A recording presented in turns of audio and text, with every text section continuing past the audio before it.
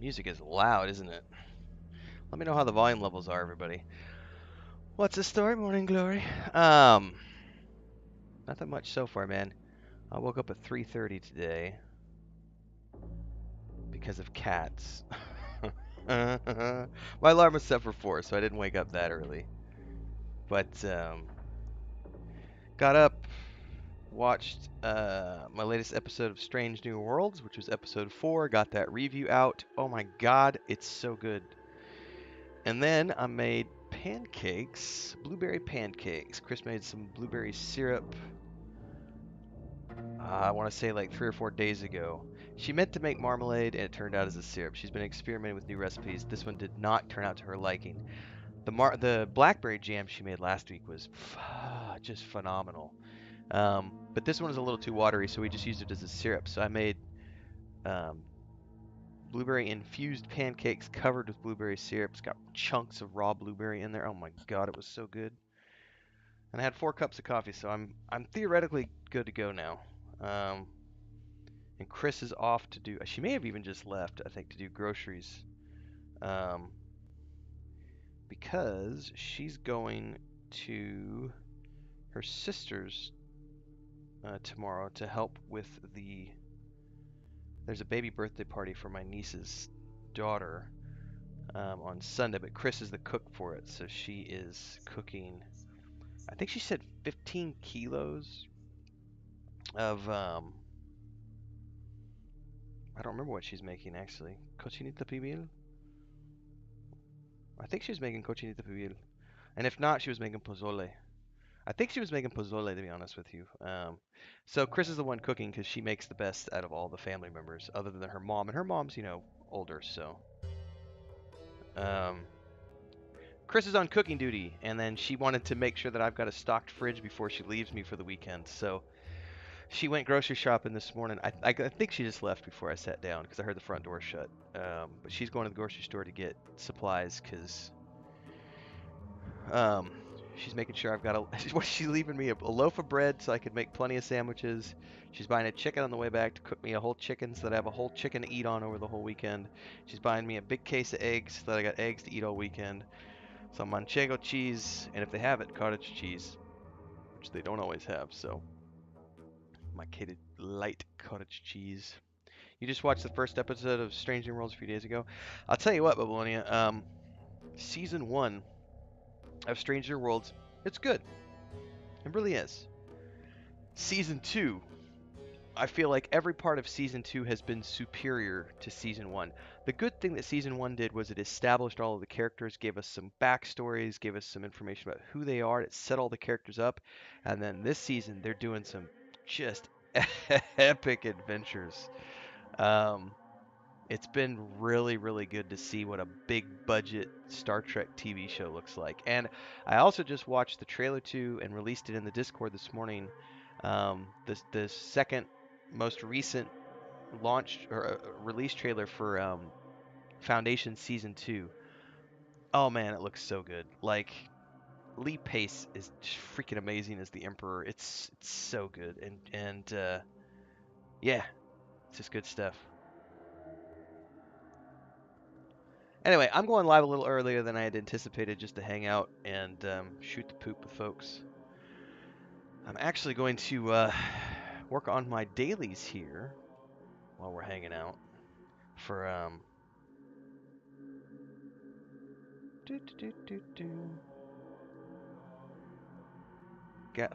Heroes of Middle Earth. My brother's trying to convince me to download the Harry Potter mobile game that just launched. He keeps sending me video clips in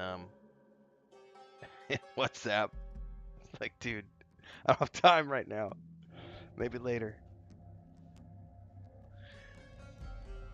So I know a lot of people. I think Wolfheart just went live a little while ago too, and I think he's on site. I haven't checked out what his live stream's about, but I saw he put up a post yesterday that he was on his way to Belgium, so he's going to be on site for this one, as far as I'm aware. That may be what he's live streaming right now. I haven't checked it yet. They've got really good music going on in the background. I'll tell you that much. Right. Now I don't know if they plan on announcing anything else beyond what they've already announced in the community update. Yes. The community update 20 that they talked about. Someone listed a bunch of things yesterday in one of the comments where they're like, "I hope they're going to announce this," and I'm like, I would. They've probably got something in reserve to surprise everybody with for turning into the live stream. But if I had to guess, pretty much most of what they talked about in the update 20 update 20 20 update 20 and the community update 20 is probably it's a big list of things that they're still getting ready for launch. So it'll be interesting to see what they surprise us with today. But I'm going into this with zero expectations beyond the things that I saw in the community update 20 listed. So we know we're going to get a reveal of another companion character, um, and some other stuff. So we're gonna go into that here. Do do do do do do. Played Diablo 4 last night with Gila after my niece and sister-in-law left. The cats, man, they just showed up unannounced yesterday, and all my cats freaked out. So for about 3 hours, I was inside this office with my 7 cats, who were all in panic mode because there were strangers in their house that they hadn't seen in a while. Because it's the other niece, and they don't come over that often. And I mean, it was like 6, I think 6 of them were being okay, but Mary was just freaking out, and she just kept jumping up and trying to go underneath the covers into the mattress. And like it's a relatively new mattress, so it's like, don't tear up my mattress, cat. They were freaking out. Well, I played a little bit offline yesterday too. Baldur's Gate 3 recorded. I think I've already scheduled because yesterday I did 4 videos in the morning. 3 of which I had recorded the previous night, but then I cut them all and edited them down together. So 3 of them are waiting in the wings, but I've already got the Ranger Guide prepped and coming out. I think I don't know what day it comes out. Let me go look real quick. I think it's coming out on Monday or Tuesday.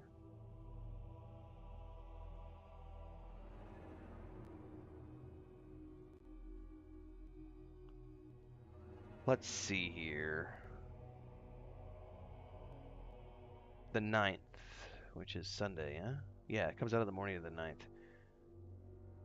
I've moved the Starfield video from today. Originally I had my Starfield deep dive video for today, but then I was like, I just need to reschedule that to another day because I don't want to cross over between that game and this game on today because it's the panel from hell. So I moved that to the 11th, which is Tuesday. And then I got 2 other Starfield videos that I want to work on next week. I've got a Diablo 4 video I'm gonna make next week. And then I think I'm pretty much done with content creation for Star Wars: Old Republic and Lord of the Rings Online for the meantime because this is taking up like all of my time. So, yeah, I'm in the same boat, Ian. I don't need them to show me anything more. It's just icing on the cake from this point. Um, we I mean, there's so much that I'm never going to get to. More than likely, I'll never get to things like, will I ever actually play a monk? Probably not. I don't have enough. There's not enough hours in the day. Um, I definitely am going to be doing my druid playthrough. I will then come back and do a sorcerer or wizard playthrough. I'm going to be doing a bard playthrough with the multiplayer group. Bubbaloni is here. He's a part of that group. Mujin's the other part. Bubbaloni, you're going to be playing was it a wizard, right? In the multiplayer, and I think Mujin is still deciding whether he's going to do. I think he said paladin originally, but then he played the barbarian the other day, and then he went and did some further testing on the barbarian, and I think he might be really falling in love with the barbarian. So he might play a barbarian. That's going to be interesting. But I'll at least do those 3, and then I'm assuming beyond that, I'll do a rogue playthrough and I'll do a ranger playthrough, and that might be, by that point, having done 5, 6 classes, we'll just see where I'm at. But it's weird coming into this game. I'm in a way different place than I was playing Baldur's Gate 2, because Baldur's Gate 2, man, there was no really there was no real internet back then. I mean, yeah, we had the internet, but we didn't have social media, and nobody was streaming, and content creation was a twinkle in somebody's eye. You know, it was like that was a long time ago. We're in a completely different place. So having the foreknowledge to know that I'm going into this game as a content creator changes the way that I will play the game because I can get way more out of it from a content creator perspective than just if I was playing it for my own personal enjoyment, which is a really exciting prospect.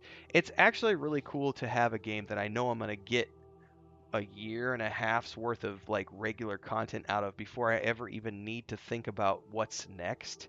Because there's this game and then there's Starfield. So between those two games, my whole 2024 calendar year is already up in smoke. Because on top of that, I've got Avowed's coming out from Obsidian at some point next year, and Star Wars Outlaws is next year. And those two games I know are going to have a very sort of single player run through. They're not going to have all the class diversity per se. Star Wars Outlaw is going to be, you're playing an individual character, so it's going to be a fun story playthrough. But I don't see that. I don't see that game having a ton of replayability, other than maybe once, just for sheer enjoyment of it. Avowed, on the other hand, might get multiple playthroughs if they have it be a skill-based system or a class-based system. Because Pillars of Eternity 1 and 2, I played both of those games through. I think Pillars of Eternity 1 I've done all the way through 3 times. And Deadfire I've done 2.5. And then I've done guides around those games. But this game I'm going through and doing, having my guide list and all my content creation listed out beforehand. So I already have a mission to achieve. So it's just going down the list and chalking off videos on a daily basis. And there's so much content for this game. Like, it's now that I'm in pre-launch mode and actually sinking my teeth in, it's like, oh man, there's a lot here. I really enjoy the Bard so far. The multiplayer session was a lot of fun, just from sheerly seeing how different people react to the environment challenges and the different combat scenarios. I think that multiplayer feels a lot different in terms of the way it plays compared to the single player. Because single player, you're controlling all the characters and you're kind of doing what you want to do, and you could strategize with your group mates and stuff. But at the same time, it's like everyone's got their own idea of what's going to work best. And when you start to brainstorm like that, you can come up with some really creative solutions. I only did one Outer Worlds playthrough as well. That's one of those ones. I enjoyed my time, but it never inspired me to go back and do a second playthrough. So it'll be interesting to see what Avowed is like when it comes out. But this game,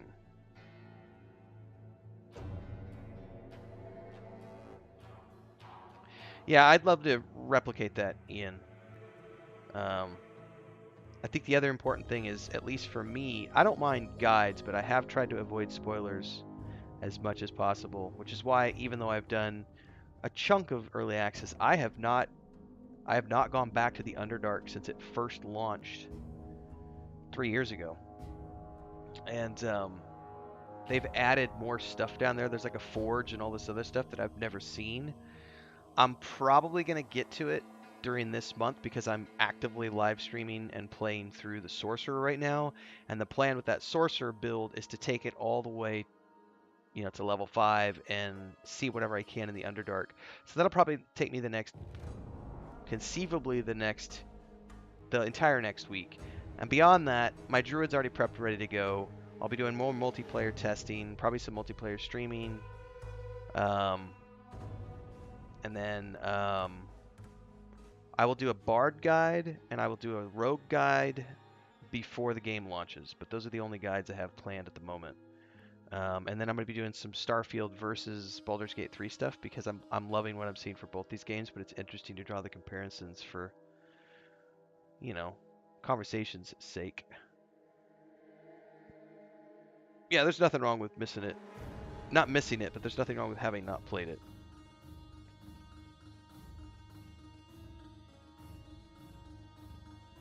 10 a.m. We have a little bit to go. We have 49 minutes on the clock, everybody. I'm early. I wasn't going to go live until like 30 minutes before. I have the hiccups. And I figured, what the hell? The weather's good. Knock on wood, at the moment I have internet and, and electricity. If I disappear for any reason, it's because of storms. There's nothing I can do about the weather. But for now, we're good.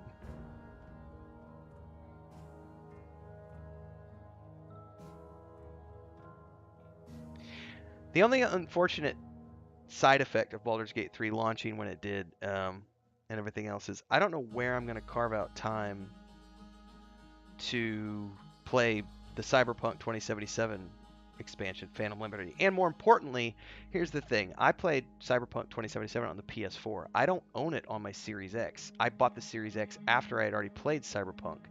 And so if I want to play Phantom Menace on my Series X, I have to buy the base game again, plus Phantom Liberty. So I'm hoping they're going to do a really big, deep discount at some point. They're doing a discount right now, but it wasn't deep enough for me to consider. I was like, no, I'm not that, I don't need to play it right now. I mean, if I wait until next year to play Phantom Liberty, it's not going to hurt my feelings whatsoever. Robert says, early predictions for Game of the Year. Oh, you know what? Hang on, guys. I forgot I had these disabled. Let's turn the chat back on my video so you guys can all see stuff.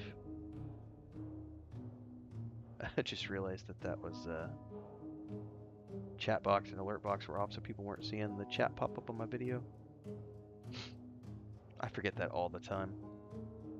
Robert Granley says, early prediction for Game of the Year between Starfield and BG3. No. Here's what I'll tell. I said this to somebody on one of my videos earlier. I am extremely excited for Starfield. I have no doubt that it's going to be an amazing game that's going to carry me for the next year and a half, 2 years, much like Baldur's Gate 3. However, the difference between my interest in Starfield and Baldur's Gate 3 is based on tangible, touchable evidence. I've been playing early access since October 2020, so almost 3 years. I've been playing Baldur's Gate 3. I've been able to see it, touch it, feel it, smell it, engross myself in it, immerse myself in it, and it's a good game. It's worthy of hype in my mind. It's worthy of being excited for. I have not played any Starfield. I've seen videos. I've watched a bunch of interviews. The Starfield Direct took me from being interested and knowing that I was going to play it to sitting up and going, oh, I'm definitely going to be playing this, and now I'm going to be covering it on a weekly basis, and can't wait, and this, and this. So I'm anticipating Starfield with equal amounts of anticipation to Baldur's Gate 3. The key difference between the two being that I have hands-on time with Baldur's Gate 3, and I don't have that with Starfield. So Starfield comes in second right now because of that fact only. Now, after I've played both of these games for a year, I have no idea how my opinion is going to change. I can't predict that because I anticipate both of these games to be very, very, very good in terms of being RPGs that are worthy of that, RPG of the Decade title. Which, by the way, I'm totally going to do an RPG of the Decade video for Starfield. But it's going to be talking about it slightly differently because of what I just mentioned, the tangible hands-on stuff. Babylonia says BG3 and Starfield are going to be my main jam for the rest of the year, most likely 2024 as well. How much I do for either one depends on the modding tools. That's what hooks me long term. Ian says, I think among major publications, you'll see a lot of Zelda and Starfield, barring it working at launch. Still think like PC Gamer will end up giving it to BG3. They might. I mean, considering BG2 won like every award under the sun, people are really looking forward to this game and what it's going to bring to the RPG legacy of the Baldur's Gate series. And also, Wizards of the Coast needs a win so bad right now. I don't think they're willing to screw this up. Like it's all on Larian at this point to sort of save D&D from themselves. Robert says, I think Starfield will have significantly more depth in modding, given the history of Skyrim. BG more likely to have more depth from the base game, given how much you put in a box. I think that's a good way to look at it. Oh, something's spinning in the background. I wonder if that's my internet or their.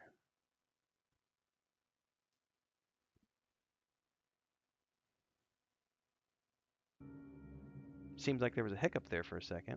That's probably on my end, everybody. I live in the boonies. Make sure that we're doing this in. Making me nervous.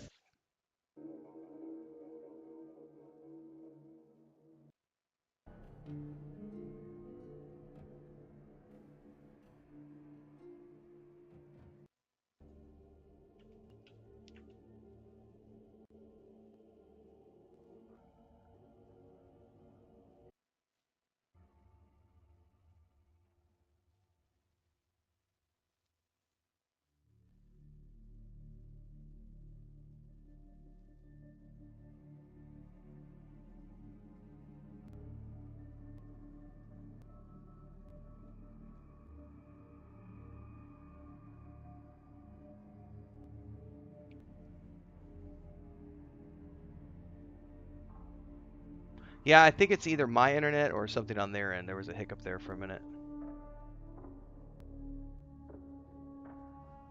Could be me. I vote me because my internet's always kind of hiccuping here where I live in the boonies.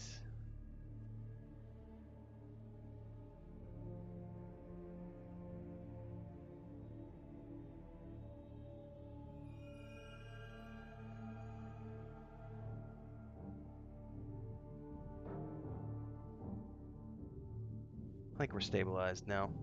Homeland says I modded Neverwinter Nights for years. So I'm hoping PG gets an active community creators to jam with for sure. Yeah, I think like Ian says, given their history, I'm assuming that's gonna be a thing.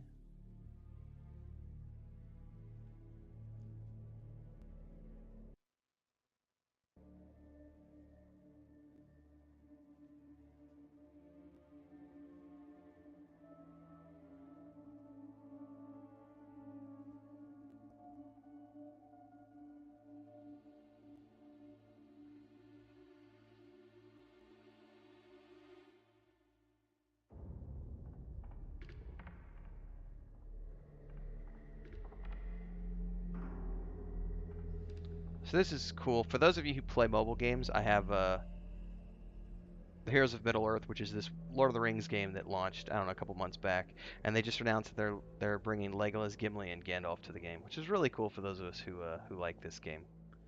I mean, it's been really fun, to be honest with you. I play it with Galaxy of Heroes, and then my brother's trying really hard to get me to get the new Harry Potter game.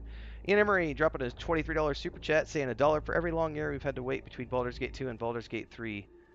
That makes me feel really old, but thank you so much for the super chat, Ian. I appreciate the support today. Thank you. Has it really been that long? I know I did do a partial replay of Baldur's Gate 2 about a year and a half ago. I was streaming some of it, and then Mujin was like, "What happened?" Because I stopped, and I was like, "Because I got busy with a bunch of other stuff, and then I started playing Pillars of Eternity on the Xbox, and I got sidetracked with Pillars of Eternity 1 and 2, and I just never got back to doing my Baldur's Gate 2 playthrough again." But I think the last full playthrough I did of Baldur's Gate 2 was 4 or 5 years ago. And then Baldur's Gate 1 I did a full playthrough about 3 or 4 years ago. I can't remember. But 3 or 4 years ago I did a full playthrough here on YouTube of Baldur's Gate 1. Um, it's such a good game. But yeah, it's been a while. Baldur's Gate 2 and Baldur's Gate 3. I remember when Baldur's Gate 2 came out, I think it was you get the blue covered CD case that had 4 CDs in it. And then that first slipcase cover that Baldur's Gate 1 had 4 or 6 CDs. I don't remember. Well, the first one was CDs, the other ones were DVDs, right? Yeah, the first one was CDs, the next one was DVDs. And just the size difference between Baldur's Gate 1 and 2, like 2 was so much bigger than 1. And as much fun as I had with Baldur's Gate 1, um, I always felt like Baldur's Gate 1 was a more linear experience. The reason for that being, you know, you only go to what? Was it level 7 or level 9? I can't remember. Um, But Baldur's Gate 2, you start at 7 and you can just go. And you get so many spells, and there's so many places you can go. The quests are so much bigger. There's more voice acting. You get to go to the Underdark, and you're fighting mind flayers and creepy crawlies in the Dwergar and the Drow and the Drow sorcerer pit underground, and like these ancient elves and dragons and there was a lot of cool stuff in Baldur's Gate 2. A lot. Um, it's I'm trying to think what my favorite playthrough of that game might have been my rogue, because what you get to do with the God, what is the name of the thieves guild in Ankara? I forget now. Um, anyway, you get to do that whole thieves guild storyline, and it's just really cool where you can go with that. And then also the is it the wizard? The wizard and you end up getting your own magical like dome and place that you can go. I don't remember. It's been a long time, but I remember the Rogue being like my favorite out of all the ones I've played over the years. The Ranger was kind of nah. The Ranger playthrough of Baldur's Gate 2, nah. I did a fighter playthrough, eh. Um, think I did a paladin playthrough at one point many years ago. But I really loved my rogue playthrough of Baldur's Gate 2 and my wizard playthrough. I remember those. And the most recent ones have just been like testing things I never tried before, crazy builds and stuff. And I still have a hard time between Baldur's Gate 2 and then looking at like the scope of what Icewind Dale 1, like those games were awesome as well, and I could control the whole party. So all these games are great. Like we've had great legacy to get us to this point. So it's very. I remember when I first sunk my teeth into early access, I was a little turned off by a couple of things with Larian. Like one being, I didn't like the. I don't like their control setup, but you can remap things to kind of get it to where you like it, which is good. I hate having to use the middle mouse button to like click and pan things around, so I remapped that to my right mouse button because of all my years of MMOing. I just want to be able to click that right button and swing the camera around. But those are minor things. And then the 4 characters instead of 6 characters, that initially was like, oh, come on, guys. Like, 6 characters is like a classic staple of Baldur's Gate 1 and 2. But this is obviously a different style of game. So even though we are getting that, you know, sort of isometric, if you want it to be, because you can play in optical mode, or what is it called? Is it optical mode? Optical view?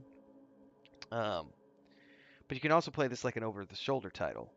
So it just depends. But the 4-party thing kind of took me for a spin at the beginning, and being forced to do turn-based as opposed to pause-based. I much prefer pause-based. I liked having AI that I could set up on a character and then just be the party leader and let the AI of the characters kind of take care of things and only step in really nasty fights.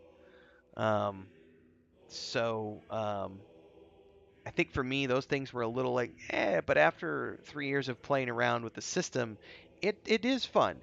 I would still prefer 6 characters, and I would still prefer, um, I definitely would still prefer 6 characters in a pause-based system as opposed to, or an option. One of the things I loved about like Pillars of Eternity 2 is when you start the game, you can choose to pick which one you want to go for, or like even Pathfinder, playing Kingmaker and etc., you can choose pause-based or turn-based. I do wish they had a pause-based version as opposed to turn-based. But apart from those 2 tiny little nitpicks, I have had a stellar experience in Baldur's Gate 3 so far. It's been very good. Ian Emery says, I really liked my fighter playthrough of BG2 because he has a giant 2-handed sword and cleave through everyone. Babaloni says, my guitarist collaborator is hoping both games suck, so I'll agree to write a new record in 24.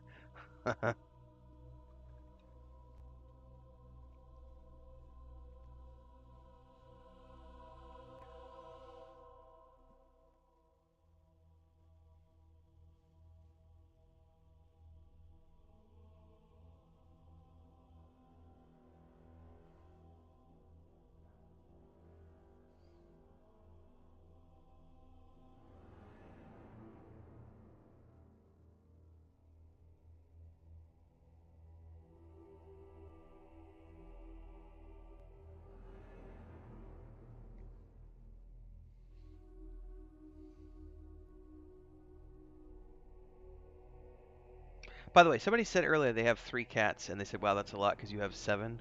Yes, it's a lot. I can't remember who said that. I'm scrolling up right now to look.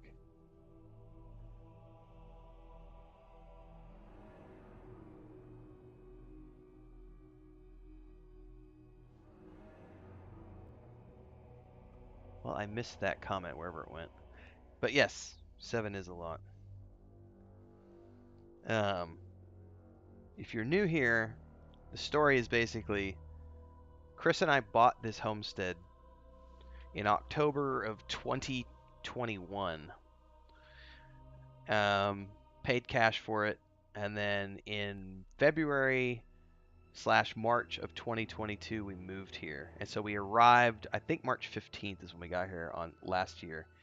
And when we moved in, there was a cat who was used to coming around here with the previous owners, but she was just a street cat. And we were here 2-3 days, and this poor scrawny little cat showed up, meowing and friendly but wanting food. And so I'm a sucker for cats. And Chris had already told me as soon as we get to the homestead, like you can have a cat. And I'm like, I know, finally, because we've been traveling for years. We couldn't have one at our apartment in the city. I couldn't have an animal. Couldn't have any animals for something like 15 years.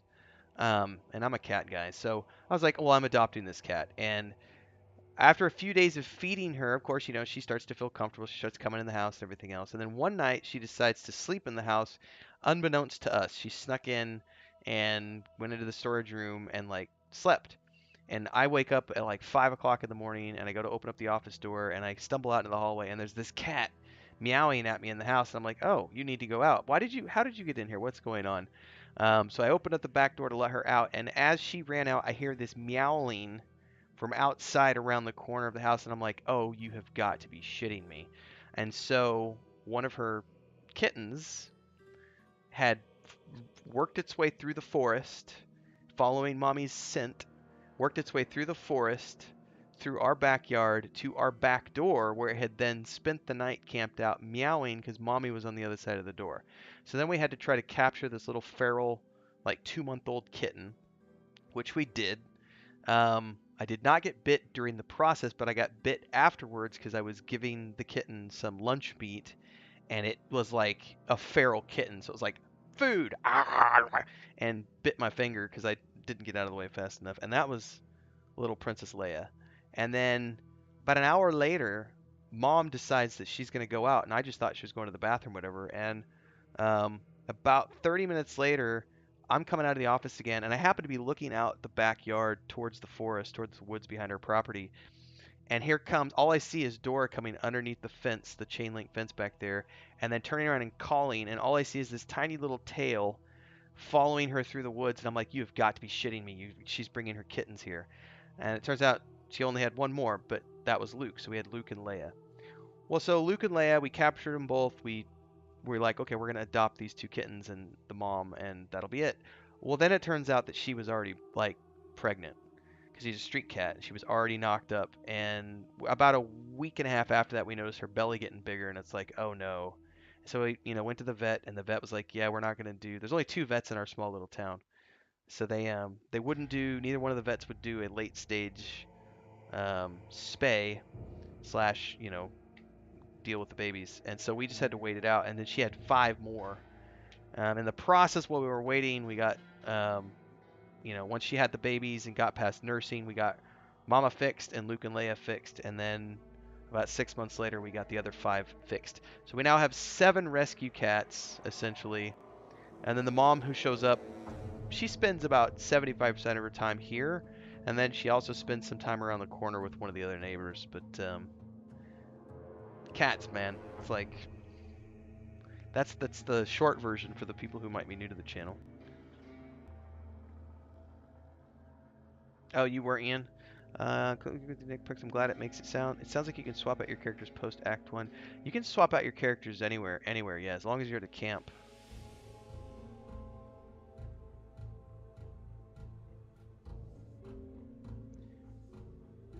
I've totally already picked up a few cats in game, and I love the fact that my talking to animals works so well in this game. It's so well done. All the interactions you can have with animals.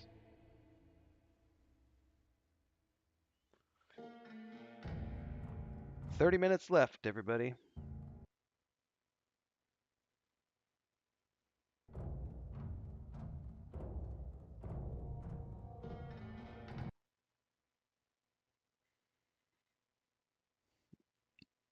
I guarantee that's on my end. I doubt that's on their end, everybody.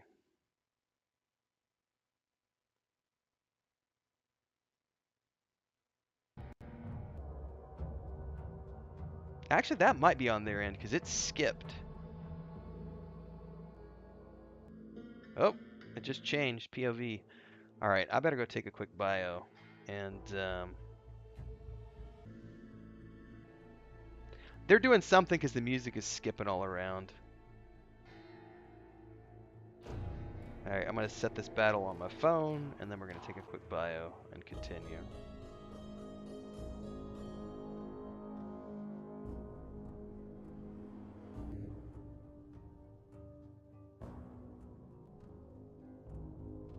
What's up, Black Fist?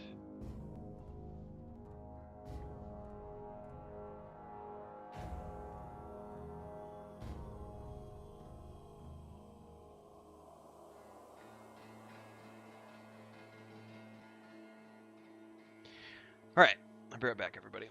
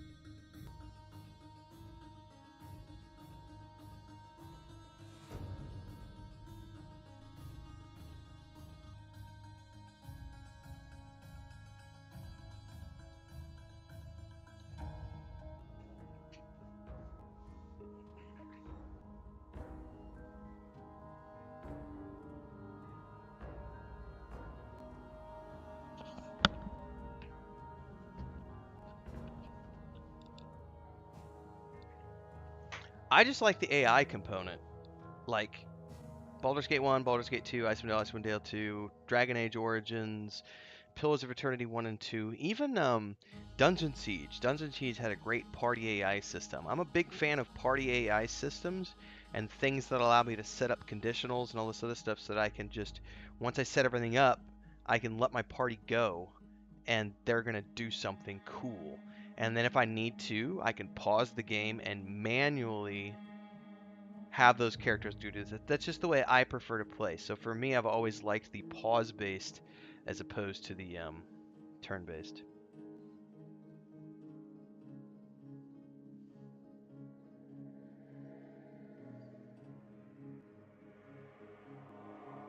A perfect example is I'm playing Galaxy of Heroes here. Well, wait, and it's turn-based, but I have the speed cranked up to ×3, which is the maximum it lets you go, so that I don't have to sit there and wait for, you know, I just, you know.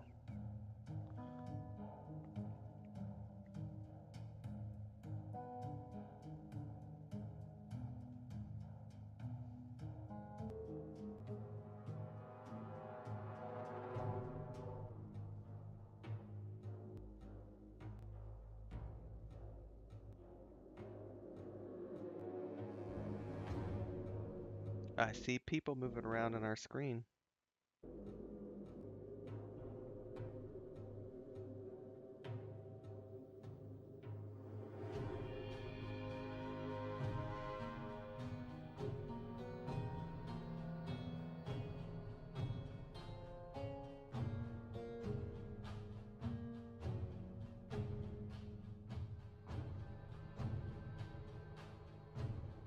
Second edition is a good system.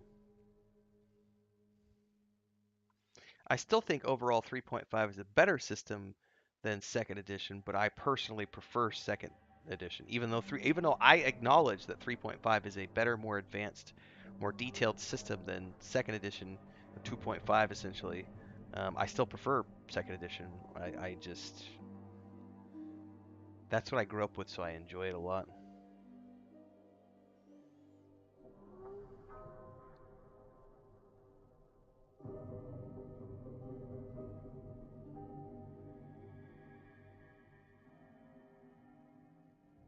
I'll tell you what game did it really interestingly was it's called Battlestar Galactica. Oh shit, I can't remember the name of it now. Dreadnought, something like that. I played it a few months back. It was an indie title. I think I played it through Steam, but it had a very interesting take on turn-based because you could do all sorts of different things before the turn took place. Then you unpause and everybody goes out and does the things that you just ordered them to do. So you stack up all of these commands on all of these different ships and Vipers and, you know, fighters and all this other stuff, and you send them off to do these, and then you just hit unpause and the rest of the turn plays out over like the next 10 seconds as they all move in the areas that you told them to or do the things that you told them to do, and then it pauses again, and then you redo the next set of orders based on what the other side reacted to or did, and then you unpause again. It was a very interesting way of doing the turn based, in that rather than everybody taking an individual turn, your whole side took a turn. Your whole side has, that turn to, you set up your events, the other side sets up their events, and then you unpause and everybody goes out and does what they think, and then you react to that. It was a really interesting way to do the turn based, for sure.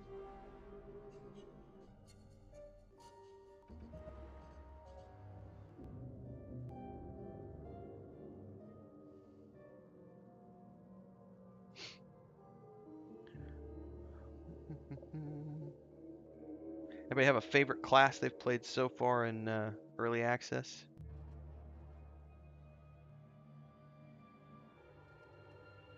I still don't think the Druid is the most fun I've had, but the Druid is the one I'm being inspired to play the first time through. Um, the Sorcerer run that I've been doing recently, streaming, has been exceptionally fun. The Sorcerer is way more than I thought it would be. I didn't anticipate the Sorcerer being that much fun. The Bard is really fun too, the way you can hurl insults at the enemy. Sounds really cool.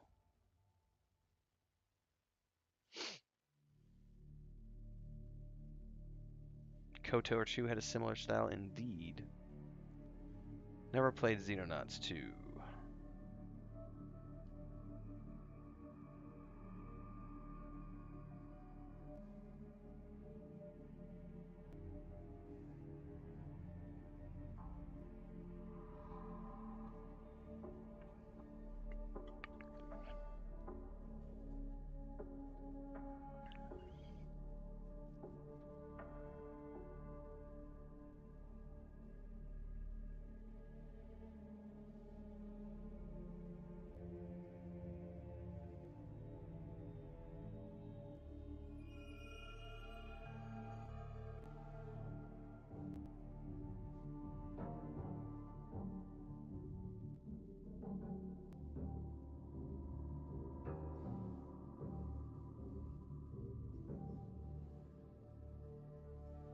The Valor Bard is very versatile. Oh, that's one of the things I think that's being introduced today is the, aren't they announcing another college for the Bards? I'm going to step away for a minute. I'll be right back.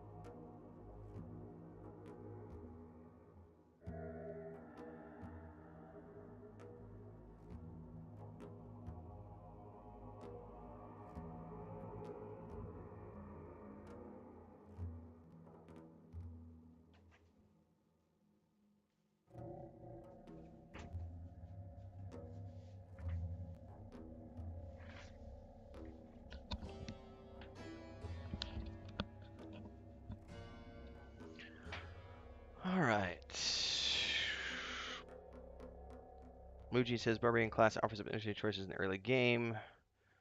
Song said I miss Warlord from 3.5. Muji says Warlord is in the Pathfinder games. Blackfist says hoping they give us more information about creating a custom party. I don't know that you're going to be able to create a custom party for a single player run through Blackfist. I'm pretty sure you're going to have to run. I don't know, and maybe that's something they announced today, but as far as I'm understanding things, they are not providing for people to make their own characters. Like, Pillars of Eternity 2, you can go to an NPC in the tavern and say, hey, you know, I just want a cleric. I just want a generic cleric to come with my party. Can I please make a generic cleric? And then you can adjust the stats and have a character that you control, but there's no roleplay options there because you don't have any storylines with that NPCs. I haven't seen that. I don't know if they're going to announce that. So I can't speak to that yet. Robert says, "Don't worry, Rogue. Renfail will be playing your Rogue for you on the first playthrough."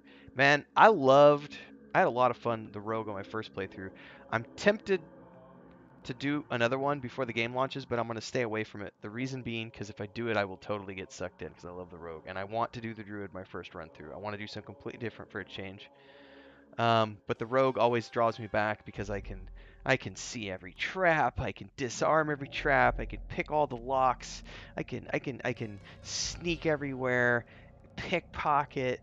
And we haven't even. There's going to be a thieves guild that we get to interact with in Baldur's Gate. So, oh, you just know it. So, yeah. But I can't wait for this. Like, it's the Druid's a lot of fun from what I've seen so far and what I've played through.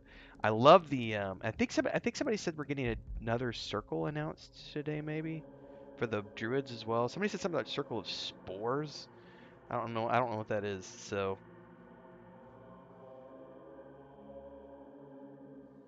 all right. I think I'm done with my dailies for Heroes of Middle Earth here, and I can put my phone down, which is good because I think we're 10 minutes out, 15 minutes out. All right.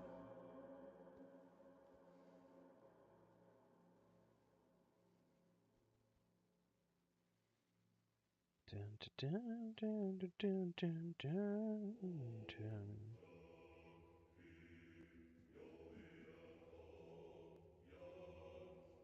This song I love, by the way. It's been one of the ones I've used forever.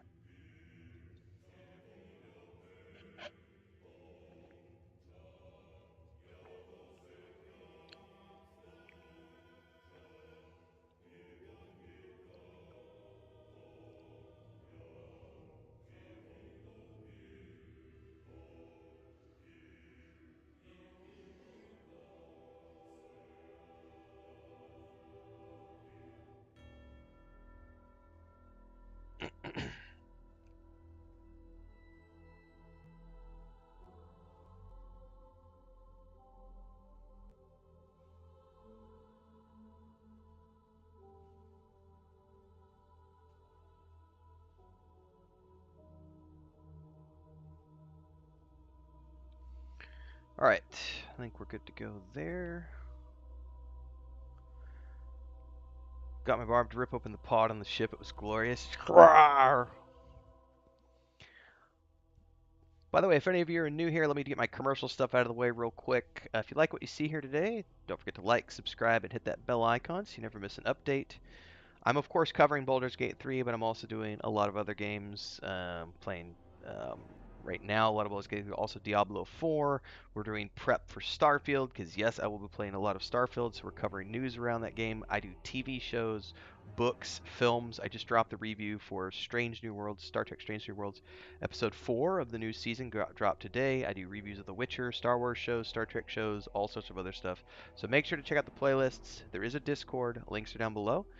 And if you want to support, you can either drop a super chat on the video, or you can join as a member. Thanks to Ian earlier for dropping a $23 super chat.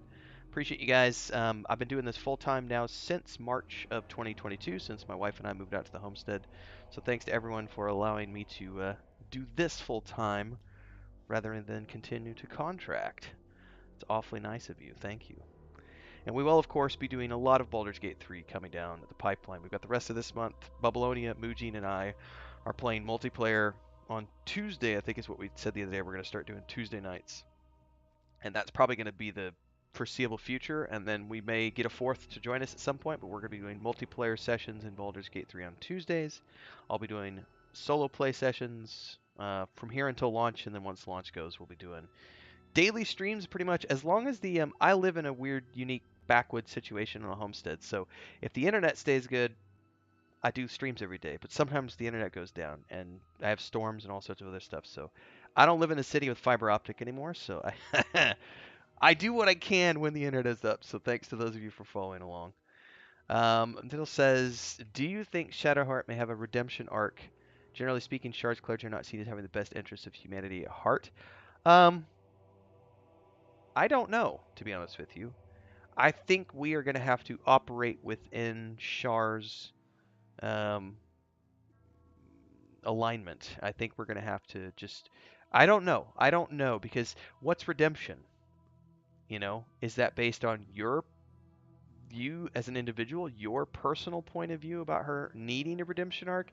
Maybe Larian doesn't think that she needs a redemption arc. Maybe that she's just going to be someone who worships Shar, who happens to be with your party for this reason, and that's it. Like, I don't know that they're necessarily going to give her a cut and dry, this is the ending everyone wants for her. Like, I think based on what I've seen from their previous storytelling, that the character is just a character, and you can choose to have them in your party and fall in love with them and do things with them, but it's going to be based on the terms of their character. I don't think they're necessarily going to change for you, if that makes sense.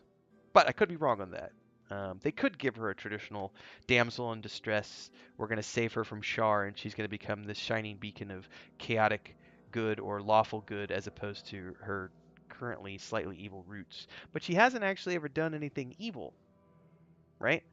Um, Neither has Lizelle. She hasn't like done anything like evil. They're just it's pre what's the word I'm looking for? The prejudices people have in game against these characters is based on either their religion or their race, and so that's a weird. It's been interesting to see the way that this has played out so far with storylines and narratives. Can't wait to find out which legendary gear. By legendary gear, Charles, do you mean like classic things from the D&D world, like the robe of Vecna or the eye of Vecna, hand of Vecna? Are you talking about those types of things? Larian knows their audience, says Babylonia. The goth dream girl will get lots of great relationship options, or I'll eat my hat. Absolutely, and they're big on the LGBTQ plus stuff, so you could expect to see plenty of diversity in this game as well. In terms of, it's not going to be a cut and dry, guy-girl relationship. There's going to be lots of fun stuff with relationships going on in this game. Mithra says, just not a huge fan of playing E alignment in RPGs, but that's just me though. Ha says, Lizelle is reckless more than anything that from how she talks. Muji says only one person did anything close to evil in BG3 Early Access. That's the thing. No one's done anything, like evil that I can see. And Lizelle has just been very direct. She's been very blunt. She's been very direct, but she hasn't been evil. She's just been like, I need to get to my creche. You're all beneath me.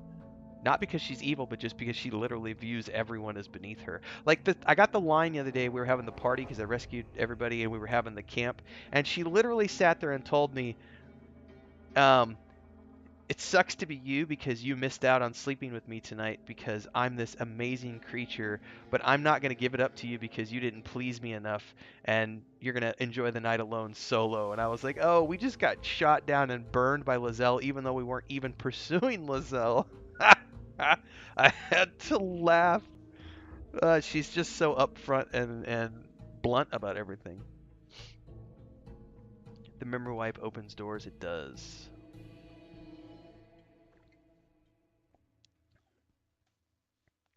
Reverend says, stuck in A&E with a broken rib, torn between wanting to get out and hoping they don't call me so I can watch this.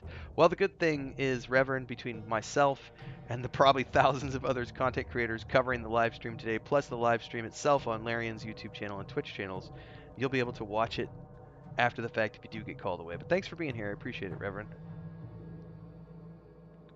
All right, 8 minutes to go. When we're about 2 minutes out, I'll start the recording on my end. And then we will get going here, and I'll do one final bio before we launch too. The way I'm going to be doing this, everybody, I'll remind us all when we get down to it. This is going to be a live reaction. I may pause throughout this live stream so that we can talk about something, or if I have a something that I think I want to pause and talk about. But for the most part, we're just going to watch it, and then after it's all done, I will be then going forth and spending the rest of today, all day Saturday and all day Sunday, cutting bits and pieces out and making videos to upload to the channel, and then probably some streams Saturday and Sunday, short streams like an hour and a half, 2 hours. I'm doing some more gameplay. But the idea is that we're going to do the live react, and then after is when I'll go through and cut it up a bunch. But I still might pause during the live stream. You never know.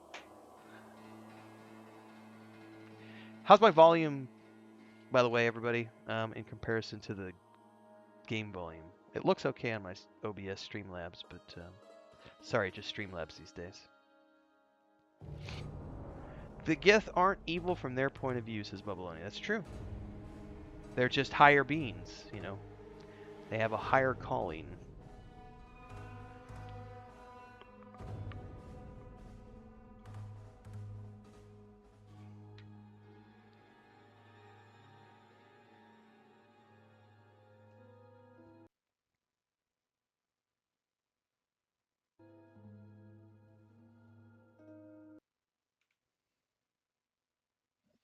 I don't play enough 5th edition to answer that question, so I don't know.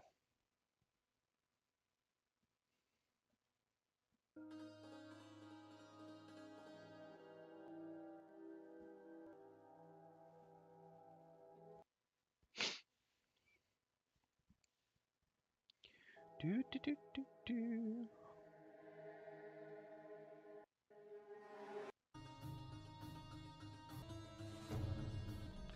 There's some, yeah. I think that's their hitching, by the way. I keep, that's all on them. I'm watching my stream and I seem to be okay. But every time it does that, I panic because I'm like, oh no, my internet's dying. I'm excited, everybody. I'm really more excited than anything else. I'm excited to see what they might have left behind the curtain that they're not going to tell us until today. And another question is, are there still going to be things that they don't tell us about today that they're going to wait for us to see for the first time when we play the game? I hope that they leave some surprises. Reverend says, you may have answered it before I joined, but what are you planning to run for your first playthrough? I have answered that, but yes, I am playing a Forest Gnome Druid. Circle of the Moon is the plan so far to go through with. Michael says, can I get a whole party with dark vision? If you want to. That's up to you. Who do you take with you? Because different characters have dark vision, others don't.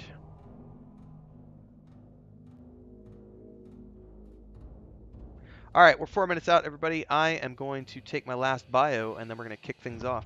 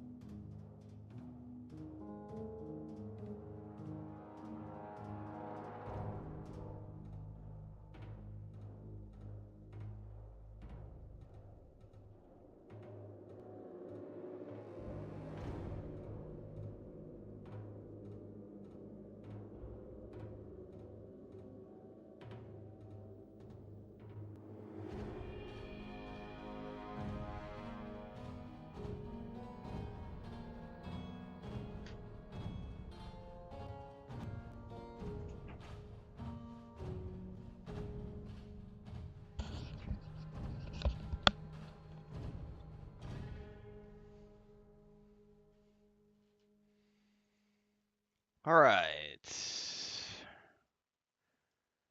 Got the recording going. And we are 3 minutes out from launch. Mujin says, I believe they will leave a bunch for us to find. I think so too. Boboloni says, I haven't played 5th edition in a while, but I did run my son and 5 of his sons through Descent into Avernus, so BG3 is extra special to me. Mujin says, I think my first playthrough will be a Paladin or Barb right now, leaning heavy on the Barb. Boboloni says, you're a terrific Barbie, Mujin.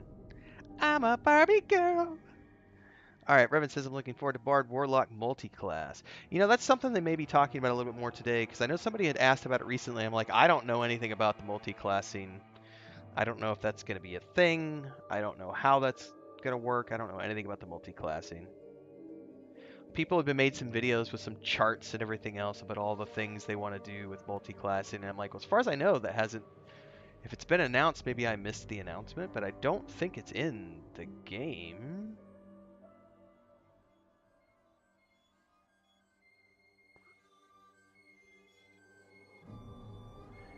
Yes, Mithril. I personally prefer Fantasy Grounds as my virtual tabletop program, but I buy the modules.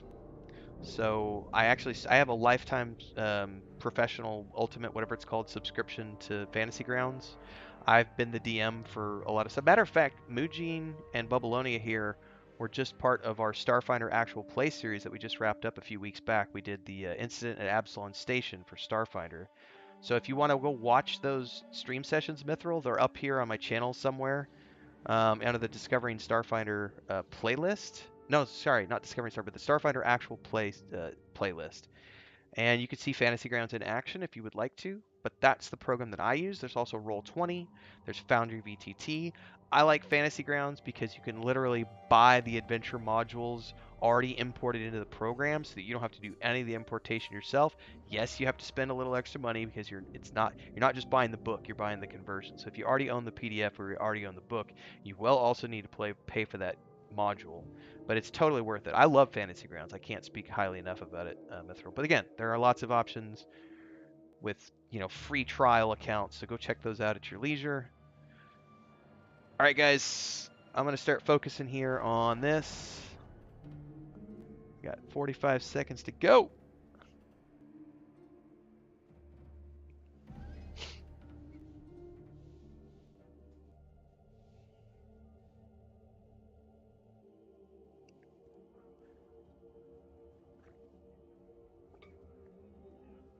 They were saying something about multi-classing in the PS5 blog. Copy that. Well, maybe they will announce something officially today. They did say they were talking more about multiplayer, so I'm looking forward to that because we've been playing multiplayer. There is some wankiness, jankiness to it, so I'm interested to see what improvements they're going to make on the multiplayer system moving forward. 5, 4, 3, 2, 1, and here we go.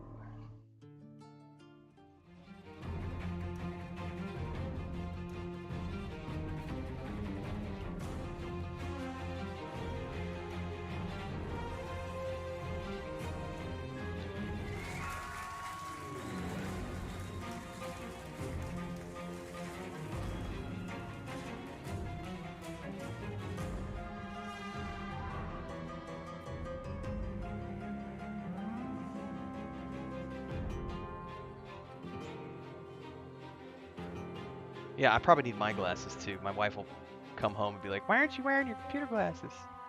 Blue light, blue light."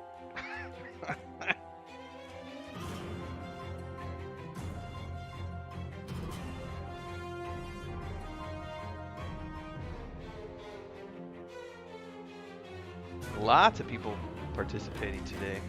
Muffin poopy. Some people's Twitter handles are ridiculous.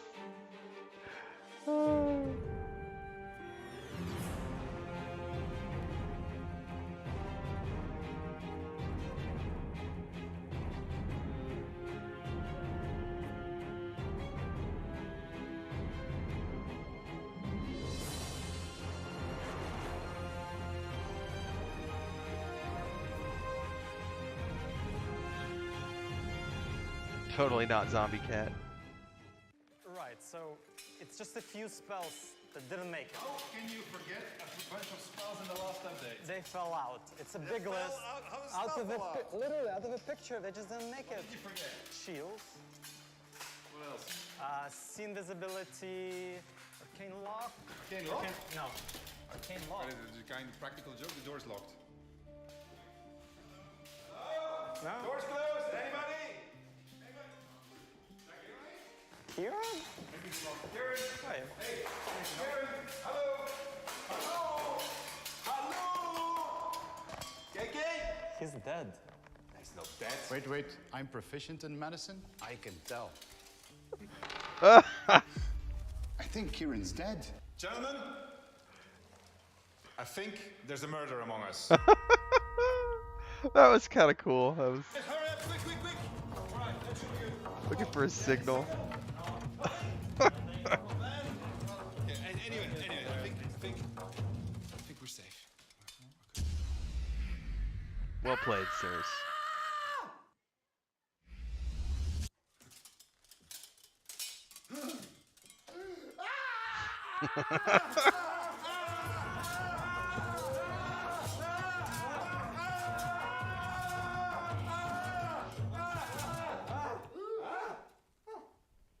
I knew it! It was you! Me? Yes! It was him! How can it be me? I don't know, but we gotta go. It's Battle from Hell time. Now? Yeah. He's a producer. He can fix himself. Come. He's a we gotta producer, go. he can We fix gotta himself. Go. Nick, we gotta go. It's time. It's Battle from Hell time. We It's gotta go. fine. I'll be right over. I'll just indeed, like, you know, put this back in. Like this. And then cover it up with this. And I'll be all right. Well played. Well played, sirs.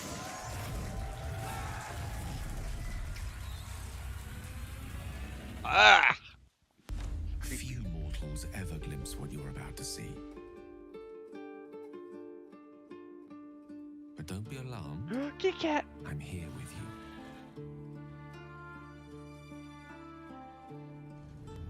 Oh my. Now, open your eyes. Look at that boat.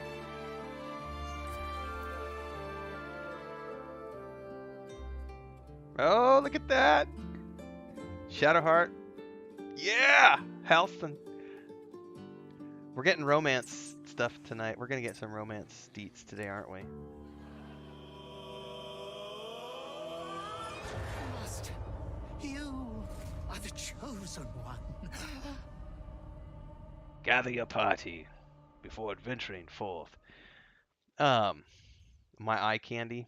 Hey man, I'm definitely a Shadowheart guy so far. Everybody, and welcome to Panel from Hell number 8. The last Panel from Hell that we'll ever do for Baldur's Gate 3, because the game is about to be released in less than a month from now on August 3rd. We know we surprised you all with our early announcement of the earlier release date, something we've never done in our careers. But then again, the game was already actually delayed, and we just moved it a little bit earlier. Why did we move it earlier? Well, it is because we disconnected the release of our console versions from our PC version, and that allows us to release the PC version a little bit earlier. To get all the practicalities out of the way, what does that mean? That means Me that too, the game Babylonia. is coming to everybody on early access 4 weeks earlier instead of the 3 days that we said initially. You're going to get it on August 3rd. You will be able to play all of Baldur's Gate 3 and have an incredible adventure. It's going to come on 6th of September to PS5. What if they're and gonna then, mention the early other access platforms for which we digital actually haven't officially announced, and therefore I pre-orders? will not announce officially right now, are going to be later when we are finished with the optimizations. We're working hard on them. We wanted to sim ship, didn't work out. Shit happens. It is what it is. This is development. But speaking of development, this has been a development of 6 years for our entire team. We have many of our team sitting in the audience today. They are incredibly proud and can be incredibly proud of what they have accomplished. And my job here today is to guide you through a journey of what Baldur's Gate 3 is. I can only show you a very small slice of this enormous game that has so much content, that has so much permutations, and that respects your identity so much, that tries to offer you so much consequence to the choices that you're going to be making. I'm going to be joined by a whole bunch of people here, but before I do that, we are going to talk a little bit about the Digital Deluxe Edition, because I forgot that one. The Digital Deluxe Edition is coming to everybody who bought the game in early access. This is what I'm talking about. So you're going to get all of that content for free. You're not going to have to buy anything. You're going to get the Digital Bard Song Pack, the exclusive dice, Treasures from Revelin, Adventurer's Pouch, and a bunch of bonus digital content, all for free, because you supported us so much during early access. Cool. And we cannot thank you enough. This game would not have been possible the way that it is now if it wouldn't have been 3 years in early access. And actually, I don't know if you've been counting, but last Sunday it was 1,000 days in early access, which is a very long time. Took us a long time to finish it. There was obviously a few accidents in the universe around us that didn't help in this, but we are now at the end of the journey, and we are very, very proud. So, we're going to be joined by a bunch of people. I'm going to kick off with a video which is going to talk about character creation, and then we will have a chat about the stuff that you saw. There's a lot of new things for you to discover. So let's get started with this character creation video. Every choice that you make in character creation has an influence on the way the story will play later. Before you even start the game is ready to react to you based upon the character that you have created. First and foremost, we of course adding some new races, which is long-awaited half-orcs and dragonborns. Which are cool. I won't play one, but it's cool to have them. I'm really happy with I know a lot of people are playing dragonborns. Look and animate. We will teach you everything you need to know to like hit the ground running with a character that you feel happy to play. It's not a superficial engine. You aren't just making aesthetic choices about your character. You're defining their identity. So if you choose your class, your race, your pronouns, any of these things that you choose in there, they will be not only honored through the game, but they will impact your experience. Classes are very central to the process of playing D&D. For us, it was super important to hit. Look at that, war domain, nature domain. Do you see all that, guys? There's way more domains than are currently in the game. Stupidly deep now. We've got 12 classes, 46 Archfey. subclasses. On average, like every class has 3 subclasses, but with cleric and a wizard, they have like 7 subclasses and 8 subclasses, like respectively. Yeah. And also, you can mix and match them, like for all of them, like multi-classing. Multi-classing just got confirmed. Within that, we've tried our best to like include as much content from Player's Handbook as possible. I think we've got something like over 600 spells and actions available to the player, so you're never going to be short for options. One thing we wanted to make sure was that every class and subclass has a toolkit. They feel like they're not being shortchanged on at all. One of the brilliant things about this game is that when you make a choice about your class, it isn't purely. This is one of the things I don't get. Somebody left a comment on one of my videos the other day that said all the classes felt like copy-paste of each other in early access, and I was like, either you're purposefully trolling or you've actually never played early access, because these classes are so diverse. Situations that might lend you an advantage. Probably the best example of how your class can impact the storyline is that every druid character or characters with animal speaking spells can talk to every animal in the game. There are dozens and dozens of animal-based conversations and quest lines that you just wouldn't be able to access if you weren't playing as that class. And that's why I'm doing a druid. Your whole skill set lends itself to being loud and just using force. What class you've picked will change how you experience the game throughout.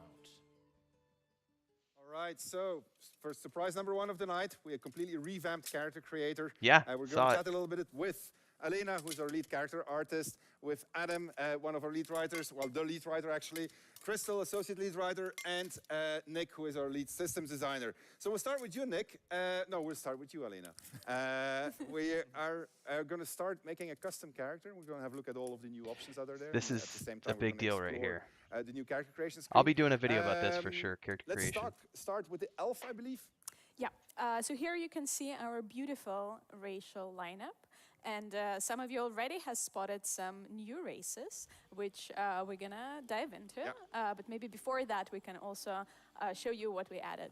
So let's do maybe like for elf, each tiefling, drow, race, human, Githyanki, dwarf, half elf, halfling, gnome, dragonborn, half orc. So let's start. Look at the racial features down there. They've completely revamped this.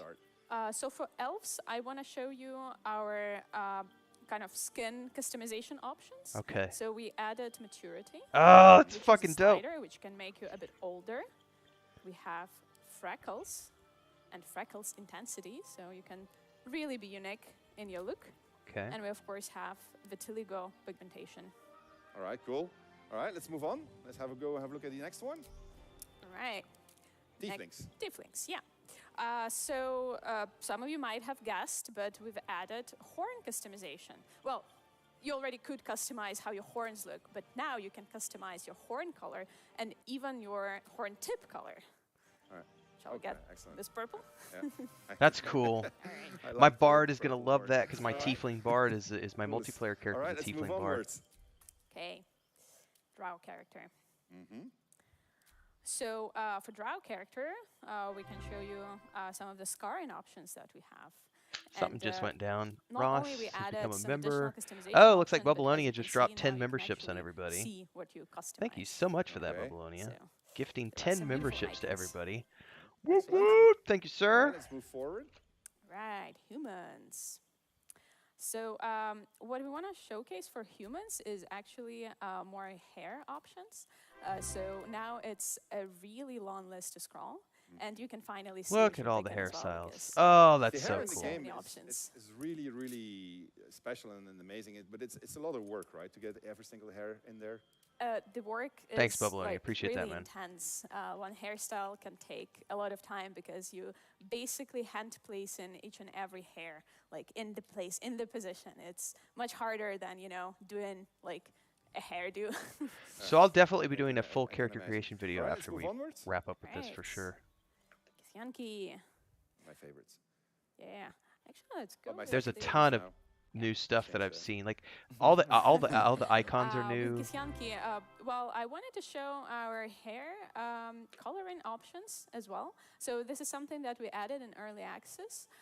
So you can have 3 hair colors. You can have your natural hair color. You can have your highlight.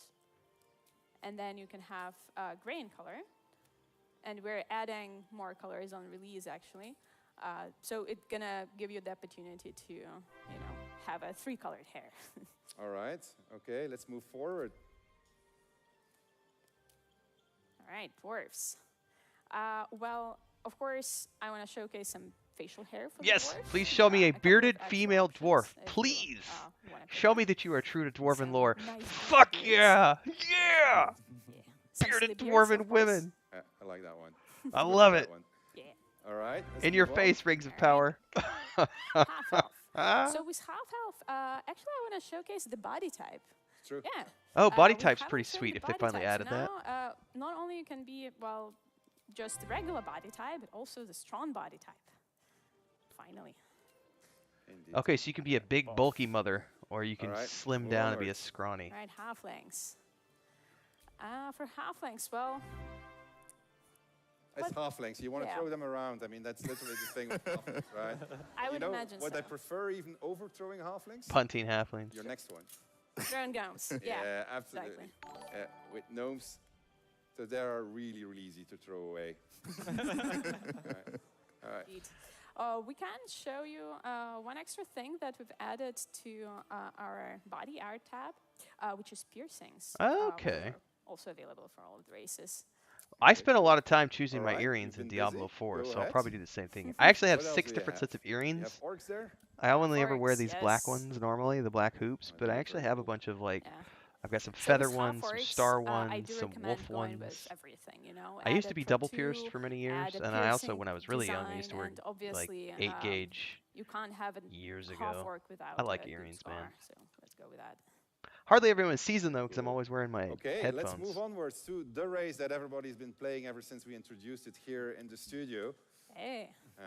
Yeah, I am not a half orc, but We're all there are done. so many people playing the half orc right now. I mean, it's a Dragonborns. well-loved, Here they and are. Dragonborn, So those two. Dragonborns is actually our most technically challenging race because other races are humanoids. These guys are reptiles. Took insane amount of efforts to get them right, to make their scales perfect, to color them. Like it's They look yeah, great. it's been truly a journey making very these guys. Very long one, but they look fantastic. Yeah. And you can customize a lot about your dragon heads, right? Yeah, there are a couple of attachments you can pick from, and all of the attachments work on all of the heads. And of course, there is a skin color, which, we added a bunch of very exciting options for you guys. Oh, that There looks are cool. It's like the metallic blue skin Oh, colors, the like kind of magenta dual chrome highlights. Skin colors. That's intense, but man. What we added on top of that is for a white dragonborns, we added pearlescence effect. Ooh. I can't even pronounce it, but I love it. Like, it's really, really cool. Adds like this special sheen to you. All right. Makes you especially cool. All right. And can you switch genders? Yes. See. Okay, cool. Can you zoom in? Nice. That's Yeah, the so- Dragonborns so look cool. really, really I've cool. been playing with Dragonborn the entire time. I was a Shadow Monk Dragonborn today. It was really, really cool. Shadow Monk All right. Dragonborn. Something we forgot to mention, there is a head Mujin draconic, coming in with a so $5 your super eyes could chat. be a Says, different color. bring on the bearded By the dwarven way, I ladies. can't pronounce it. All right. And well, for one Thanks, Mujin. I subclass, appreciate it, man. we also added like a special kind of like touch for Dragonborns, because you might you might have a question like how the draconic bloodline sorcerer would look if you're a Dragonborn, because normally you would get draconic scales, but you're covered in scales. So what did we do? So for that, Sorcerer. draconic. So we added a special pattern. Yeah, that I've seen a also lot of changes people talking color about a Dragonborn monk, depending on Mujin. your ancestry. Yeah. So you can truly be like a duochrome Dragonborn, and then you can throw in a draconic bloodline pattern and like be, you know, the prettiest member of your party. It's absolutely amazing what character. I art really teams like have the done look on of the this. They new look character fantastic. creation. Merits around It's the definitely clothes, more ladies and streamlined. gentlemen. It's really, really good. Thank you.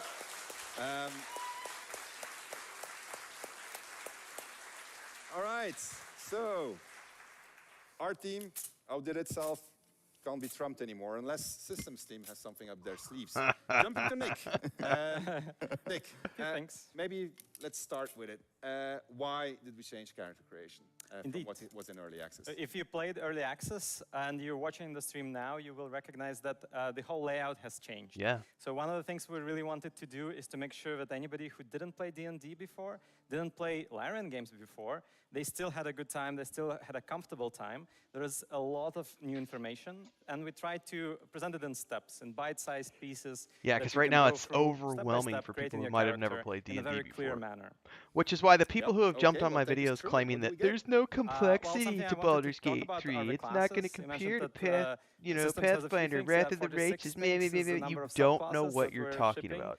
Anybody who at says that release. there's no And complexity we to tried Baldur's to make Gate sure that 3 for every has class, no clue, no matter has which no clue. class is your favorite Or they're class, purposefully at trolling. release there's going to be a new subclass for you to play, some new play style that you can enjoy. There's a ton of For information example, here that new if players you are really like going, oh my god, this is paladins, overwhelmingly one of complex. the new oath for them is the Oath of Vengeance. Look at that, we have new oaths so you don't now. have to be just the knight in shining armor anymore, you can be out for revenge.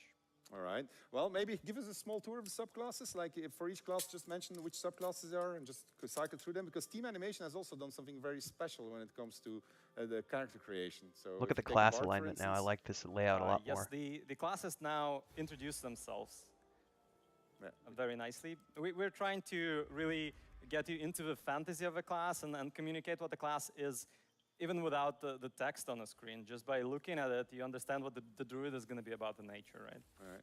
So which subclasses are you most excited about? I'm most excited about the subclass that is not in character creation. It's going to come a little bit later, but it's a Gloomstalker Ranger. It's a sneaky shooty type. They just confirmed it. I'm Gloomstalker Ranger, coming later. Right. So it's coming later because that's per the Dungeons and Dragons rules, so Yes, you don't indeed. get to pick everything at the beginning of the game. Yes. So some classes get their subclass at level 2 or level 3. Yeah, okay, but they're all present. So 48 classes is really a lot to choose from. So if I'm playing the game, 48 and I make a classes, mistake he said? here, yes. Like what's going to happen? Like, do I need to restart the game or what? So we wanted to avoid players having to restart the whole game because it's a very heavily narrative experience.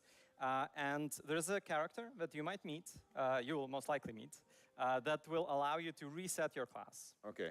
And just reinvest all of the levels. This also allows you to really experiment with multiclassing, which is a new feature that we're also shipping at release. Multiclassing. In multiclassing, there are a lot of really cool combinations. There are some combinations that don't quite work, and we want the players to really experiment with what is possible. And respec really helps with that. Yeah, I've been fooling around with it. I've been very bad at multiclassing. Sorry guys, I just have to taking say. notes It's here. Really crazy combinations for very stupid reasons. But I had a lot of fun with it. All right, so that is the classes. So once we've figured out what class we have, we jump then to backgrounds. Backgrounds that shape together with class and racial choices, what dialogue options you're going to have. And you, Crystal, your team has been very active on introducing those. They have. They've been very diligent on it. You spent your first 6 hours of the game making this beautiful, complex character. Your first 6 hours. You fit everything down to the eyelashes, whatever you want, and then you put them in the game, and you want the world to react to your identity that you've put out there. You've expressed yourself. The game has to recognize that. So what we noticed was you could be an alien Githyanki sorcerer, a Drow warlock, a dragonborn bard, and you're just wandering into the elf song, and you sit down, and no one has anything to say about that. Yes. It doesn't make any sense. I agree. So we went all the way through Act 1 to Act 3, and we made sure that we built in the reactivity to all the dialogues and in the moments where it would matter. And it's not only reactivity, it's actually because I talked about this a little bit playing my Drow character the other day. There was a lot of instances where no one was reacting to the fact that I was a Drow. So they've worked on that, it says. Into Act 1 into early access, and we compare it to today, your team has added over 1/3, 33% more lines in there. Is that correct? I'm afraid that it is. Is this because you've been talking to the finance team about the budget for all the voice recording and the cinematics and the motion? No comment. Okay, well, good. But it is actually, I have to say, I played through. I've been playing a lot, but I mean, I've played through as a gift druid, and it was a completely different experience as if I was playing with my drow. So I was really impressed actually by how much has been added and how much deeper it feels now as a result as an experience. Okay. All right, so we've got one person left on the stage. We have something new, which is the origin characters. Nick, can you jump to the beginning of the tab, which we didn't talk about yet? The Adam, first tab. so explain. Yeah, so you can create your custom character. You can also meet a lot of people on your adventure that you can recruit. So if you've played Early Access, I know you've met Astarion, I know you met Shadowheart, you now met Karlach. You can also play as these people. So when this you is a meet huge Astarion, thing there are things from about him that you don't know, Divinity you keep games. Close to his chest, you usually find out what they are when he tries to bite you. And then you think, oh my God, how did I not see it? He's a vampire. If you play as Astarion, you are the vampire. So you know from the very beginning of the game that you're a vampire. So you can bite people. So if I'm Shadowheart, if you're Shadowheart, and I got let's this pretend. big secret. Yeah. Big secret. Very, that's not, very not on my armor at all. Knows. No, it's not. It's hidden.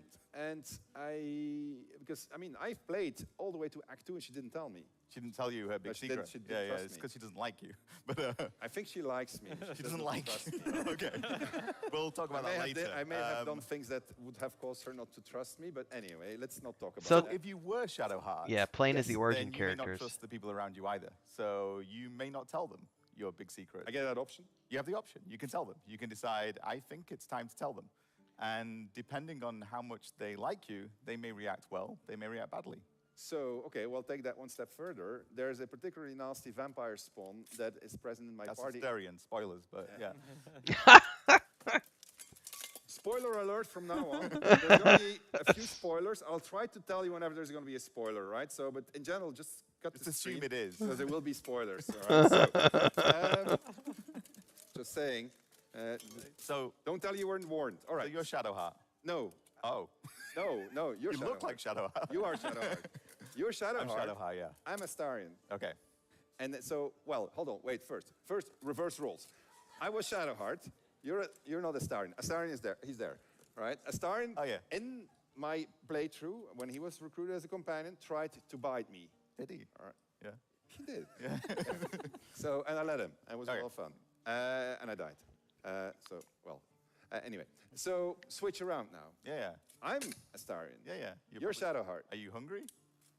Fuck yeah. I've been sitting in the suit this entire day. What do you expect? But yes, you can. The things that Astarion does as a companion, you can do as Astarion. So I can bite you. You can not now. But the other thing is that Astarion knows things about his past that you have to get out of him if he's a companion. He may open up to you. He may tell you these things. If you're him, you know them already, obviously. That's gives you a completely different perspective. It's a completely different perspective. You go through the world and you see different things. You have different lines of dialogue. People react to you differently. But also, sometimes when you go to sleep at night, you might remember things, or you might have haunting dreams or nightmares about your That's past. a really interesting, I did say that for a reason. We got a unique aspect to their games, which is being able to play as an origin character. The forest, dark, cold, foreboding. Hello? Anyone there? First, thou shalt not drink the blood of thinking creatures. Second, thou shalt obey me in all things. Where are you? Show yourself! Third, thou shalt not leave my side unless directed. Look at the bite marks on his neck. But you're ready. He's going to regret coming for you. Fourth, thou shalt know that thou art mine. Three, lie to yourself, boy, but not to me. You are mine forever. All right, so I think that is really amazing. It's something I'm super proud of the writing team for. What's up, having Liam? managed to pull this off, because you tell stories in first person, you tell stories in third person. Right? When you replay the game, you can have a completely different experience. We could have a multiplayer session where I'm Shadowheart, you're Astarion, you're going to be... Who would you be? Lizzo. Nice. Obviously Dark Urge. We haven't announced them yet. Oops. There's Wolfheart. Still, way to go. All right. So, speaking of... It was on the screen. Speaking of Dark Urge, I guess we're going to show something on Dark Urge, right? Yeah. Because you just... All right, let's cut to a video of Dark Urge, and then you can speak all you want about Dark Urge. Well, with limits. All right, let's go for that. The Dark Urge is a fully customizable Origin avatar character. You can play as whatever species, class, build, appearance, gender that you would like to, and still have the character's origin story working on top of that. It's an avatar-only character, so it means it's just a character that you can play as, and you don't know what this character is. This character is someone who's waking up and the only feelings that they have are the bile of their liver, the gushing of their blood in their ruined body, telling them you're going to kill and kill again. The Dark Urge, in a lot of ways, is a dark counterpoint to the main storyline. Play with the concept of why are we always so compelled to do terrible things in video games in the first place? For my first full playthrough at launch, I think I would probably play the Dark Urge. I'm a little bit scared to see what I would learn about myself, but I think that's part of the fun of it. So people were asking about evil characters. It sounds like this is going to be what that's designed for. Yeah, the Dragonborns do look awesome, Liam. It was a Dark Urge move. All right, so, Dark Urge. Tell me about him. So, the Dark Urge... Oh, hold on. We're going to do this. Let's make one. Let's make one. Yeah. All right, we got Nick on the screen. Chat, we're going to start involving All right, this you. is a We're gonna character create creation thing. I'm going to duck out, take a create bio. I'll be your right own back. Dark Urge. So we're going to start up a vote, I guess. Community team, we got a vote. They're going to pick race and class. Race and class. Race and class. Nick is going to add in a little bit of touches. Alina's going to make sure that they look good. And then we're going to see what's going to happen to the Dark Urge. We're going to go slice of gameplay. In the meantime, we're going to talk about Karlach and then about Dark Urge. We haven't talked about Karlach. We need to talk about Karlach. We did. Let him first do his thing, Dark Urge. Okay, so let's talk about Karlach. You're going to talk about Karlach. Yeah, you talk about Karlach. Because you don't know how to talk about Dark Urge. Yeah. All right. So Karlach is brilliant. I love Karlach.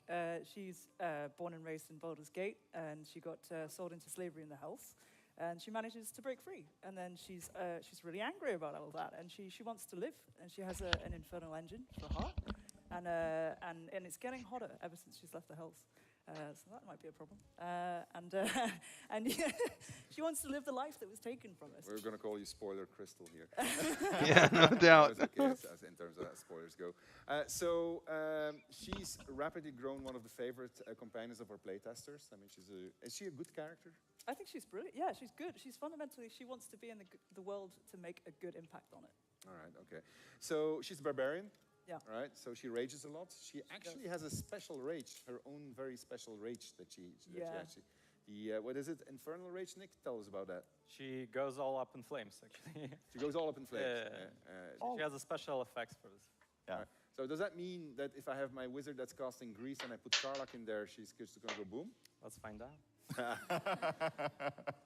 Sorry guys, I got kitty cats. So Karlach curses wanting a to lot. go out. Is it like really a lot? Or? Yeah. Okay. And she. All right. Well, maybe we'll see some gameplay with Karlach later on. Switching to Dark Arts. So Karlach is an origin character, right? You can play as Karlach. You can recruit her as a companion. So in addition to, because who are our other That's a mouthful, characters? Liam. We got Halsin, who's now also recruitable. As a Yeah, companion. Halsin being You can't recruitable is a play him, huge but you can thing. recruit him. You got Minsk. Yep, Right? Minsk. You got Jaheira. Yeah. Also, these are Jaheira's although is a little bit more neutral, I would imagine. She's got her entire Harper background and so forth.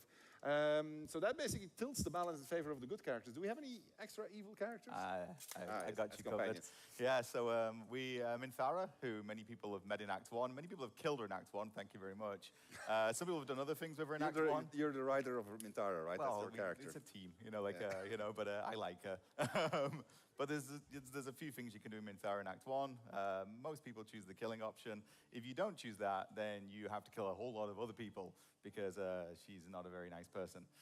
If you do that, then we decided that you deserve a reward. And in Act 2, you will be able to find Minthara and recruit her into the party. And that's actually going to put you on a different permutation than the permutation you may have been on. Very different. Yeah, very indeed, different. Yeah. I love that moment. I think it's really, really cool. I really like the question that she asks also. Yeah. We won't say that now. We will not talk about the Spoilers. question. All right, so Minthara, Halsin, Karlach, Jaheira, Minsk. These are all characters that were not in early access. Dark Earth. Bubble says Karlach's a So terrific these are all callback to the characters that Descendants players of Avernus haven't had campaign. the chance to experience yet.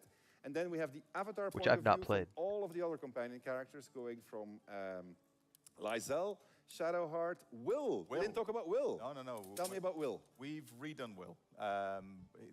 Pretty much every line of dialogue's been rewritten. We changed his story a lot.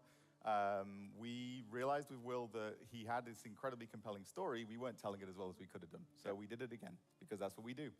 Indeed what we do. He goes in different directions much earlier in the game.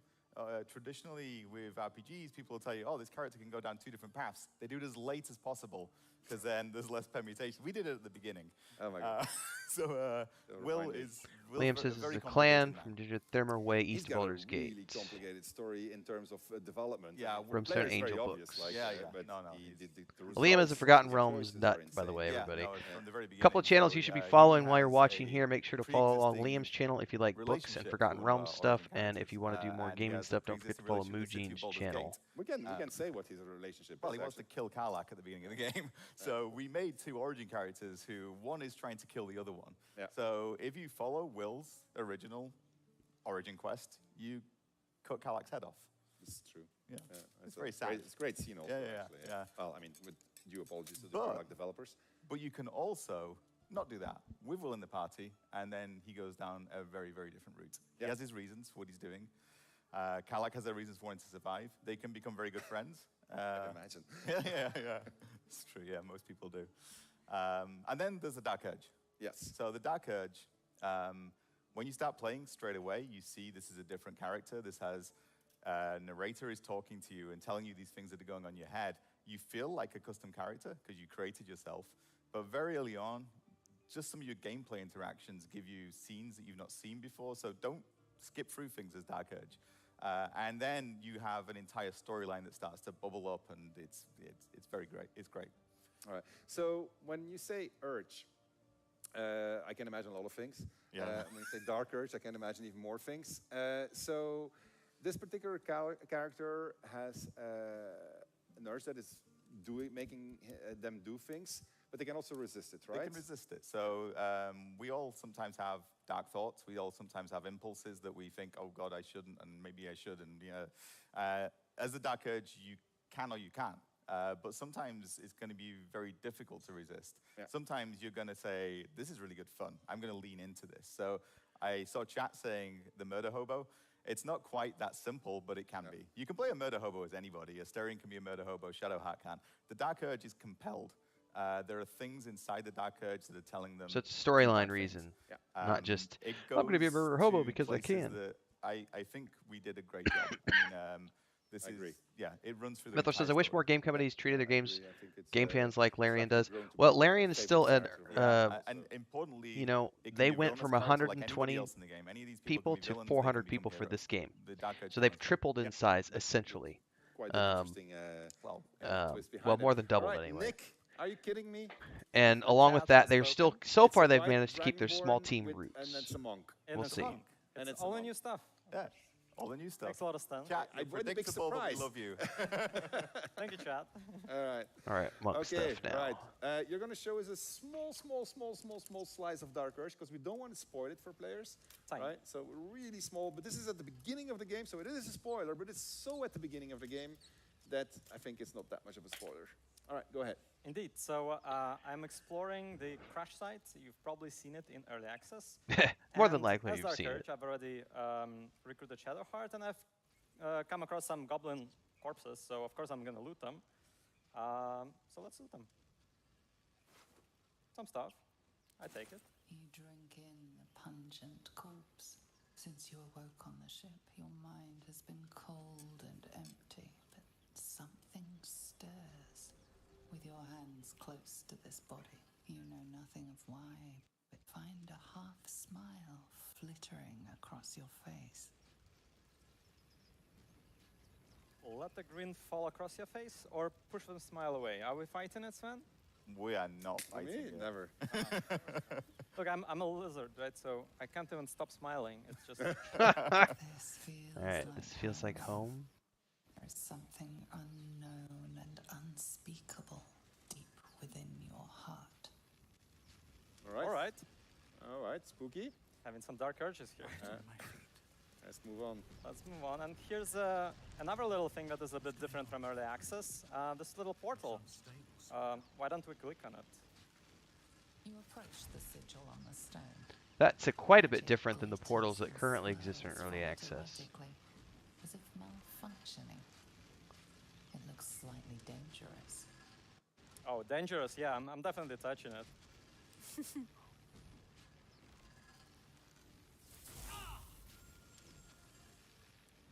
Well. Is that Gale? A hand?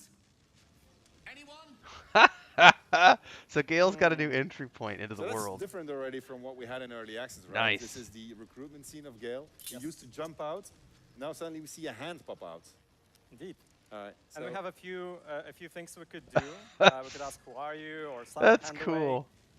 But the unique thing for Dark Urge is to fantasize about hacking off the hand. You're only thinking about it. Hold right on, there, give me Nick. 2 seconds. I'm just checking what chat is doing. I can Oh, see what chat, you're doing, chat. I chat. see a lot of I've ones, never seen chat. so many ones in my life. I am not disappointed in chat. It's like binary no, code. it's all ones. All right, okay. So, Someone has slapped it. But all right. right, so what bad can just thinking about it do, right?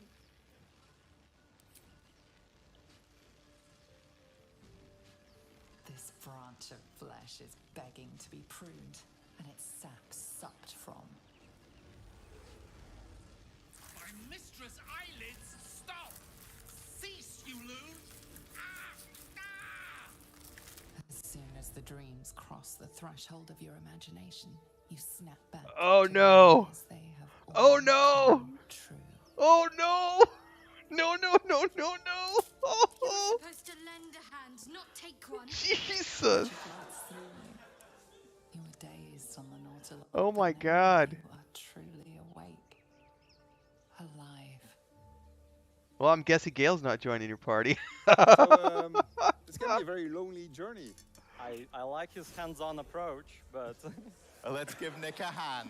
Oh, Alright. that's all Consider pre-planned this cheese one. dad Yeah. jokes. All right, so this is a game where you can just kill your companions like that, and then you can just continue journey ahead. And so there's more companions. there's more companions. Oh, wait, what if all the companions die, Nick? What do I do then? You can hire hirelings. Okay, Ah. someone was asking about this earlier, and I There's couldn't 12 confirm. more hirelings for your So- Dark Urges. We can You get can hirelings. really fill that camp with corpses. So that means you get one for every class, subclass, and Yes, then you can. hirelings We are haven't just seen that. custom characters of each of the classes. In case you want to fill out your party, or you want a party of all barbarians, let's say, you can go for that. All right, excellent. So you can And then- use then you hirelings can to create your respect own them also, custom I guess. party. Indeed, Go ahead. you can respect them as well. All right, excellent. I think you want to show us one last thing of Dark Urge, and then we'll just move on. Check your inventory, Nick. Check my inventory. Yeah. Let's take a look at it. Yes. There you go. Yeah, Trophy. So what is this? To better go to sleep at night? Well, to put under your cheek, I guess. A memento of Gale. I think I need to lay down, okay? Does he take the hand as a memento? That's awesome. Before you go to sleep, I would like you to show a little bit of camp clothes if you can. Yes. So, yeah, we are growing, you will Liam. See that when you go to bigger camp and better now, every day. You're wearing something more comfortable than your metal armor. As you can see on Sven, it's not incredibly comfortable to sleep new on. armor. It is a new armor. Look at me. Sven and his armor is ridiculous. Very loud. It's a summer armor. Very new, very loud armor. Anyway, Anyway, nobody can sleep in that. So you can sleep on something more comfortable, like these pants. Dragonborn would like to go shirtless, I suppose. These items are just clothing that you can equip. You can find more in the world. You can apply dyes to them as well. So you can customize how you look in camp. And if you really want to, you can also keep wearing it outside of camp as well with this little switch right here. All right, cool. So everybody has camp clothes you can buy. You can go and shop. Yes, you can go shop, you can buy them. All of the origins have a unique pair as well, which was a lot of work for the character team, I'm sure. Yes, it was. Do you have my the thing I asked you, or do you not have it? My little cloak. My cloak. Oh no, I don't have a cloak. That's okay. That's all right. Never mind. We'll show it later. I like that cloak. Anyway. Yeah, cloaks are a thing, by the way. Cloaks were not there in early access. Oh, it's true. We're gonna have cloaks, but we don't have one right now. We'll show it. All right. And find a place. And you can recolor all of it, but with dye. You can apply colors to clip. All right. Okay. Cool. All right. If we get there, we'll see how this stream goes. Make sure that we remember to put on some face paint also, because I really enjoy face painting. It's really. We'll see. Anyway. Okay. So that's clothes. Let's go sleep. Camp clothing. Yeah. I just do a partial rest. As you writhe with sickly dreams, a deep dread floods you. Though you have a tadpole, you know your broken mind is not like the others who bear the worm. A few scraps of the past come back to you now and then, and you can never quite tell where the knowledge comes from. Inexplicable. I don't need sexy clothes for the ladies' routine. I need sexy clothes for my forest gnome. Who could you possibly be to be their vessel? Get your freak on! Get your freak on! All right.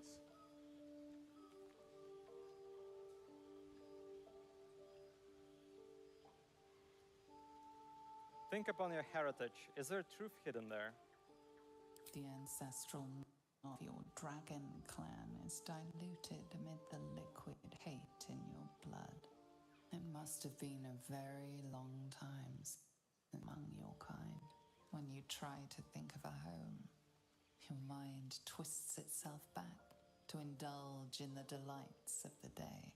You recall waking up, hearing the pounding war drum of blood. How much you treasured the sight of the first corpse you took, the waggling stump you left of that wizard's arm. Do we swear to resist? Or do we lean in? No. Lean in. Lean deeper. We'll let the players will resist anyway. We're going. Imagining a broken, Chat twisted agrees. neck, and a thrill thinking of a So this is going to give the players who wanted an evil playthrough what they were looking for. you fall soundly asleep like a babe in arms. Football outfit for gnomes. Blood. Blood. Blood. Blood. I think there's a message there. All right. Dark Urge. Let's give Nick a hand. Thank you very much, Nick. Not at the beginning. I guarantee you. Well, I can't guarantee you. I would assume it's not going to be at the beginning. Dark side of Baldur's. It's probably going to be. There's many dark sides on it. Not for the. Could be when you get to the Druid Grove. I'm not sure. It goes very brutal. It can go very. I would be surprised if they let you choose a full custom party from scratch, like because they talk about it being hirelings. So hirelings is not going to be you creating a party at the beginning of the character creation process. It's going to be after you find a place to hire the hirelings. You're going to have to go up gold and everything else. We get a lot of questions about romance, relationships. Oh, how can you Number 9. What relationships can you evolve with your party members? The answer to that is quite a lot. We have a very broad spectrum of relationships, and we're going to talk a little bit about that right now. We got a video lined up for you, and then we'll have a little chat. Perfect. How do romances work in real life? Thanks, You Austin. I don't appreciate just it. do someone's quest and say some nice things and then get a sex scene. When we've been developing romance scenes in Baldur's Gate 3, we've been trying to show two people genuinely struggling through a hard time I saw butt and cheeks. supporting one another. Halson, And you're you not are going built, to be brother. the same person as you are in Act 1 as you are in Act 3. Neither is your partner.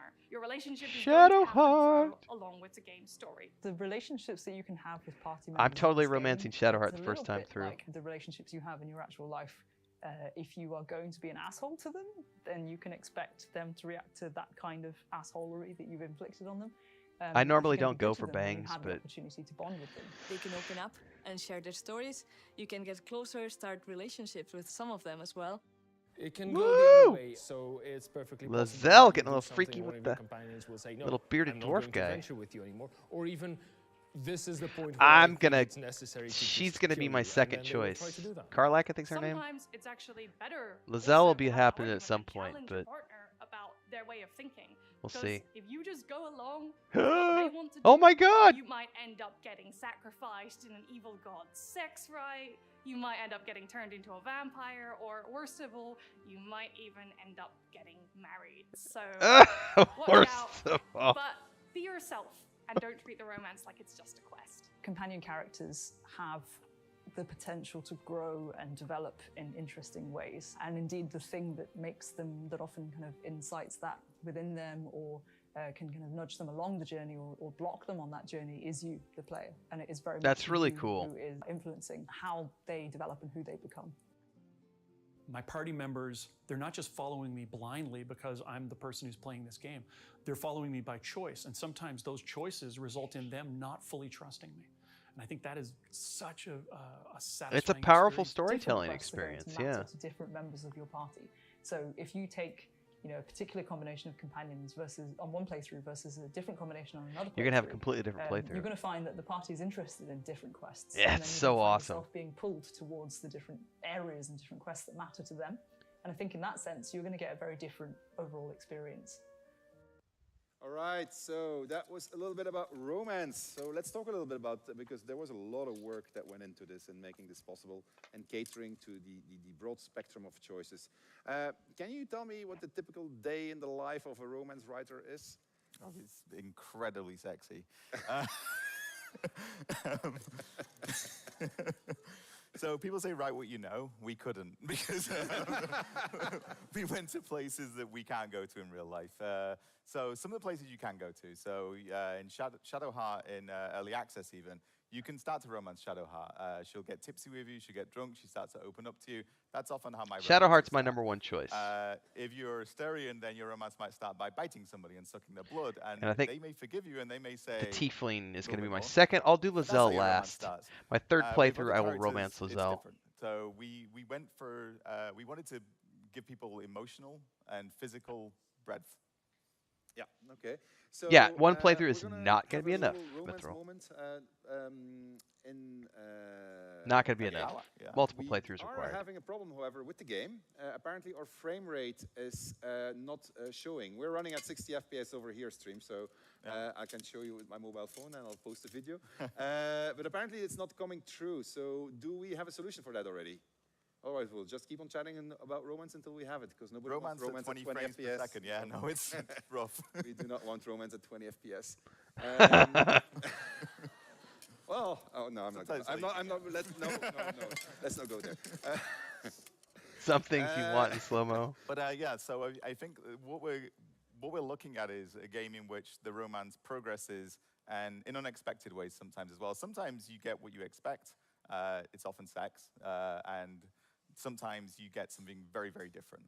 Some of these are very surprising. It's also important to say that the companion characters, most of them don't just have one path through the romance. They have different versions of the romance. They can break off a romance. Some of them will happily share romantic partners and have polyamory. Some of them won't. some of them have very different endings to their romance depending on what happened to them during the game and how you treated them and what you did with them. So it's incredibly complex. It's not just one per character. I know I've seen the dialogue trees that were behind Yeah, it. the So there's dialogue actually trees have been quite a lot of super choice and impressive for this consequence. game so And far. so is that all dependent then of like Shadowheart approves, Lysel disapproves? It's not all dependent on that. Some of it is. So like if people don't approve of you and they don't like you very much, then no matter what you do, it's not going to work Notes, out. everybody. So that matters. The way you behave in the world matters. As Bo said, Bo is one of our designers, writers in the video. It's not do my quest for me and then I will have a romance with you. It's more complex than that. So if they approve of the things that you're doing, they'll start to trust you more and more. And then if you decide to pursue a romance with them, it might work out. And sometimes they'll pursue the romance with you. Sometimes they initiate it. Okay, all right. Okay, good. I can see people working on the computers, so we're just going to give them a little bit more time so we can actually stream properly again. Crystal, you've worked on a lot of permutations in the game. You specifically have spent the last, 6 months of your life on the ending? Pretty much, yep. Something like that, right? So you, in the ending, in the permutations that you're catering for, how is romance accounted for? Is that something that you look at, or?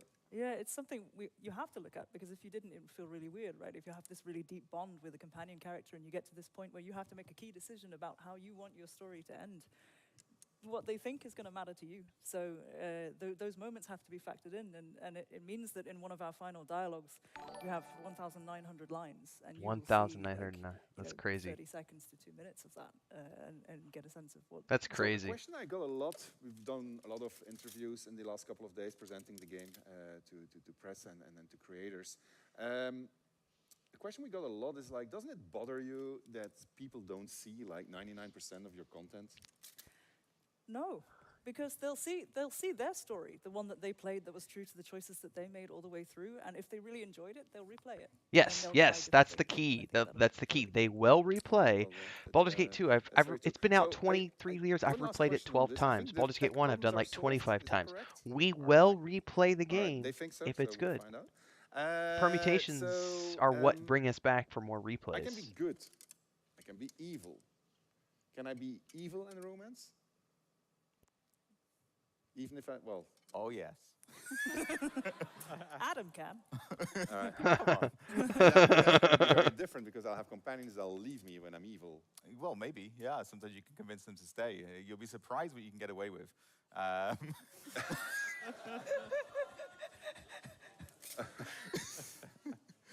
it's true. All at the roll of a dice, right? Sometimes it's the roll of a dice, yeah. Romance sometimes is as well.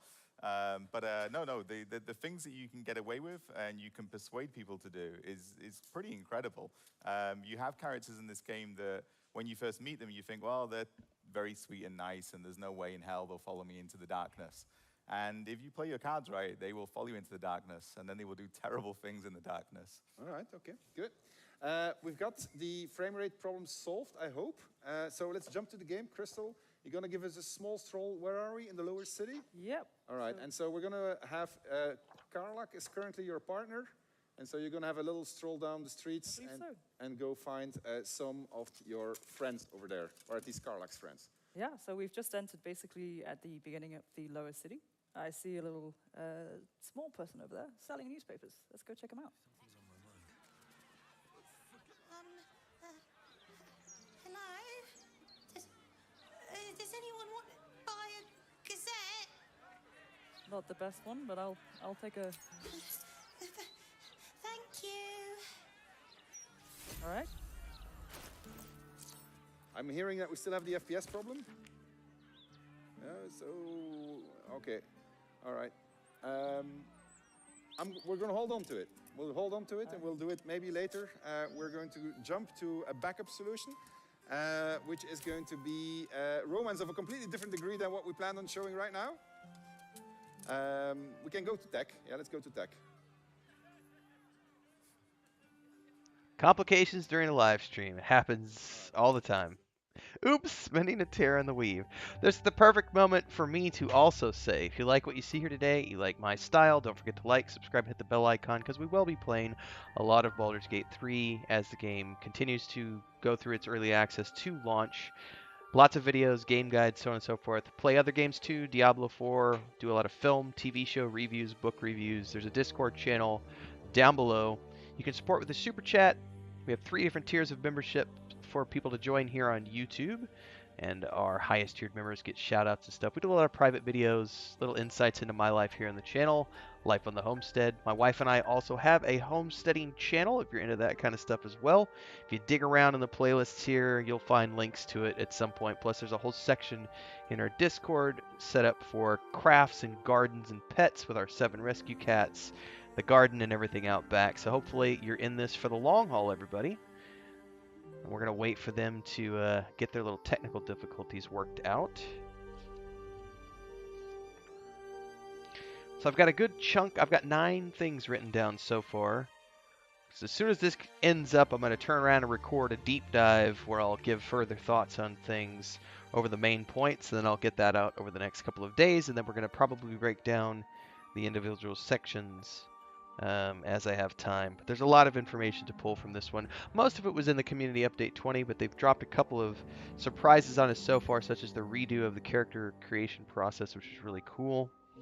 We were waiting for the announcement of Origin characters, being able to play those. That's going to be a huge thing for people who have never experienced that before. That is a Larian thing more than anything else. So instead of just creating your own custom character, you have the option to play any of the Origin companions as well with their unique backgrounds, which we knew that was coming, but it was cool to see that get confirmed today. We also got confirmation of hirelings. Got confirmation of multi-classing. We got confirmation of respecking, which sounds really interesting. I love the new entry point for Gale. I'm looking forward to that, where you have to pull them out of the weave. They showed butt cheeks. They did. Halson had a nice firm backside. A little jealous. Mine doesn't look that good anymore because I quit doing. When I used to work construction years and years ago, I was in flooring, ceramic tile, and natural stone. I did that for 20 plus years, 3rd generation craftsman, and I had a nice butt at one time because all I did was up and down on my knees all day. It goes away as you get older. But Halson looks like he's been keeping in shape. He's out there roaming the woods, jumping off of cliffs, jumping over logs, keeping fit.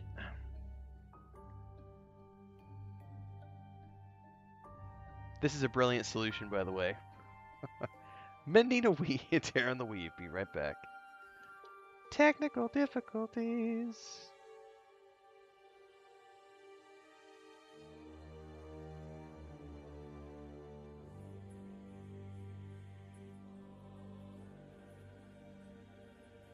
The naysayers will jump all over this moment right here and say, see, the game's not ready for launch. The game's not optimized. Mira, look. People who say those kind of things always laugh because they've obviously never ran a live event before, because there are so many things that can go wrong when you run a live event. I don't like running live events. Actually, Bubbalonia can attest to this because we've been talking on and off. I normally don't live stream stuff like this. I don't usually do live reactions because I don't trust my internet where I live, because I know that I can't control it because it's not fiber. So I often just record videos and don't actually live stream the things. But I figured it was worth the risk to try today. But that's something you have to keep in the back of your mind when you're doing any sort of live event, is things can happen which are out of your control. You never know.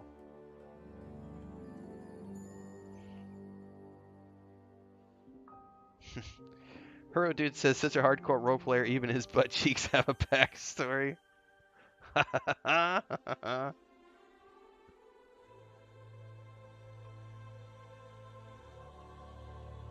this is probably a moment for me to step away and take a quick bio, everybody. Hopefully they don't come back while I'm gone. Plus, Chris got home, so I'm going to duck out for 90 seconds. I'll be right back.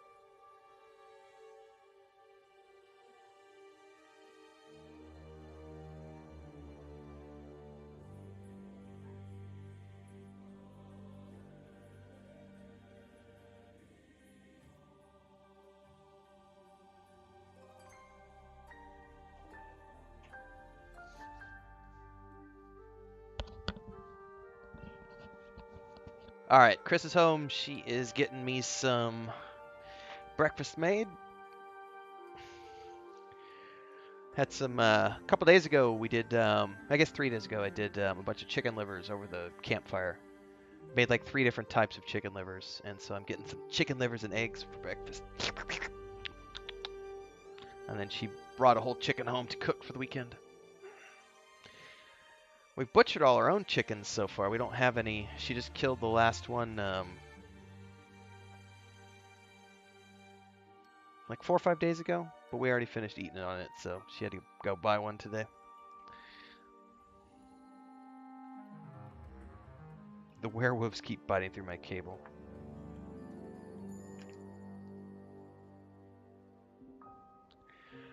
Technical difficulties. Well, this is the perfect moment for me to tab out and go answer some comments over on YouTube as well. Oh man, fried chicken livers are the best, man. So I actually, one part of the batch that I cooked on the I fried them up with butter, garlic, and onions, and I fried those up in a cast iron skillet above the campfire, and then apart from that, we grilled on kebab sticks. So we just took the kebab sticks and you, just like you're doing regular kebab, and grilled them right there on the campfire.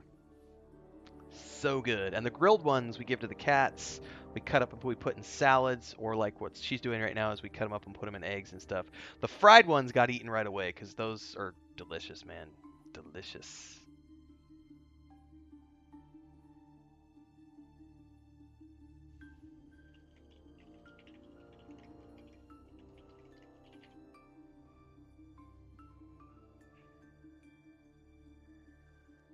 Loading, please wait.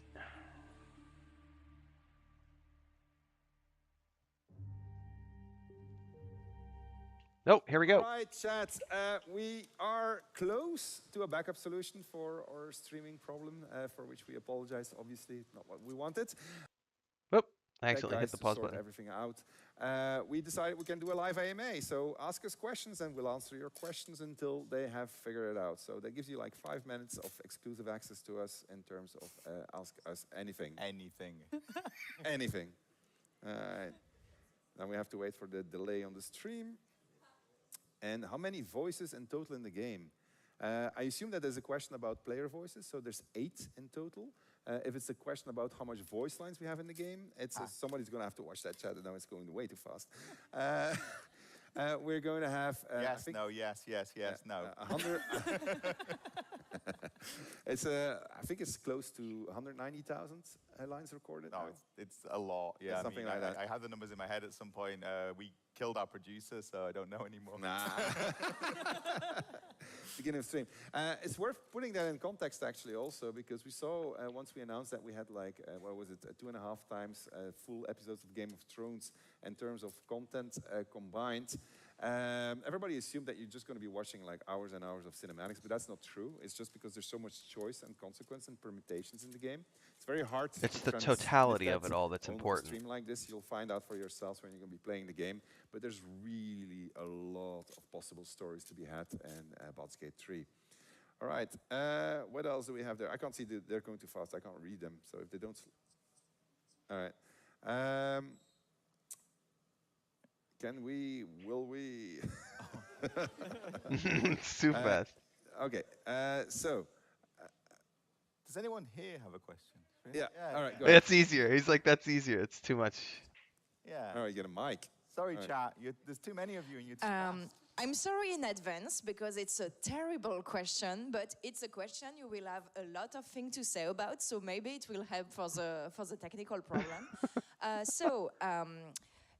Everything is political, even if gamers don't like that. And so with almost 200 hours of cinematic, you have written a lot of stories. And I was wondering, in the end, when you take a step back and look at every story you told in your game, what are the principal themes, the morals? What is the story you wanted to tell to people? What is the final message we have to take away from the game? All right, we That's a deep question, but I don't know. First of all, I don't think it's a story we're telling to you. It's a story we're telling with you. That's really how we think of it. That's a good answer. There's so many stories in this game. Some of them are incredibly dark, some of them are incredibly light, as I've already said. Some of them are funny, some of them are sad. Thematically, one of our cores is trust. You're thinking about who you can trust, why you can trust them, and why the world should trust you sometimes as well. And you can be somebody who is incredibly distrustful, and you can go fully down that path. You can be the most noble, virtuous person in the world. We let you do any of those things. But it is a collaborative story. You start playing the game, you're telling the story. We have our stories. You are going to interpret them. You're going to make your own versions of them. Our message, I mean, for me, it's have fun.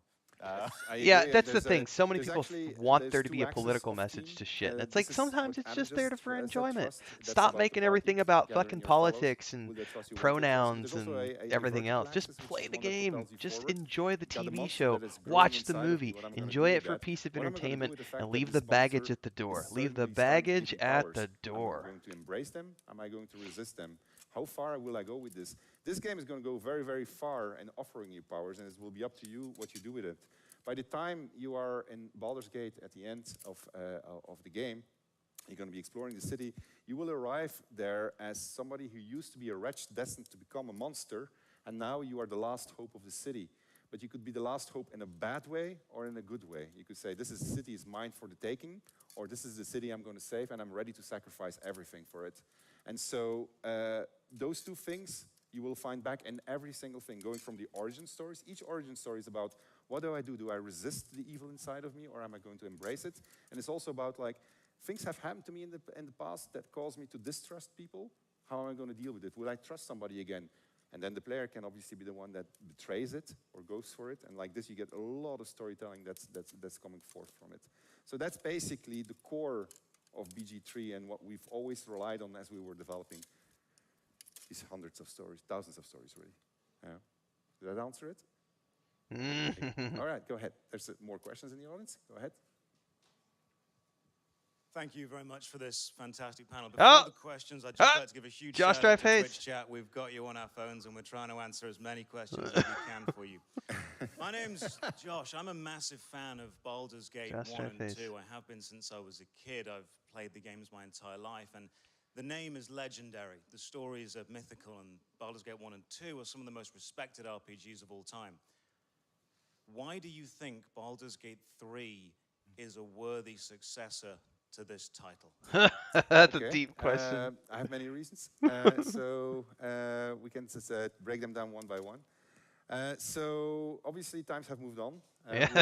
Josh. I think the first Baldur's Gate was in '98, if I'm not mistaken. So back in the days, Baldur's Gate 1 embodied everything that Dungeons and Dragons was. It was the first game that really allowed you to play D&D in a video game. Yes. It had multiplayer, which was very advanced for its time. You could do LAN or online. Definitely in Baldur's Gate 2. That was really a really big innovative step back in the days. We've done the same thing, but with 5th edition. We've taken all of the concepts that were pioneered there to a much further extent. The relationship building that you're going to be doing inside of the game, the party that you're going to gather, that has, you will find out when you're going to play, that has lots and lots more than what was possible back in the days, both in the fact that it's being told to you in a cinematic way, but not in just a linear cinematic way, but actually in a fully dynamic cinematic way that depends and reacts to all of the choices that you've made, all of the decisions that you've been making. And so that is, for me, was one of the core things that we wanted to put in a game that was about gather your party, which is what the catchphrase was of the original Baldur's Gate. The second thing is this game follows the structure of the original game. You start your adventure elsewhere. There's a big, strong call to action, and that takes you to the city. So we are basically following that same journey. You're going to have a strong call to action, which in this case is, I'm about to become a monster, and if I embrace that becoming a monster, I'm going to be a very powerful monster. I was, back in the days, you were a Baal spawn, and that was the same thing. I have this Lord of Murder that is guiding me, so I need to deal with that. What am I going to do with this? You could turn into the Slayer or not, and these were things that you were going to be interacting with. So there is that aspect. Back in the days, Baldur's Gate 1 was at the peak of what was possible visually. It was a beautiful world. It had a lot of adventure, lots of exploration to be had. You've been trying it out today. I don't know what your thoughts were, but the BG3 offers you the same things. It gives you plenty of adventure. It gives you plenty of opportunities, but it does more. What was not possible in the days were all of the systemic interactions that we put in there. In that sense, it goes further than what you had, and it should, because it has to innovate. BG1 was an incredible innovative game. BG2 was an even more innovative game. I think BG3 is at the peak of what's possible in traditional and actual modern RPGs also.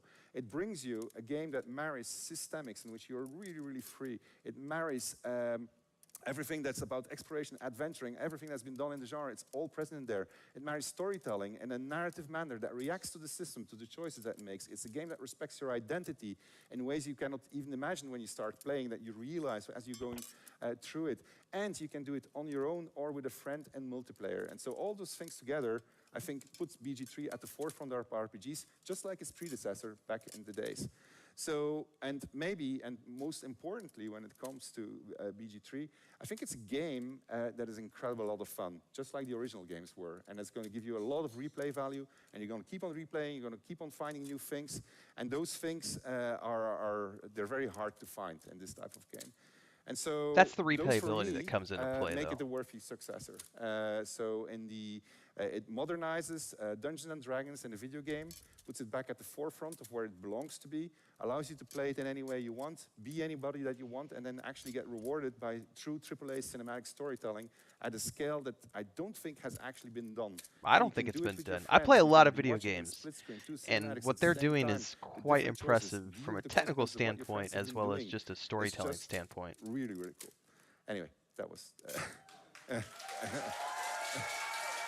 Thank you.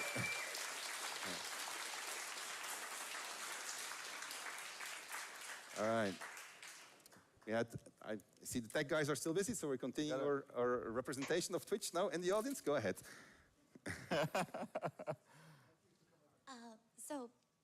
With all this in mind, how hard is going to be to pick your party members, your companions? You have been saying how many choices we have. Do we have to stick with them? Can we swap them on the go? Do we get punished? You can already for swap them on the go What at the about camp. the ones that come later in the game? So if you Yeah. can... Okay. Thanks. I'll let you do it. I just talked a lot. Yeah, so put you on the spot. They can come with you, so is the short answer. We're not going to lock them out at a certain point. We're not going to say, hey, you've reached the city, you need to leave these people behind. They come with you, they stay at your camp. You can pull them out of camp and take them to do things in the city or elsewhere. You can put them back into camp. They won't always stay, but if they leave, it's because of something you did. It's because you annoyed them, you killed them, you were going away, you were not listening to them, you weren't doing the things they wanted you to do. So it's good to know that they will leave if you don't do things that align with their personal values. Because I know some people have asked, can my companions leave if I make the wrong choices? It's not about making wrong choices. It's about making choices that that character doesn't agree with, which might not align with your party. So that's where you're going, so they're going to come with you. There are some that, only two actually, that don't end up in the same party. Modders will make them in the same party very quickly. They just confirmed modders will do things. I know Babylonia was talking about modding earlier. They join. So that may be them acknowledging that modding is going to be a big thing. All right. Okay. Good. How are we doing? I see games that have booted up. Does that mean that our tech problems are solved? Okay. 59, I think is. No. 2 minutes, 3 minutes. All right, it's time for some more questions then. Yes, chat. Okay, you know. Me or chat? You. Okay. So you talked a lot about character customization and how much you care about, like, the story that the player wants to tell being told, or like telling their story, allowing them to experience that. And yeah, that's a big whoop, Babylonia. I would assume that that's their confirmation of modding right there, because he literally just said modders are going to do things with these characters. So what your favorite part about that is, because like we had the wonderful opportunity to test it a bit as well, and you implemented so many different things, and I'm just curious which your favorite part is. It's a really simple answer. It's always the latest one that's implemented. So. Right now, I love being a Dragonborn. I mean, I really dig being a Dragonborn. I haven't done a full playthrough as an orc yet, so I think I'm going to dig that too. So it's really my systemic developer's heart starts ticking, and the entire team knows that because I get very excited about it. Is whenever I get reactivity to having made a choice. That's because that's the D&D influence. That's the tabletop influence of the reactivity of dice rolls and stuff. The more options we have, the better. So the reactivity of Baldur's Gate 3 is something that I'm super excited about as well. It's been a lot of fun. I was super excited because I had so much stuff. Like I called them out. I said, like, guys, this is so fantastic. Like I didn't know you went this far. So that is really the bit, the reactivity that you get to your class and to your where you come from. Those are the things that are probably my favorite bits at this point. Go ahead. So you've shown us a lot of very horrible things today and in the past day. And because we're all bad people, we laugh at that. But we know from gaming that surprisingly, people are good at heart, mostly. Like from Mass Effect, they all play Paragon. So what are you doing to actually make not just the dark urge, but also the player feel the temptation to give in to evil and be as horrible as you people apparently are? We are giving you, we're tempting you. There's a lot of temptation. It's probably another team in the game. Would be temptation. There's a lot of temptation. You get all these superpowers if you're going to start embracing what the illithid inside of you is, and you can go very far in this, right? So you can go really. I got yelled at by my party members during yesterday's playthrough, by the way. Like they all confronted me at the camp, like, we can't believe that you used your power in that way. Like you need to stop. And I was like, I did what was necessary to keep us alive. Like piss off. Like. But yeah, I totally embraced the temptation with my sorcerer, and I got called out for it by my party members. Corruption. So that is present in here also. So the lure of power is the thing that's going to drag you into the evil side, or not. I mean, and it's not because you resist these things that you're not going to get power, but you're going to get it in a different way. You're going to get friends. You're going to end up with an entire army of allies that's going to be helping you when you're going to have to deal with the final evils. And that's going to be a different experience than if you walk there all alone, very powerful, but with no friends left because you killed them all. Or you manipulated them, or you did other things to them. So it's really up to you. I think we're sorted out, Crystal. I think you can give it another go. I think we have frame rate back. All right, so this is the lower city stuff with. All right, so we are back in the lower city with a group of friends, and we're going to take a little walk around. One of our friends is Karlak, who we're quite close to in this version. We bought a newspaper before, so let's have a read of that.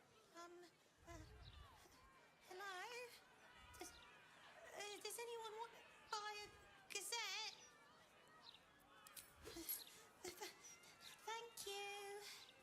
So we've got some code stuff that was popping up in dialogue right there. About the newspapers, then? I will, yes, for sure. Sorry guys, I was putting some socks on. We've got a newspaper system in this city. It's going to react to your actions. It's going to talk about the stuff that you've been doing. What I really like about the newspaper is that you can manipulate it. So you can start, you can basically break into the printing house and you can start swapping stories around. There'll be a big surprise when you do that. And the game is going to react to that. The stuff that goes into the newspaper affects what the citizens of the city are going to think about you. So here it's early days because she's just arrived in the city. And to be fair, she cheated into the city. But just for the purposes of this particular representation. So the newspaper sounds like a lot of fun. Baldur's Mouth, your one-stop news, one-stop for news thing kind of thing. All right, Crystal, go ahead. And that newspaper was in 60 frames per second. I think we're actually approaching the Baldur's Mouth. So we're deep in the city, lots of things going on. Yeah, that's a lot of NPCs. Jesus. As we're moving through the city, where are we? Here we are. You can see all these snippets of life around the area.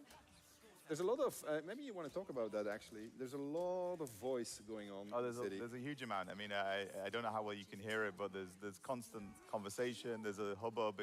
It feels like a real city, I hope. I mean, it does to us. It's a very busy place, so you'll hear people talking. Somebody actually asked me how hard was it to have the team write all these lines. Oh, yeah. You want me to? Oh, I'm talking too much. Sorry, no, it's okay. Yeah. Let's just go in the wrong direction. Oh, Chris. Oh no. Then I'll talk Big more. city. It's easy to get lost. But somebody asked me how hard it was to fill the city with so much noise, and actually, I was wrong. it did a good job for us. It actually makes our job easier because if you listen to the people talking, they're actually reacting to events the same way the newspaper does. So they'll be talking about the things that have been happening. That's really You'll interesting. Hear these snippets that they help us to tell the story without you having to slow down. That stop, plaza click on looks everyone. amazing that You they're wanna do coming that, up you on. can. There's a lot of people to talk to in this city. Including people that you might remember from Baldur's Gate 1. That's Sorcerer's Sundries, right? Yeah. Oh, there's Aridin. Over there. So his story continues here, and Yeah, that's the guy who gives you the contract out of the early access, out of the Druid's Grove. When you're going to be in the game, is that a lot of the things that you did during your journey end in the city and have an impact here. And it's insane how far that goes. There's really a lot of reactivity to it. We don't want to spoil a lot, so we're not showing it to you, but you'll discover when you go in there. All right, go ahead. We're going to go and find an old friend of Karlak, I think. That looks like a familiar face over there. Yeah. And son Karlak. Shahira. Oh, I wouldn't start. Yeah, okay, there you go.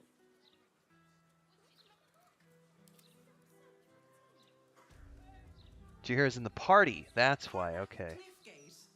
That can't possibly be you, can it? Fitz! If you want a sight for sore eyes. Can we cut for a second? We forgot to remove the debug context. He just noticed it. Everyone look at me. Don't go back to it, or just go. Hold on, you know. I was talking about that a minute ago. He just now caught it. On the screen, so you don't want to see that chat. I'm sorry. We had to rush and restart everything, so therefore, okay, we're good again. We can go back. Good to you. I won't lie. They have. You can let them catch up uninterrupted. Yeah. Well, go on, girl. Tell me everything. First thing first, you saw the news, didn't you? About Archduke Gortash. Right? Oh, I'm sure the fox will make a great duke of the hen house. Yeah, it does, I think Babylonia. Thing that kept him a little honest.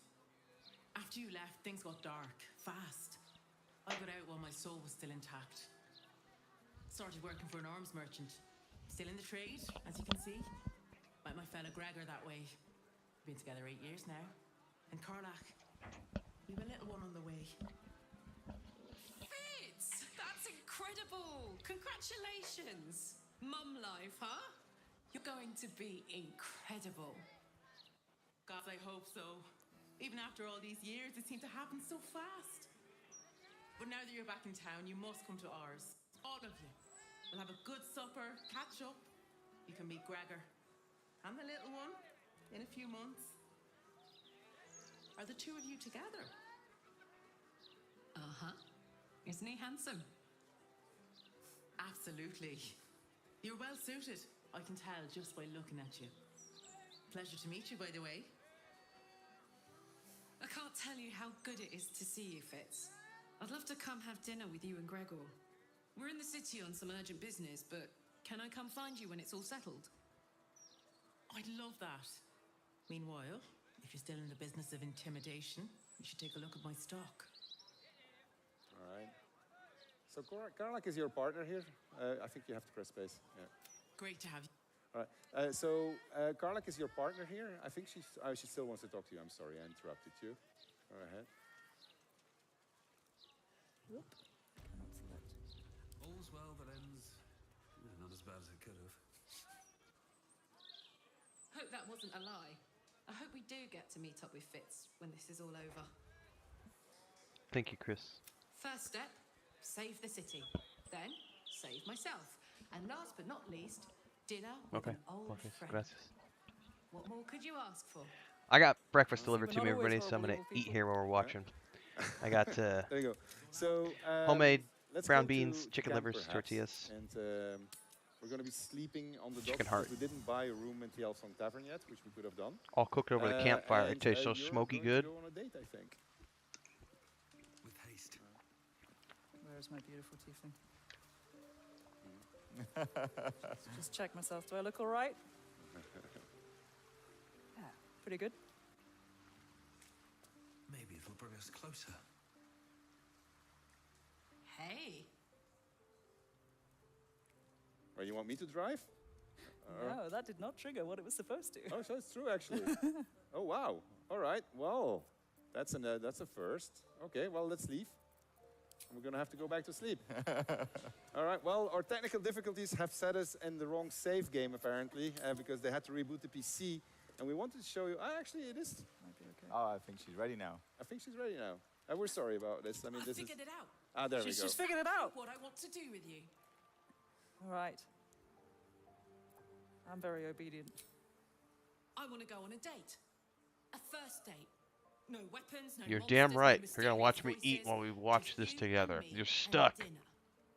Please say yes. I'd love to go out with you, Karlak. Yes! Oh, amazing. I can meet you back here. I highly agree. Date night is awesome. Let's go.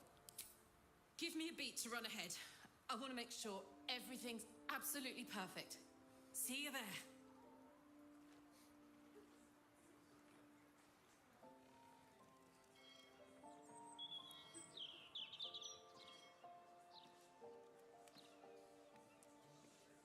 That's how you go on a date. Hi. Hi. You made it. You look nice.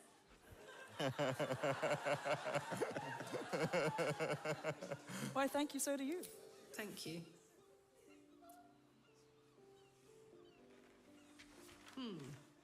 Baldur'S seafood stew. No, thank you. What do you think you'll have? What does chat want? Just what I had Man, I in tell you mind. what. Watching more of Karlak, I may change my mind and I don't know. She seems like a lot of fun. 2 of the rothe ribs, please. And 2 glasses of... She might be more think fun than chat? Shadowheart. I don't know. I don't know. I might Vince's change my wine. mind. All right. And 2 glasses of wine. Half work menu. So, you're an adventurer, right? How's that going? Been around. I know, but this is our first date, remember? Tonight, you're a mystery to me.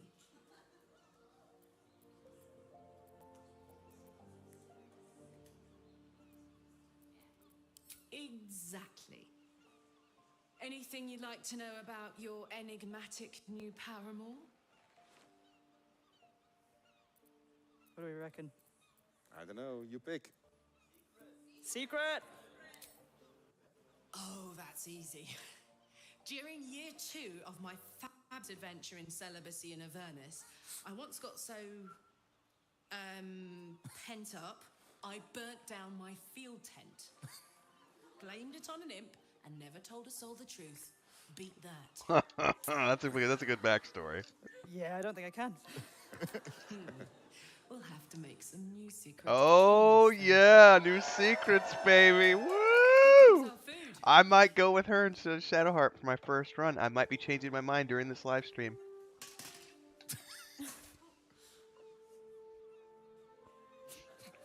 Dude, the orc waiter is amazing. Hank, I think we ordered the... It's a bleeder. worst guy I ever met. Anyway, how about a toast? Oh, shit! May we live every day like it's our last. I saw something glowing. Oh, I'm absolutely going to pick her for my first romance. Last will come. Yeah, I think I'm changing my mind. We're gonna do some more research, but I think I might just change my mind. Cut away there. Well, because we got a different. We're keeping it a secret for a purpose. So we have a bunch of people that saw this scene today, and so they really want to see what's going to come next. But we're going to keep it for their own stream, so we're not going to show it right now. However, However, we're not cruel either.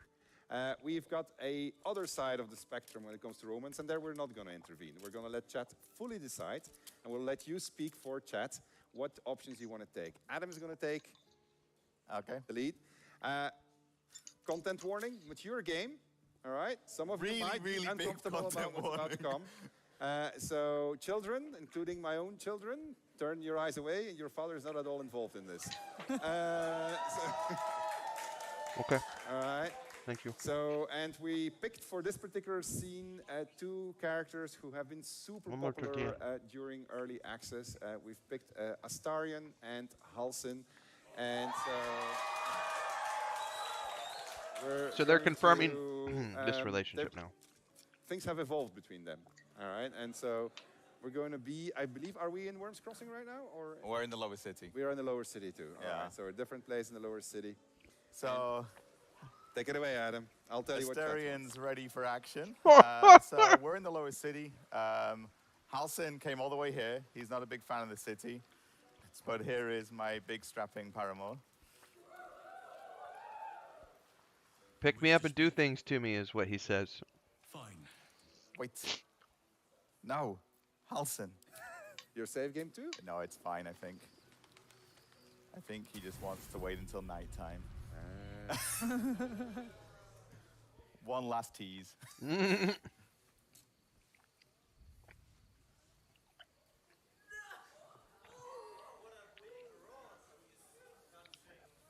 Tight booty.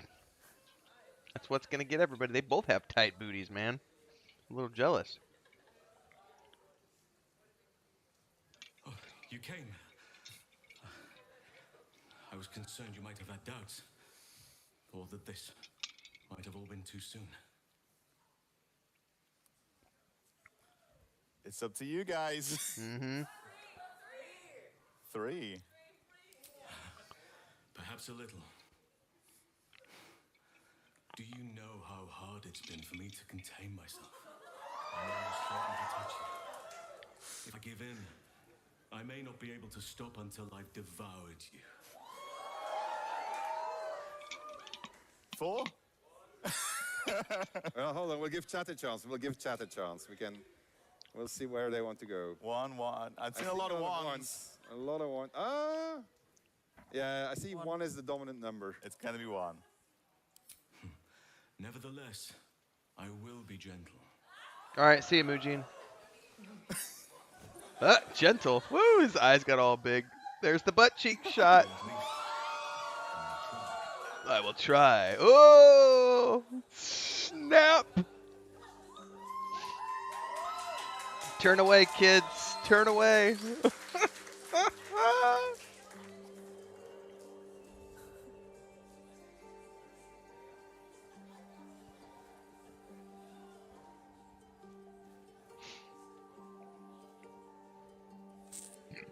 Oh, look at the look. Oh, the perfectly pranced tree branch grass blade. That was awesome. Good job, guys.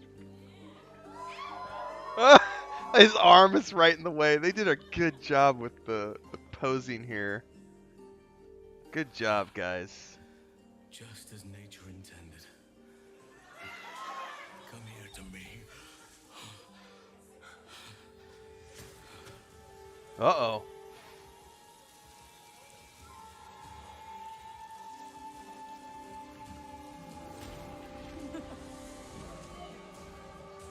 Get your freak on! Get your freak on! Get your freak on!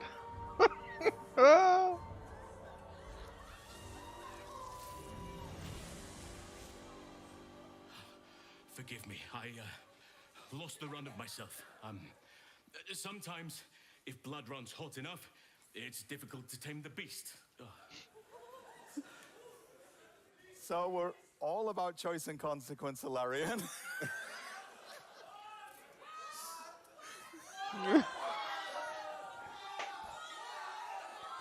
Don't apologize, I like it. The twink in his bear. I think they want to leave. Okay. I see a lot of 2s. Confirmation of furries. Don't apologize. I like it. You like it? Are you certain? Look, I mean, at this point, it's not our responsibility anymore. Yeah, no, Chat is you did clearly- this. It will be we untamed, have vigorous, and large. every single opportunity. Large is what I'm here for. My goodness. I mean, it's still me pressing the button. So.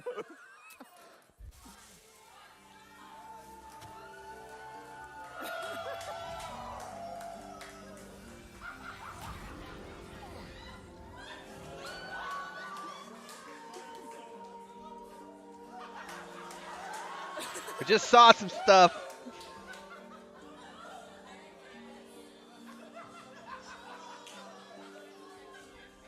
This guy's gonna get me in trouble, Larian. Squirrel's watching on. Oh, he drops. He dropped the acorn like, oh my god!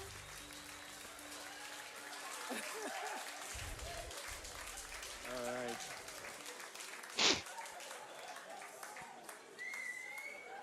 All right. Woo. Well, I'd like to say that we didn't expect this particular path. Yeah. We actually did expect that one. So that was a, when we said spectrum, we meant it. There's a very wide spectrum. There's much more for you to discover. We don't want to spoil a lot. There's lots of moments of tenderness. There's lots of moments of silliness. There's lots of moments of fun to be had. And of course, the when you're gonna be confirmation of playing, furries. BG3. Now comes the hardest part of the evening for me. I got to transition from this to combat. Okay, so. So. Combat is really cool, but it's really hard after this one to transition. So, what phrasing? What we're gonna do is we are going to have our two best players in the company. We're going to get them take place. Who are they? And in the meantime, well, that's you, the two of you. And we're going to have them play in multiplayer, because obviously BG3 is also a multiplayer game. You can play in multiplayer with up to 4 friends. You can play in split screen, so that basically means that the two couples can play together if you want. Or obviously you can always play alone. This is an area I'm particularly interested in because we've seen some jankiness to the multiplayer that we've been testing, so I'm very curious to see what they're going to be adding and layering on top of the system so far. Producers who came up with the idea, if you want to be the master of a necromancer resurrected army, followed by plenty of zombies, so 4 necromancers, you can do that in multiplayer. It's crazy, the stuff that the game allows us to do. formal. So, we're going to introduce Matt while the two of you take place. Matt, can you come over, please? So we have a little chat about combat.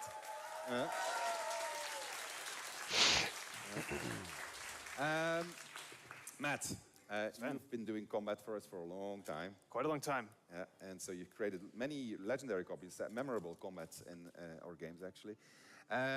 Currently, you've been doing the end fight. That consumed you also for another 6 months, I think. Yes. It's really huge. But before we talk about combat, I wanted to talk about something which is actually the very first choice you make in the game. Well, no, the first choice is actually, do you want to have the modesty filter on, yes or no? The second choice modesty filter. Is what difficulty mode do you want to play at? So tell us a little bit about the difficulty modes that we're going to ship with. Yeah, absolutely. So the first difficulty mode is balanced. That's the one all you guys in Early Access will have already been playing on. It's just the default mode for someone who wants a bit of challenge, but not too much challenge, who still wants to see and enjoy the story. Then next up, we have Explorer mode. Those of you who aren't quite as interested in being challenged in the combats, you just want to see the story, get on with it, that's the difficulty mode for you. And then finally, we got Tactician. I think a lot of people in the audience here, a lot of people on Twitch are looking forward to that one the most. That's our hard mode. That's the one that's really going to challenge you in the combats and even outside of the combats in some ways. Yeah. And so, can you tell us a little bit what does Tactician mean? Like, what does that do to the game when you play in Tactician mode? Because it's not as simple as just like the HP has been buffed up, right? Yeah, so we kind of have it in 2 layers. So there's the base layer that all the characters in the game are going to get. So that is the basics, like just increasing HP, making it easy for them to hit you. And then there's the local layer. So we've gone through every single combat in our game, and we've added in little bits of spice to make that combat shine just a little bit hotter and be that much harder. Okay, so I want to follow up on that, but maybe first, like, what is the philosophy of combat in our game? Because our combat is not just something I just drop a couple of guys and I see what happens. There's a lot of engineering that goes into the creation. This is where it comes into the complexity I've been trying to, talk to people about in the I've long since forgotten the number of as well. combats in this game. But yes, every single combat, we don't place characters idly. We have a philosophy around making each combat encounter a puzzle. And, well, puzzles are only solvable with the tools that you have. And what's so exciting about working on Lots of RPGs tools. is every single party is going to have a different tool set to solve their puzzle with. It makes it very difficult to design sometimes, but a lot of fun in the end. So can you give us an example, like, of a simple puzzle? Like, just what is, like, the basic puzzle? Yeah, so a puzzle can be as simple as you've got a big bugbear standing in front of your party, and behind him on a roof is a goblin shooting down behind them. You got to figure out how to neutralize the goblin so he can't shoot you while dealing with the bugbear. All right, so that means that if I have a, I don't know, I mean, like a party, let's say the monk, we just introduced the monk. What does the monk do when they are trying to deal with this particular puzzle? Yeah, so this is what I was talking about with having different tools to solve puzzles. So the monk is very cool because they have a passive called deflect missiles. So when a missile comes in, so an arrow from that goblin, you can actually deflect it back at them with a bit of luck. And take them out by yourself. So you don't actually need to care about that goblin as much. You're more worried about the bugbear. Chris. Yeah. I don't know why you just don't throw fireball, but I mean, that's just Thank you most for likely. breakfast. Yeah, I see her. Come here, Pippin. So, Come on, same Pips. battle, you just described it. Now I'm going into tactician mode. What changes? Come on, honey. Aha. So the fun thing about Tactician is we have so many different vectors to pull on to make the combat more engaging, more difficult, and to really enhance that puzzle. Come on. For example, we Good could girl. put another roof and put a goblin No, on don't top go of up on that the roof. desk. So now you have two goblins shooting down at you and you got to deal with the bugbear. Or maybe we give the bugbear a grenade and now he's able to do big explosions on you. Or we give the goblin in the back a fire arrow. Now he's going to blow things up. Or maybe we put some explosive barrels around you and you got to watch out for those. Mama? It's not for me. Hang on, guys. But I I got know a it's for you. And kitty I cat know it's jumping all for over this stuff team here. also. So you Go are down, going honey. to be playing in normal mode first, in balance mode, and then we're going to switch to tactician mode just to see what. Sorry, Before guys. we Kitty going cat. To do that, I believe we have a little clip that introduces the monk, because the two of you are going to be playing as the monk, the Pippin, new class that get has down, been honey. introduced to BG3. So let's have a look. Let's have a look at that video and then jump to gameplay with these two star players. That's so good. Yeah, I know. Come here, honey. Monks in D&D are inspired by the monastic traditions of Tibet. You will be basically a kung fu specialist. We looked at a monk and said, like, what are the key visions for a monk? Like, what do we want the monk to be? And we broke that down again and started describing, okay, so subclasses we want to bring into, we've got Way of the Open Hand, we've got Way of Four Elements, and we have What the are Way you of the doing, kitty? Shadows, and each of those subclasses is very distinct in the way it interprets what a monk means. The open hand monk, that's just the classic kung fu movies archetype where one person and with two fists and two legs can knock down the whole room full of enemies. The other one is Four Elements. They basically can cast spells. And the last one is Shadow Monk. It's the ultimate ninja. We wanted players to kind of see that, so we've given Shadow Monk this brand new ability called Shadow Strike, where from the shadows you can instantly teleport to an enemy, blast them for a good amount of psychic damage, and your melee weapon or punches, because you want to encourage both. All right, so I gotta say, I would never in my life play a monk. No. This is my job. All right, and so I've been playing with it. I actually enjoyed it. So I got to say kudos to the combat team and the system design team, because it was actually quite a lot of fun. And I heard a lot of people here and yesterday and the event that we organized to get first hands on the game. I've also never played a monk. lot They of people sound actually enjoyed intriguing, playing but as just a never monk, so, appealed which to is me. almost impossible. So it's so that's actually quite good.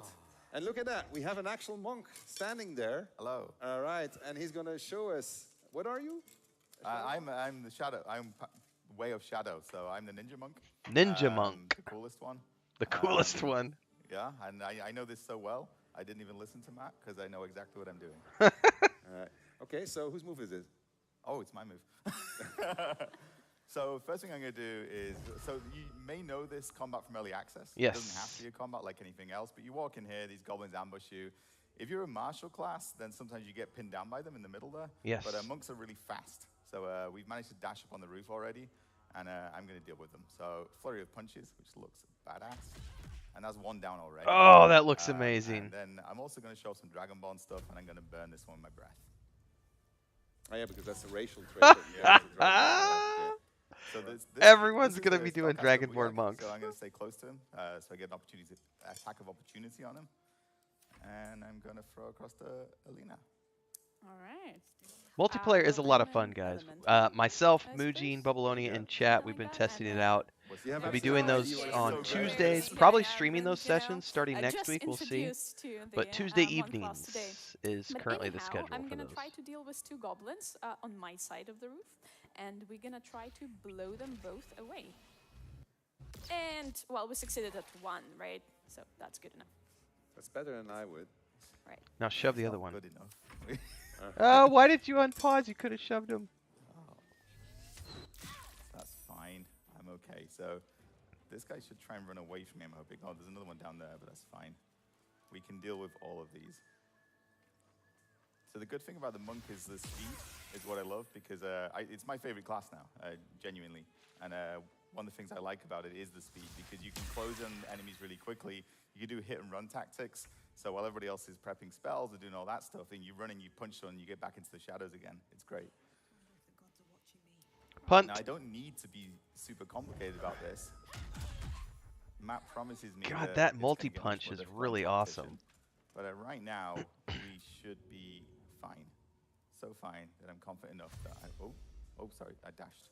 Oh, that's okay. Yeah, He so did I'm the gonna wrong go down thing. Here, and then I can jump through here, beat this guy up. We've won. Ignore the scream. All as intended. All ninjas scream. This is what they do. All right, I'm gonna dash with my... Oh, did I dash, actually? Oh, I guess I did. I don't know. Yeah, that's it. Almost got this one. Goblin. I can see the hands of the masters in action. It's impressive, right? You want to put them in tactician mode. Yeah. I mean, they've got it under control. We've done this in tactician mode half a time. Listen, my mode is a story mode, so... Yeah, I like story mode personally. No, but so I can get up here, and I get this one cornered. These little ranged guys, it's just fun to beat up on them. My So first you playthrough do will have other definitely abilities, be in but I don't need them exploration right now. I mode, can which is the cast story darkness mode, as the a easy shadow mode, so mode. I can blind My this guy. multiplayer, we're I going to got do on silence, so I default, can and create sphere of then probably my silence around second myself. playthrough I'll do on like the default Useful for dealing with magic world mode users. as well. I've only got 2 hit points, I just noticed. That's not ideal. Alright.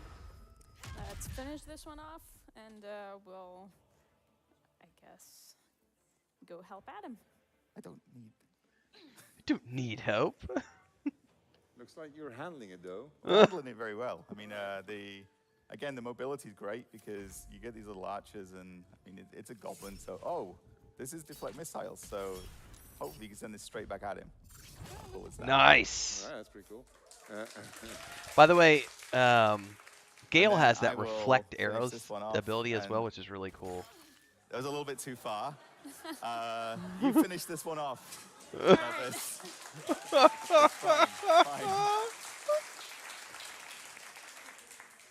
I wanted to handle this on our own because I'm the master, and you need to you teach not by example but by. What does it do to you, Matt, to see this in action? He's thrilled. You know what? I see a master like this teaching a young Padawan how to improve. It's very beautiful. I'm happy that it makes you happy. Okay, let's go tactician then. Yeah, let's reload and see you do the same thing in tactician. They're only goblins. Who's the host? I guess me, yeah? Yeah. Helping down characters tutorial. I don't know why that came up. All right. Let's find out. But the thing is that I would have been helped back onto my feet. It would have all been fine. It's. Well, we see how you do on this one, Adam. So this is one of the ones that I was talking about before. We've given it a pretty cool treatment for tactician mode. So not only will all the goblins now have fire arrows, I've added a few little spicy explosive surprises I'm all around. still not listening to him. It's fine. We're going to be absolutely fine. And can you? Yeah, go. Sorry, I'm sorry for interrupting you. I just wanted to, because there's something that he didn't mention, and I thought it was really cool. Tactician mode is not only your little spies, the AI is also cranked up, right? That's true, yes. Yeah, can you tell me a bit of the things while these guys are trying to go through it? Well, maybe you should keep an eye on it. Before, don't move, Adam. Hold that move. Tell me about Brutal AI. All right, so Brutal AI, we want to make it feel like you're going against a DM that's, trying to push you to your limits. So this is going to manifest in ways like attacking your more squishy characters. So going back to the bugbear and the archer, maybe the archer is going to try to pick off Gale because he's in the back and squishy. And some really smart characters might even start targeting you for your concentration spells, trying to break those off. Wait a minute, I always play as a wizard, so this has consequences. Oh, just don't use concentration spells. You'll be fine. So if I do like, I don't know, give me an example. Stick to magic missiles and Let's say Malfested arrows. Cloud of Daggers. Cloud of Daggers. That's the one. Thank you. I was trying to figure it out. Okay. Cloud of Daggers requires concentration. Put it in front of a bad guy, right? Yeah, so you expect the big bad guy to walk through it? As it goes in video games. Yeah, maybe the goblin's going to try to shoot your guy concentrating on the Cloud of Daggers. Instead of what their closest target would be, or the target that would have a higher chance for them to hit. Yeah, yeah. That's going to shoot at my mage. Potentially, yes. So you got to be really careful and really smart about how you position your characters, how you're going to protect those characters in the back, and keep those concentrated. They don't have like. You need to know the rule set also when you're playing. Yes, Tactician, right? you need to know the rule set. You need to start getting every single advantage that you can, because otherwise you're going to get obliterated. I've noticed among playtesters, and so I'm addressing the audience directly here, because I know you're all badass, and I know you're all going to play on Tactician because you just can handle it, and then you're going to start crying, and then you're going to say the game is bad. It's not our fault. It's you. All right, so right, you just go back to balance. That's how it's intended to be. If you go to Tactician, you got to know what you're doing, because otherwise you really do get creamed. All right, this is I speak from experience. These two are going to demonstrate it. Can we see you in action on Tactician? I'm sorry for interrupting you. Yeah. Well, you're able to change the difficulty on the fly, right? True, also, yeah. Here, so we switched it to Tactician, and I guess, yeah, shall we? You go first, Adam. Okay. I don't know why they're laughing. So. Get over there! Surround them like! We don't need to listen to them. Attack. Looks like we're spotted, lads. I just did this encounter. So we got the initiative, which is great. During my ranger so guide that's coming out in a couple of days. Before we snuck up on the roof, we got up onto the roof. It worked out well, but this time I'm actually going to go here. I'm going to take this one out first. I should be pretty sheltered from those guys here. And I'm going to use my silence over on these ones. That's actually quite smart. I think it's... you said that like it was really unexpected. He's a master, Sven. I am too far away to do it, which makes it less smart. So I'm going to make darkness over here, so that anyone who comes down here is going to have difficulty shooting me. You look good with a few arrows. I always look good. This. Oh! Why didn't you deflect, dude? That's what you meant with the... Oh, because he wanted to show the arrows. So the barrel wasn't there before. Oh, I'm dead. Oh. He wanted to show that. Okay, that's cool. I assume you're applauding that I'm still standing. Hold on. I got an ID. Can you pick up your controller? Yes. She's now taking her controller and she's switching to controller mode. Oh, controller mode! Finally. Situation. However, we have the Master of Combat sitting right here. I thought that was me. The second Master of Combat. The controller mode was something I was waiting for them to tell me about. Well, he knows this game by making all the difference. Matt Holland, with a round of applause, please pick up the second controller. And switch to split screen. All right, so tell us what's going on, Matt. So we are now playing in local split-screen combat here, and player 3 has entered the game. So unlike these guys, I have decided to get ahead of the game. I didn't go in right away. I decided to sneak up behind the goblins. I can't wait to play this with a controller. Combat, but the goblins haven't noticed me yet, so I get the opportunity to get a cheeky little shot off here. Actually, you know what? Let's do some Dragon Breath. See how they like that. It seems your actions have earned you an enemy. They didn't like that very much. You weren't an enemy actually yet. Yeah, they didn't know him. Yeah, cool. And because I used my action to do the breath, I only have my bonus action left, but that's all right, because now I get to punch it. Nice. I like punching here. All right, that's one down, and I'll end my turn. Maybe you want to guide Adam? What? just accept advice from the master when it's your turn? I don't. I'm dead. Yeah, me too. Are you? Yeah. We're just Oh, lying we're there. very dead. Oh, you're Yeah, all yeah, dead. yeah, I can see it from here. I didn't even Usually get to we do survive for anything. I 2 just walked in there. Did I too? They got me too. No, Adam did something. You passed the darkness. Faster. So the controller support was something I'm really happy to see because I've been waiting for them to confirm controller support. The sound of my silencing skills as I accidentally loot a corpse. All right. I don't know. This looks a bit dicey, even for the second master. But I'm gonna go in. Are you telling me you're gonna die? That's the classic ninja move again.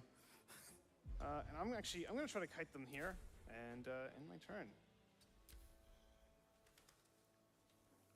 So this is super cool to get confirmation of That that. guy's really angry. It looks like it's a pretty cool guy just summoned a war. controller setup as well. The way he's easily panning the camera around and moving around and everything. That is a bit of extra spice we added. And as much as I do like spice in my game, this one might be a bit spicy for just my little monk here. Well, you can still help us, but I can't promise you would do any good. I don't think I can. You're both dead. Yeah. Oh, did we die for real? Oh, Oh, yeah, okay. for- Oh, no. Whenever you want to say it's that you admit defeat, Matt, it's fine. I clearly have to go and learn from Sensei. Here. All right. Okay, give it up for Matt Holland and team on combat. That was cool. I gotta say, I'm actually really happy that this happened to them because they're always laughing at me. You're going off script. Why are you going off script? Why is it always going wrong? La, la, la. We never do that. I get my tactician mode. I added a little bit of spice. All right, we're gonna switch topics. Crystal, if you could come back. We are going to talk about story and cinematics. We're going to talk about. We're going to look at something that I think is for Larian as a whole. This has been an incredible step up. With DOS 2, we made a reasonably good game, which was a lot of fun. But what it didn't have was immersive storytelling in the sense that you couldn't see it. You could only imagine it because it was just text and subtitles. And so as we started on BG3, we want to make it all cinematic. We said we want to make a cinematic game, but we don't want to compromise. We want to keep all of the branching that we had before, but we want to tell it now. You were just trying to add another level to it, yeah. In a cinematic way. And so we didn't know what the fuck we were doing, to be honest. But we knew a couple of guys and that turned out to be really, really good at their jobs. And so they started an entire cinematic department within our company. I'm talking about Chris Voss and Jason Latino. And they applaud to those guys for built sure. up an incredible cinematics pipe, which has delivered 176 hours of cinematics, which is insane. It's insane. And everybody said, oh, it's just dialogue. But hey, go ahead and try it. It's not just dialogue. There's a lot of more than just dialogue. There's so much. There's sound effects, there's VFX, there's all sorts of crazy stuff, animations, shading, lighting, all that factors into It's going to cinematics. be impossible unless you dedicate the rest of your lives to playing this game, which I would not recommend. But you're going to see a lot of cool stuff. Let's have a look at what they have to say for themselves. Video? Well, this is the first time that Larian's really engaged with cinematic content, especially at this level of fidelity and this quality.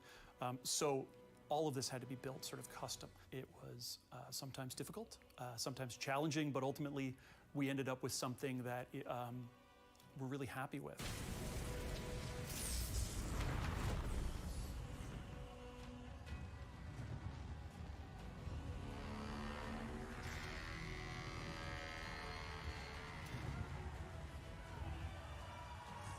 It's stunning, honestly. Like the amount of work and care that went into this, you can just feel it in every second. When you're engrossed in the story, that feeling is still underlying everything. It's a foundation of what they poured into this game, and I can't wait to see the whole thing.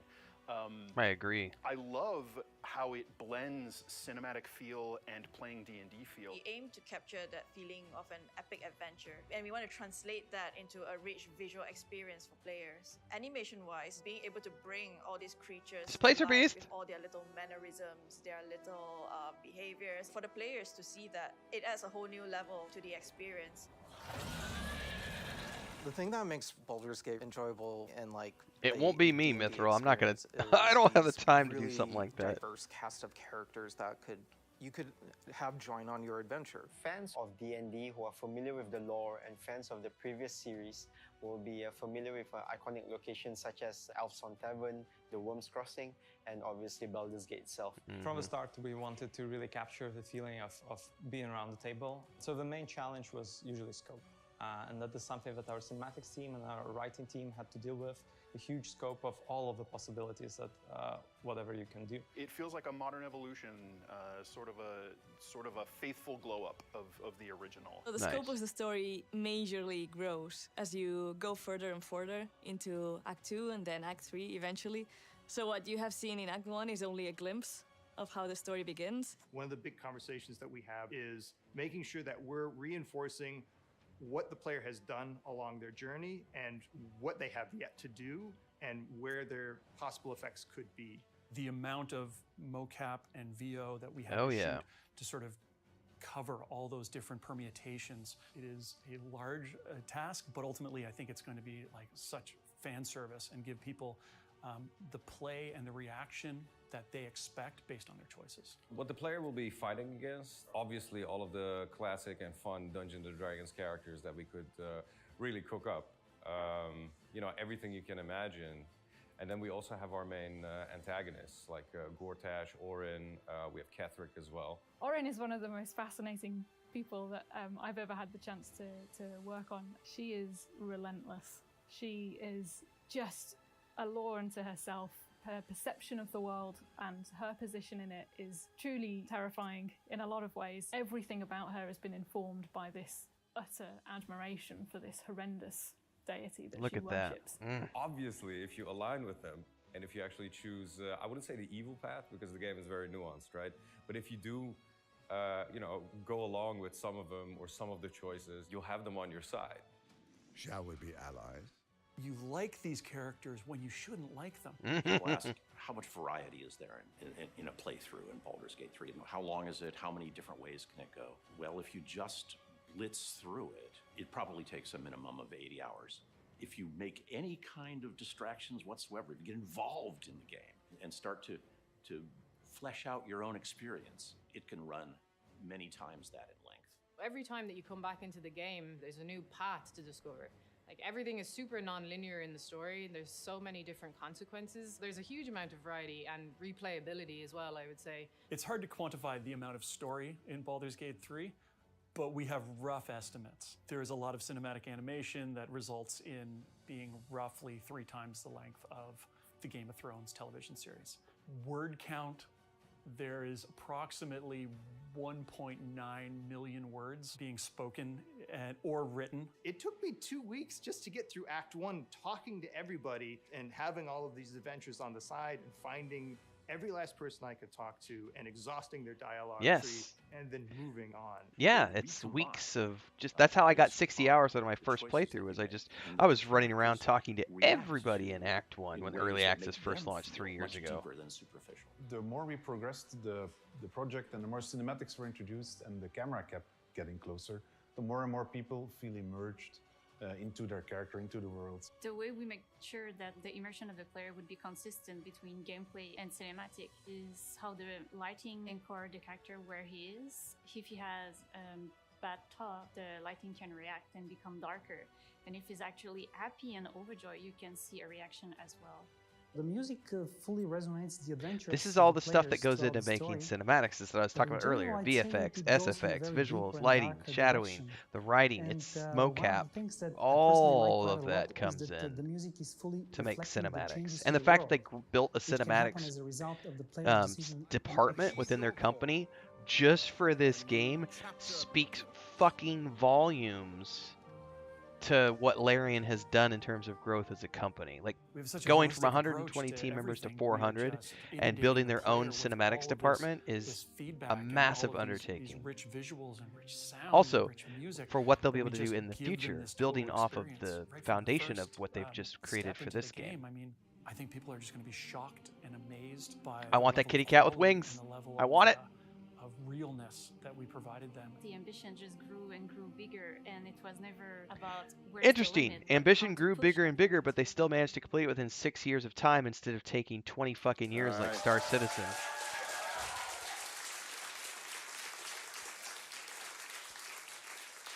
So, it is a thing of beauty. It's absolutely incredible. We have so many talented people in our team that contributed to this. It's obviously not only your cinematics team, it's all the teams that contributed to creating this amazing, amazing experience that you're about to experience for yourselves. It is. I just keep on watching and discovering new stuff, and it's just mind-boggling how it even works. It's just insane. That said, what is your favorite moment in the game? I can't spoil it, unfortunately, but I can tell you a bit about it. So my favorite moment in the game involves one of our villains, and it's a big cinematic moment. It's a thing that you build to, and the reason that it's my favorite moment in the game is that I remember when the words first came onto my screen. Somebody had written this scene. It was fantastic. We worked on it for a little while, and that was it. It was in the game. It was there, and you could click it, and you could see the text on the screen. And then the cinematics team got their hands on it, and suddenly it was something different. And then the artists, they made the models for these villains, and suddenly it was something different. And then Bobby, who I think is in the room, put the music behind it, and yeah, I mean,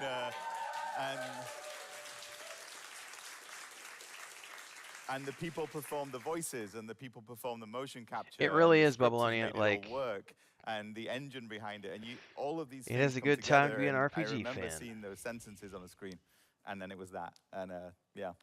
All right, what about you? It's also difficult to talk about one of the companion endings. I'm not going to mention I know it, what you're talking about. but my God, I remember same as you're describing. I read it in words and I was like, wow, this is really good writing. And then it got turned into a cinematic, and now I want to cry every time I see it. I know. And like I remember the cinematic artists because we have this channel on Slack where we post things, and they were saying like, I've been postponing this because I didn't want to work on it because it's so heart-wrenching. And then they showed what they made, and it was fantastic. It was really, really good. Yeah, no, true work of passion.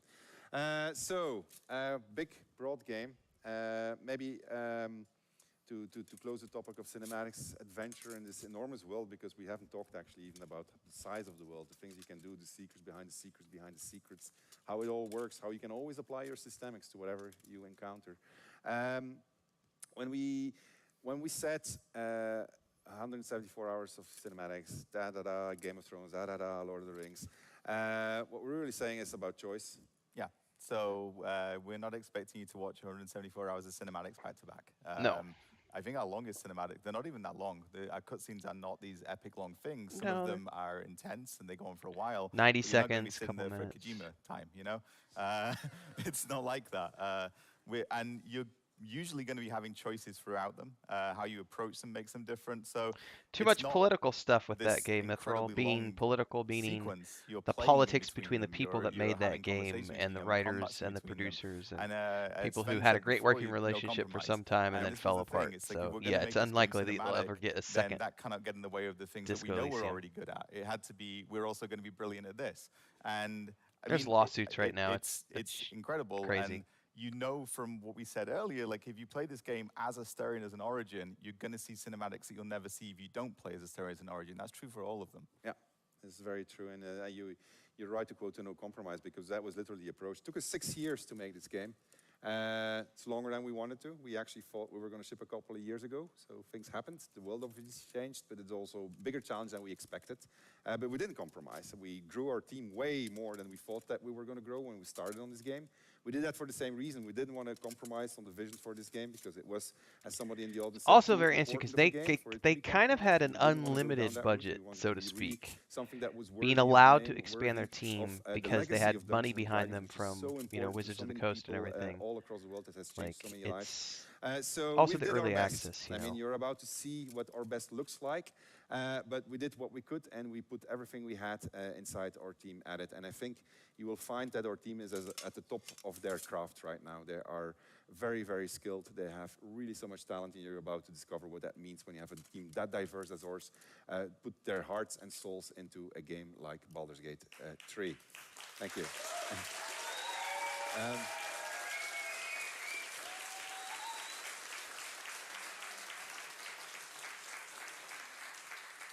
All right, I am coming to the end of the panel from hell, but not quite the end. So we're going to do a couple of things. Adam and I are going to go on a little bananas playthrough. These things never go the way that we want them to go. So we're going to do the full outro here, and then we'll see what's going to happen, because we're going to take some creative risks, as they say. So what we're going to do is we're going to spoil a bit of the game also. So that's another reason not to watch the rest of the show if you don't want to be spoiled. But what we're going to do is we're going to show you a section of Act 2. And we are going to show you from two different perspectives. I'm going to be the good guy. He's going to be the bad guy. And we will have made choices that have led us there, to this particular moment. And you're going to see the same situation from two different perspectives. You're going to see what happens when you do things in a good manner, and you're going to encounter the exact same situation, but from a completely different perspective, as if the camera was on top. And then Adam, in this particular case, the camera will be at the bottom, and he's going to go and approach that same situation, same characters, in a completely different manner. This is not something that's unique for that particular situation, something you're going to find across the game. It's one of the reasons why we have so much permutations in there. We wanted to show it to you because we actually don't know how to sell our game in terms of the breadth and the depth that it has. So we're trying everything we can in showing you, like, hey, show try us, that. yeah. But you're, it'll speak for itself. It will have, a bit of spoilers. And then after that, we're going to spoil even more, because Nick really wanted to express something about himself that he's been guarding for himself the entire development time. So we're going to discover Nick's deepest secret after that in gameplay. We're going to switch to our PCs right now. I got to go to my outro, but I think I've said everything I had to say, other than there's a few hundred collector's editions left. And that will be the last of them. So I gotta show the collector's edition. I think we're. While he's doing this, I'm gonna take a quick bio. Showing the collector's edition. There it is. There is the collector's. The last couple of hundreds of collector's editions. They are. It's also the first time we're actually showing the final thing. All right. So they're gonna be shipping. They might probably not be in time for the actual release because we moved the release date forward, but they are done. They're ready. And I'm going to need a volunteer. Do you want to be the volunteer unboxing it? All right. Go ahead and just unbox that thing. I'm just going to watch and tell people what you're going to discover. In the meantime, we are going to move on to our PCs and set ourselves up. All right? All right. Crystal? I need to pass. Thank you. Always, everything Right. always goes perfectly. I got this. I've been opening boxes my whole life. All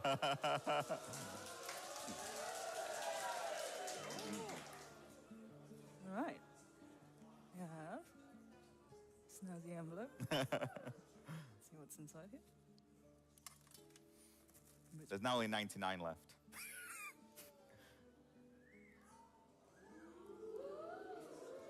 Lovely map.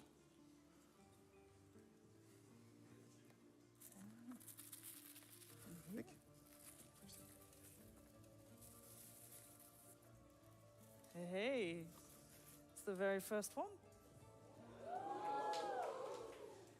We have some lovely character sheets.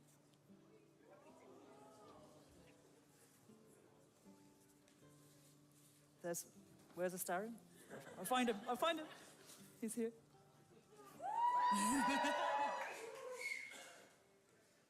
We open up inside. Some lovely stickers.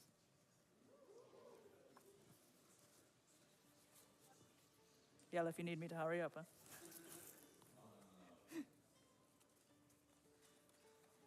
Oh, this is wonderful. This is incredible.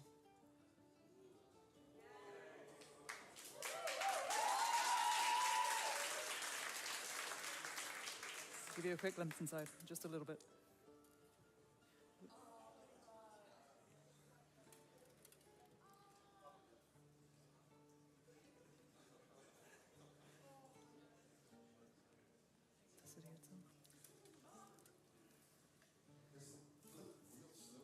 Flip real Save slowly. game, so I need to remake my save. Okay, right.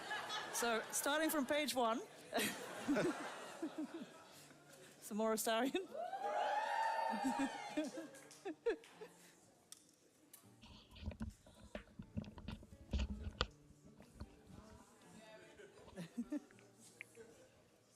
There's a lot of pages.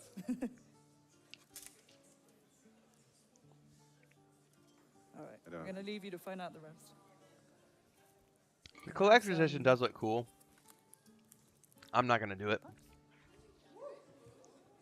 There's a reason for that, Oops, sorry. which I'll talk about here in a minute. I had some peanut butter. Oh, there's something big in here. That's what she said. It's really big. It's a tadpole. Oh. Look, it's ginormous. I do the little things. There's some building. That's metallic dice, right? So, It's really heavy or not? our homestead, where we are located right now, it's way Why too you humid waiting, here. Crystal? Huh? We do that. We are Apparently coming were off banned of on like TikTok, years of traveling, because of the and so we bears. couldn't collect anything while we were traveling. Settling down, we could start collecting things, but we're not going to do it here because this place is we'll probably be here about 5 years, and then we're going to move somewhere else. The next place we move, we're planning on getting a place up in the mountains where it's not as humid, and that's when we're going to start collecting things. I think I've just broken it. Wait, I'm gonna assemble it. Although I could probably order collector's edition, stash it at my brother's house. I may do that. There's no cops here, right?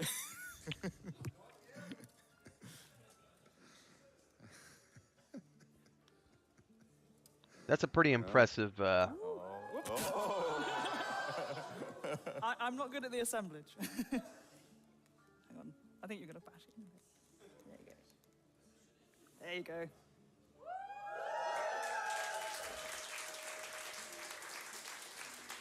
That is a pretty impressive little model.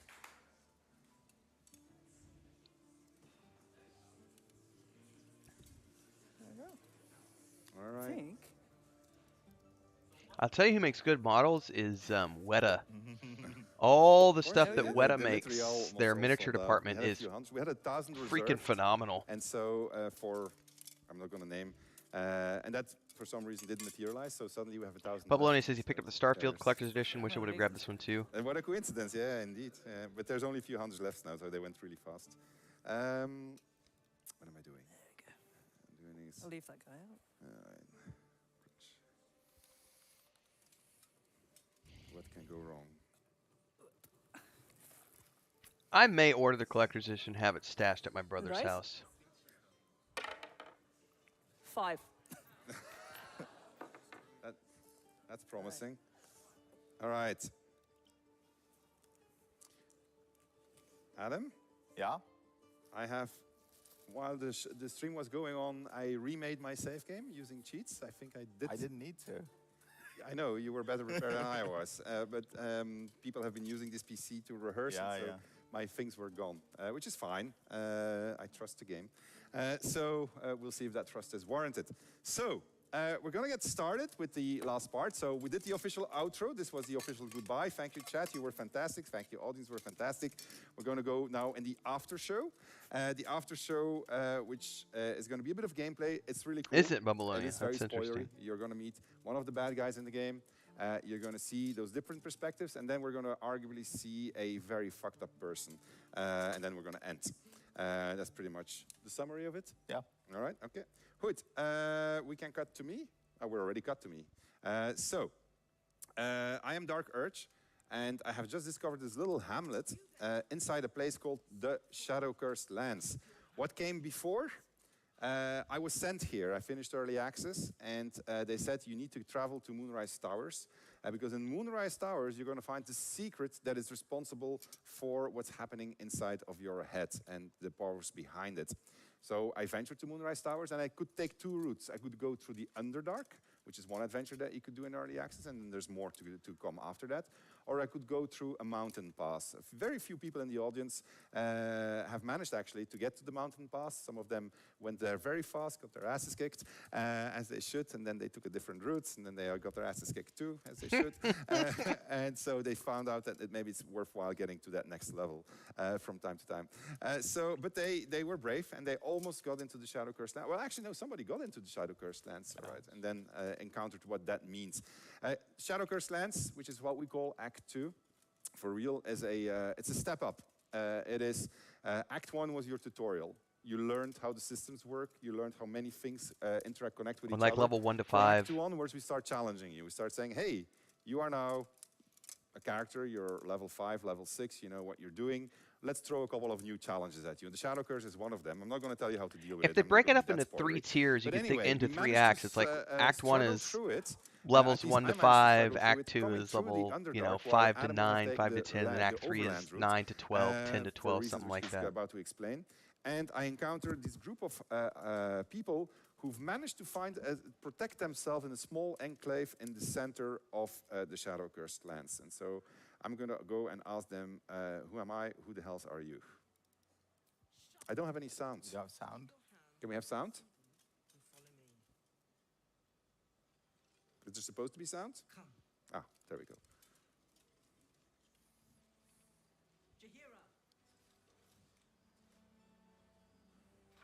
So this is where you meet Jaheira.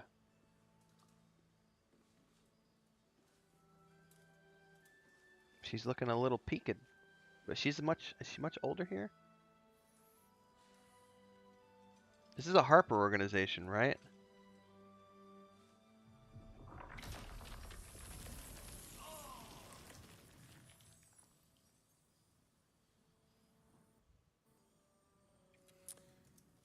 Yep. I'm gonna tell her I am magic incarnate because I'm a sorcerer and these vines will not hold me. They'll last long enough. Magic incarnate. Oh, she's got a worm. Mm-hmm. It is a curious creature that hides all manner of secrets. Nah, 12 is fine. But if there's one thing that we know, Baldur's Gate 1, Icewind Dale 1, like, I can see this being the first new entry into the game. Level 10 would be fine, but going to 12 is pretty good.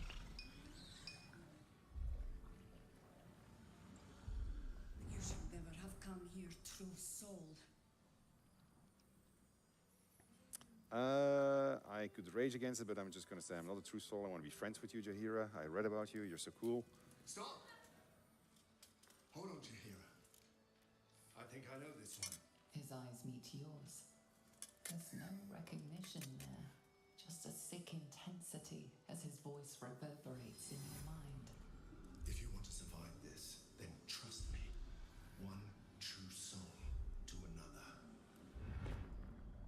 He's infected. Aye. But he's not with the cultists. Helped me fight them off a while back, in fact. Is this true?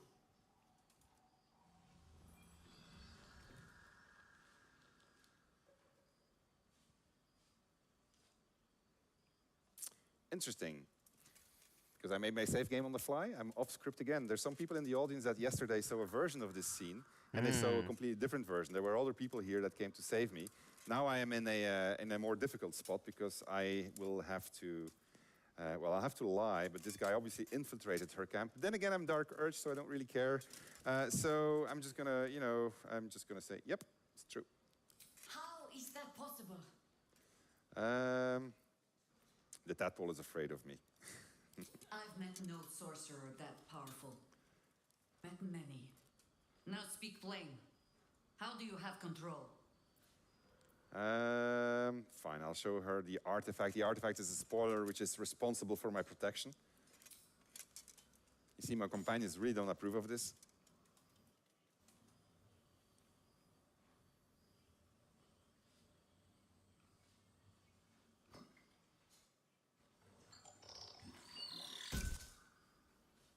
Oh, did it just blow up? What in the hell is that thing? I'm gonna tell her everything I know, so that way. Congratulations. You've earned yourself the benefit of the doubt. Hear me, Harpers. All clear. At ease. I'll Harper pretend group. to understand what that artifact is. But I'm old and wise enough to recognize a sliver of hope when it crawls out of the dark. Tell me, why have you come here? I want a cure for my parasites. Then our interests align. We must all cure ourselves of the entire cult of the Absolute. There's food in the inn over there. Beds too if you require rest. Aloe oil in the cupboard in case the vines gave you a rash. Settle in. Then come join me for a drink. You may just be the godsend we've been praying for. So she's an older elf at this Alright. point. Well, half elf. So but this still. place can come in multiple configurations, depending on which party I have, what composition, what decisions No, I it's a made. completely different voice In actress. this particular case, it's an interesting one because we got this traitor in there.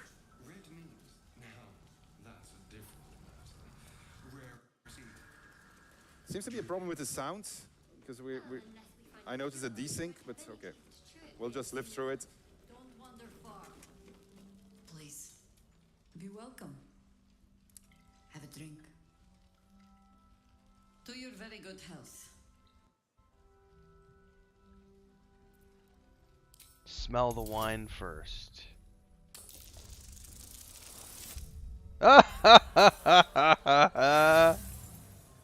Critical failure. Receive inviting hints of cedarwood and blackberry. Nothing out of the ordinary. No, they did not get any of the original voice actors, Mujin. As far as I'm aware, no. Bottoms up. You can see that my party is fairly distrustful and they don't approve of anything that's distrust. That's because they're on an evil path right now. Well over a century old, and yet it hasn't lost a hint of flavor. Still not quite so sure but people tend to lose more than just flavor when illithids get their hands on them.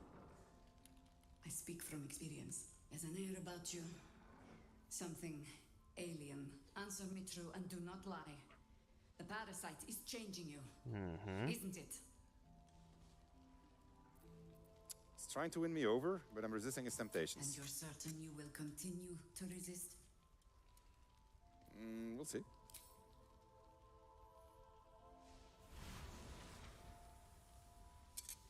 Look around you. Good men, good women. Stranded here, 2 feet in the grave. If we're to survive, I have no choice but to trust you. Can I? Not really. I am the Dark Urge. You can trust me. Good. Because I'll cross your heart myself if you break it. I have every reason to trust. I've traced people like you. Because she's a fighter druid, so it's. I wonder if they've kept her multi-class. The cult of the Absolute is spreading through the city. Quietly, quickly, and with unsettling deliberation. We tracked them to this ancient village, only to be faced with a man we killed and buried over a century ago. The question is, am I going to take her in my party for nostalgia's sake or not? Believe me, he was well and truly dead. I locked his corpse in I'm pretty sure I'm gonna. My first playthrough is probably gonna be the Gale, Shadowheart, Lae'zel, and myself. We made it our business to see him deposed, dead and buried. But he's returned. Not only does General Ketherick Thorn live again, it seems he is no longer mortal. He has become, in fact, invincible. Oh, that sound is completely gone now. Commanding an army of the Absolute, intent on destroying Baldur's Gate. I put an arrow through his eye myself, only to watch him pluck it out like a splinter. He healed right in me and chased us into the shadows. Things looked hopeless, but experience has taught me that no matter how bleak things look, there's always hope. You are that hope.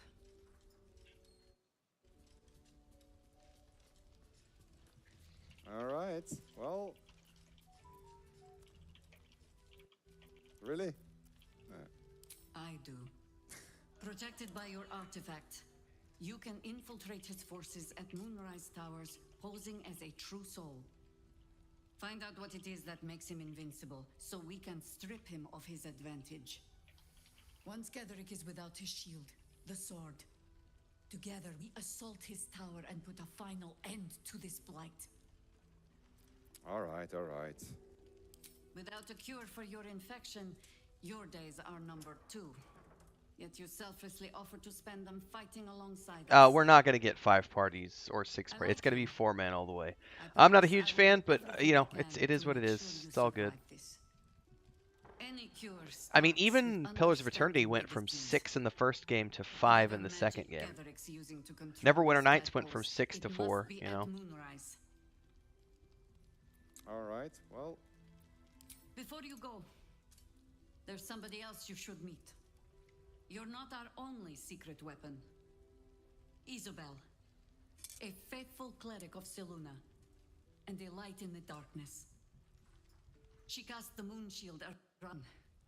It's the only reason we're still alive. She's upstairs in her chambers. Tell her I sent you, and she'll see you through the shadows safely. All right. So, I'm gonna go. I'm not gonna do that. I'm gonna just go away and try to deal with it on my own, because that's how I play. And I'm gonna pick up a quest from these guys, and then we will see what's gonna happen with that. Meanwhile, I think we can already cut to Adam. I'll pick up my quest and I'll go put myself in position. All right? Okay. What do you mean it was always 4, Mujin? This is no ordinary Because you could have 6 in the first game and 6 in the second game for Baldur's Gate 2. familiar. These lands have been blessed by Lady Shah. You must learn more about her presence here.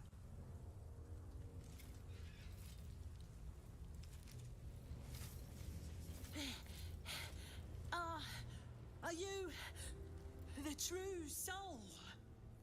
So I came through Act 1 in a very different way. So Sven mentioned I didn't go through the Underdark.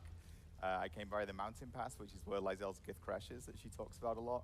And more importantly, you see my second option here. I was sent by Minthara. So Was it only I 2 in the actually first Neverwinter sided Nights with games? The Absolute. I remember being pretty disappointed when it came out. With them. I massacred the Druid Grove. Second one in had Act more. Halsin's gone, sorry, no burst for you. And and now I've arrived. I've arrived through a different route. I'm also playing as Shadowheart, so Shadowheart No, is it's my 6 avatar. She's my for origin both character. Baldur's Gate 1 and 2, Mujin. She feels resonance with this land, and I've got a little greeting here. Bless the Absolute. I couldn't take standing out here much longer. Grab a torch, stay out of the dark, and move fast. The shadows have eyes. Go on. Now, I'm not going to grab a torch because I'm Shadowheart, and I am one with Lady Shah. So I think I can probably navigate this curse without help. You'd also notice I'm alone. Got a lot of trophies of companions in my pockets. You see the Shadow Curse lands, it's incredibly bleak. There's color, there's these blooms spotted around the place. I can feel her.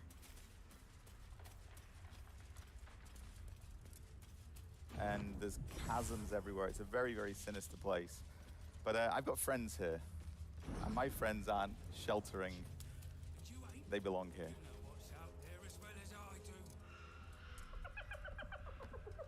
Hey, boy, you want the bone? Fetch! I'm just going to observe.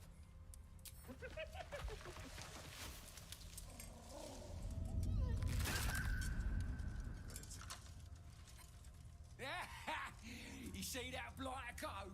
Swallowed whole by the Shadow Curse. Bet it was pure tasty. Pure tasty. You're the true soul we're taking to Moonrise, I'm guessing. I am. I was sent here by Minthara. Right you are. Go through and talk to Kansif. He's been waiting. I will, but I didn't like what he did to the hyena, so he can go get the bone. Wait, you're joking, yeah? As you all know by now, I don't ready make to jokes. Go. You just need to tell Kansif inside. I'm a cleric of Shah. This is Sharon Lands. I'm going to tell him that I'll strike him down with the power of the divine. So you want me to... I mean, I'll just go and. No.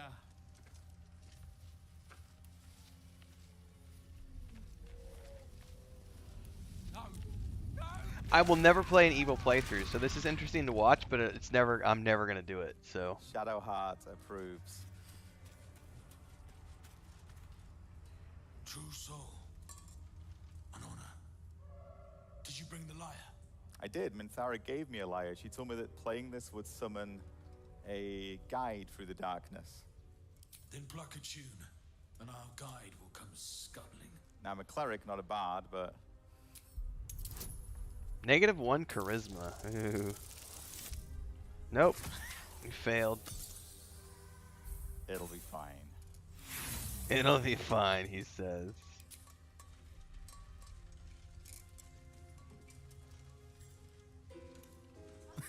What's up with her hand?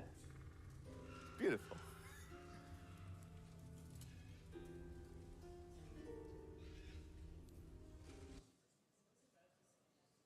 Oh. Something came creeping. Oh, we've got the arachnids, the drachnids. Greetings, in the Absolute's name. You have been charged with guiding us. I have not heard them confirm that yet. Hulk mode, but they've mentioned it before, but they haven't said anything about it today. Perhaps you'll listen to a true soul. I know that because that was what they said originally, but they moved the launch date up a month. These are So far I'm more not interesting sure. friends than the Harpers. I'm not sure how it's gonna work. I'm gonna see if he will take me to Moonrise as I was told. And you, what? Oh God, that guy gives me the heebie-jeebies. Everybody. From a torturer of liars. More faithful of the Absolute. She needs a guide to the tower, same as us.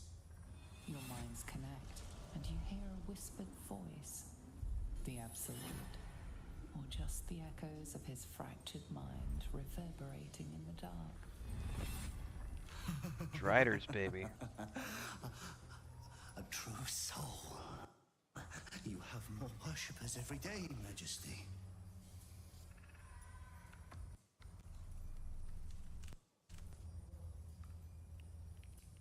Yes, yes, she'll do nicely.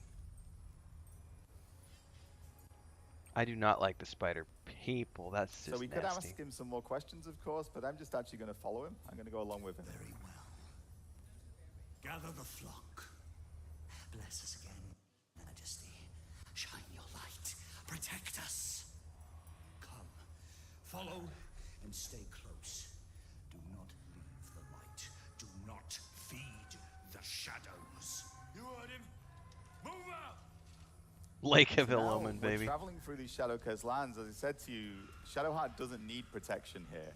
These guys do. That's why they got the torches. Torches will protect you unless you go too deep. Shadowcurse gets more dangerous the deeper you go. We should stay in the light.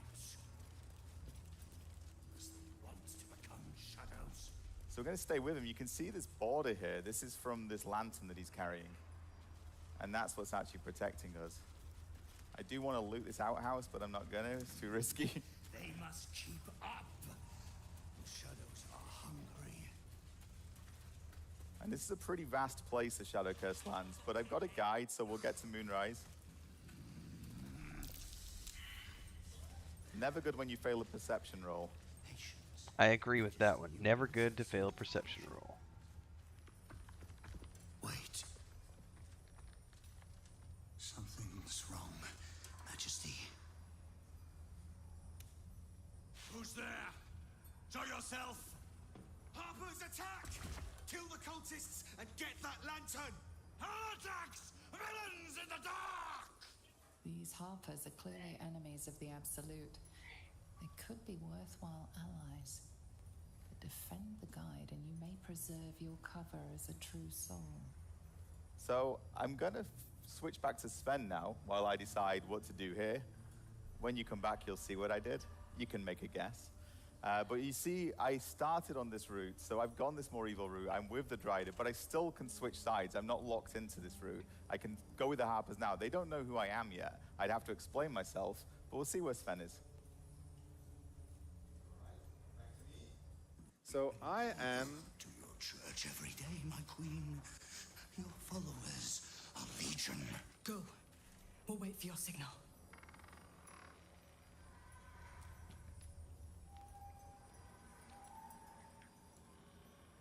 Leia, come here. Will stand ready, Majesty.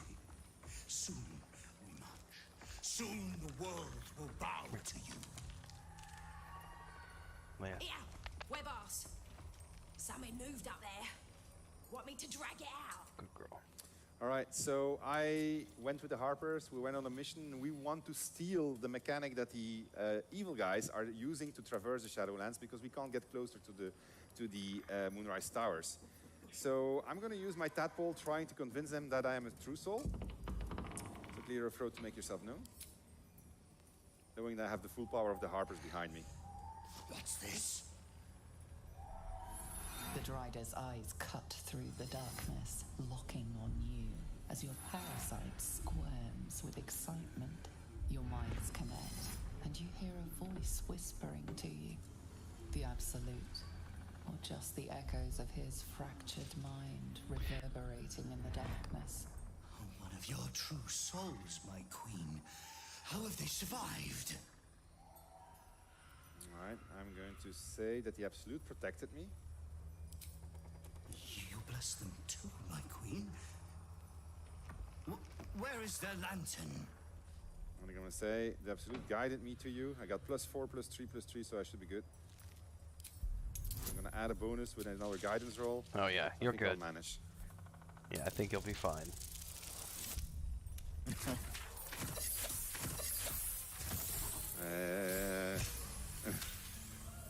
All right. Majesty, is this true? Did I not serve you well?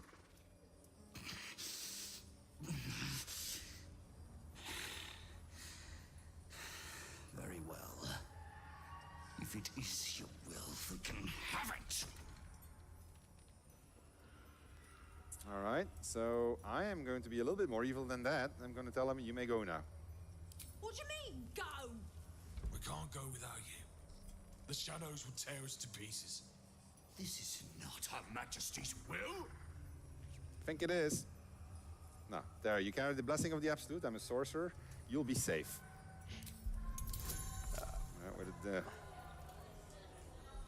I think I should manage. Oh yeah, you're with good. all of that stuff.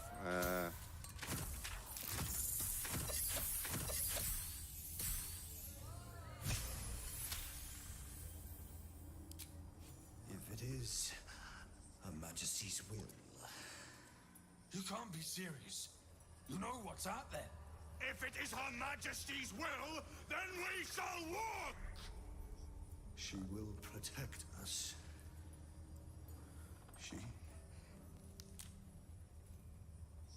She must.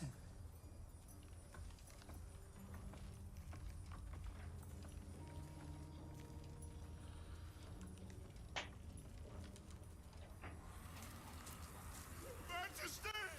Please! I'd never believe it if I hadn't just seen it. Nicely done. Now let's see what we've got here. All right, let's go and have a look at that moon lantern. Ahead. One less light in the darkness. The lantern gives off a chilly glow, protecting all in its vicinity from the surrounding shadows. Incredible magic. I can feel the light lifting the shadows, even those within me. Oops. We expect no less. You notice a tiny pixie trapped within.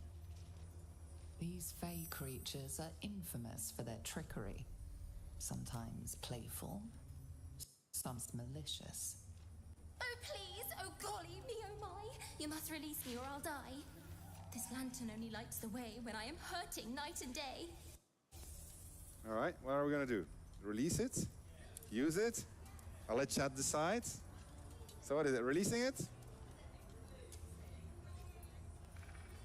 I hear more releases than I hear ignoring, so we're going to... It looks like releasing it.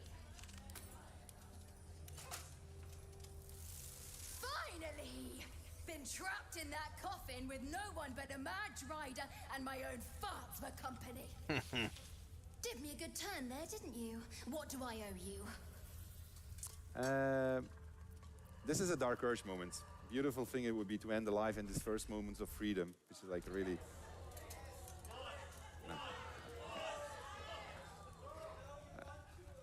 I do, but I'm going to refuse. I'm going to ask for help because I need to show you something. Will I? Yeah, sure, why not? Here, give this bell a shake. Speak the magic words and you'll get what you've earned. Protection from the shadow curse. What more could a dingus want? You're welcome. And off she goes. All right, so Adam, will you? Yeah, you you want want to to see how I'm getting on? To see some interesting things. Almost Be right back. mortal peril worth it. So if we move back to me now, I will show you Shadowheart's continuing adventures. Can we come back to my screen? Oh. I was heading out.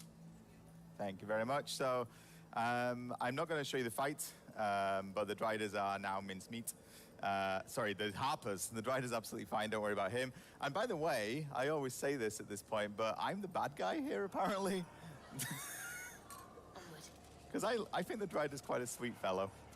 So we have actually arrived at Moonrise Towers after slaughtering those Driders. Harpers, sorry. New meat Drider. Oh, the Queen sent them. Her Majesty's flesh grows full and glorious.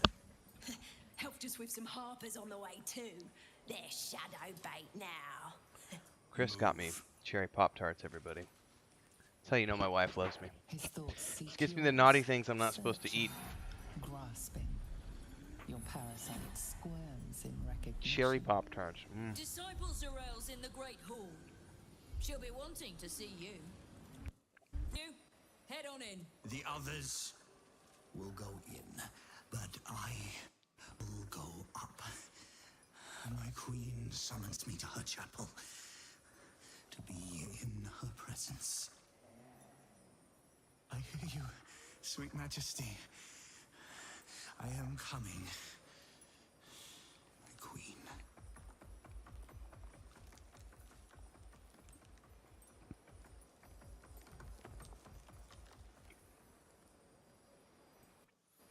Okay, so I can now get inside Moonrise Towers. This is the headquarters of the Cult of the Absolute, as far as we're aware. That's what we've been told.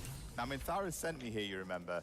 Minthara in Act 1 is actually looking for something specific. I'm not going to go into too many spoilers, but she didn't find it, even though we helped her. So we massacred all those people at the Grove. We didn't actually find what we were looking for. So as we enter Moonrise Towers, if I talk to all these people, this is a full hub. There's traders here, there's quest givers, there's all kinds of little stories going on. But these are people who are flocking to the call of the Absolute. They've either already signed up or they want to sign up. But we're going to go into the main hall. We're going to meet our good friend and lover, Minthara. And we're going to meet General Ketheric Thorm. I will not be slandered! General, you saw my reports. You know it's not my fault. The facts suggest otherwise. You were ordered to retrieve the artifact. You failed to do so. If I had been given drow warriors instead of goblin... I would be shocked if they release a patch today. I would be shocked. I mean, we're not done yet, so they might release, they might tell us in the next 20-30 minutes that they're going to release a patch. But honestly, given everything that they've got to get the, get everything shipped by the end of the month, I would say that they're going to focus on that instead. We'll see. General Thorm gave you the wrong soldiers. Yes. No. Kahina, yes, but I'll be doing a recap after this. I will be recording a recap to launch later. So rather than try to get you caught up now, Kahina, I'll be doing a recap, so I'm going to try and mentally influence you can watch that later on. I'll give a condensed version of everything. Because we're like, what, 2 hours in or something? 3 hours in. When it's just luck, I'm pretty good at the game. Zarel's mind is a Well, technically, I think we are but you cautiously 2 hours into their stream. I'm 3 hours into my stream. So 2 hours of data to sift through to recap. I'm being unkind. Anyone might have struggled with such imperfect tools. Goblins are prone to failure. Yes, it's the goblins' fault. They failed you, General, not me. General? Take Minthara below. Someone will have to consider her fate. No! Please! Mercy! Please! Bye-bye, princess. And the goblins, General? You, true soul. You have seen what these creatures are capable of, and you have seen their inadequacies, isn't that so? What is your judgment? We did as we were told. We're loyal to the Absolute. Tell him! Enough! True soul, tell the General how the goblins served our cause. Well, I did see the horrors they committed in the Absolute's name. I committed those horrors alongside them, so I'm gonna pick 2. Thank you. It's good to be appreciated. I'm sure they were very enthusiastic. But zeal without efficacy is for children, not servants. We are too close to the ending and the new beginning.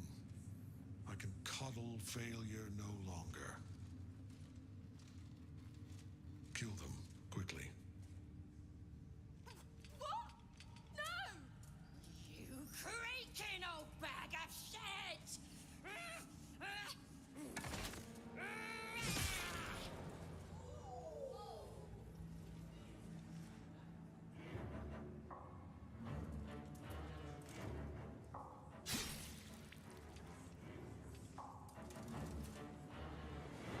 I'm so sorry, my lord. She's an unbeliever outside my control.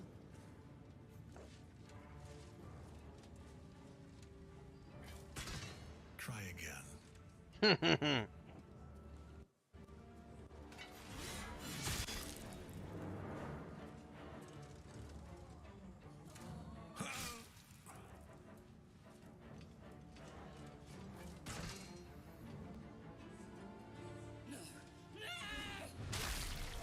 Bye-bye, goblin. Dispose of the rest as you see fit.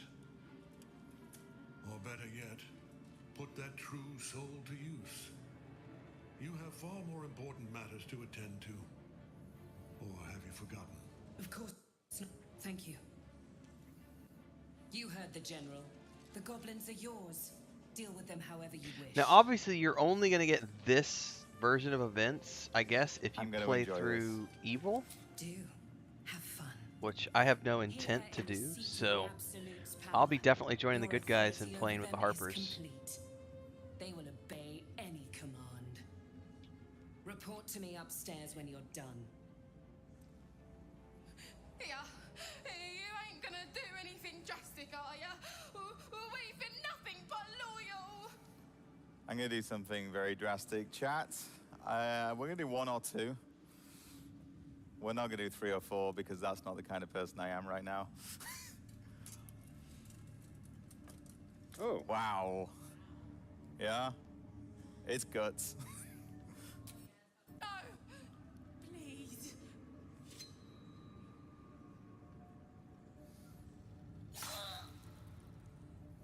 So, controlling them completely with the illithid powers. That's gnarly, man.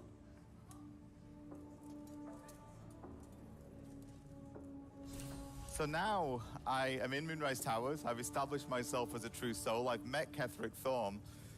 Disciples Rel wants me to report to her, but my friend Minthara was dragged downstairs. I'm not going to show you anymore. Too many spoilers. But I could go downstairs. I could try and rescue Minthara. I could go upstairs, see what other jobs they've got for me. I could start exploring. I could go massacre Jaheira, which would be fun. But I'm going to leave it here. And I'm going to pass back over to Sven to see if he's made any progress. Looks like he has. Things are less exciting over here. I'm like, where the fuck is Moonrise Towers? right? So I'm just traveling in the shadow curse lands. I'm just exploring and encountering the history of what happened here, the entire history of how Kettrick Thorn became who he was, everything that was hinted at in the Underdark. I'm uncovering more. And I found this place, and it turns out to be a hospital. Here to see the doctor? Are we poorly? Are we desperately poorly? Or not so well? Creepy. But well enough to wait.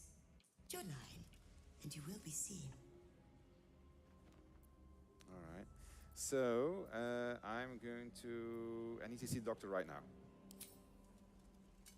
Yes, but all must wait. The doctor's hands are full. Sounds familiar. Your line, you will be seen. Oh, I'm going to do my deception because that's clearly my forte. Oh, I can even add friends on top of it, but I think this should be sufficient. Didn't need all of it.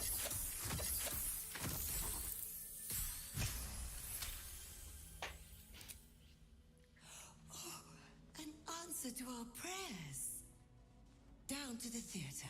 Be swift, be saved. All right, so let's go to the theater for the final bit of Act 2 that we're going to show you for today. I'm going to do the really stupid thing. I'm just going to say hi.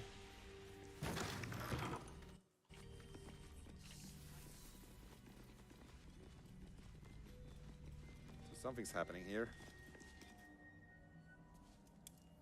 The objective of the Scalpel Sisters is to soothe.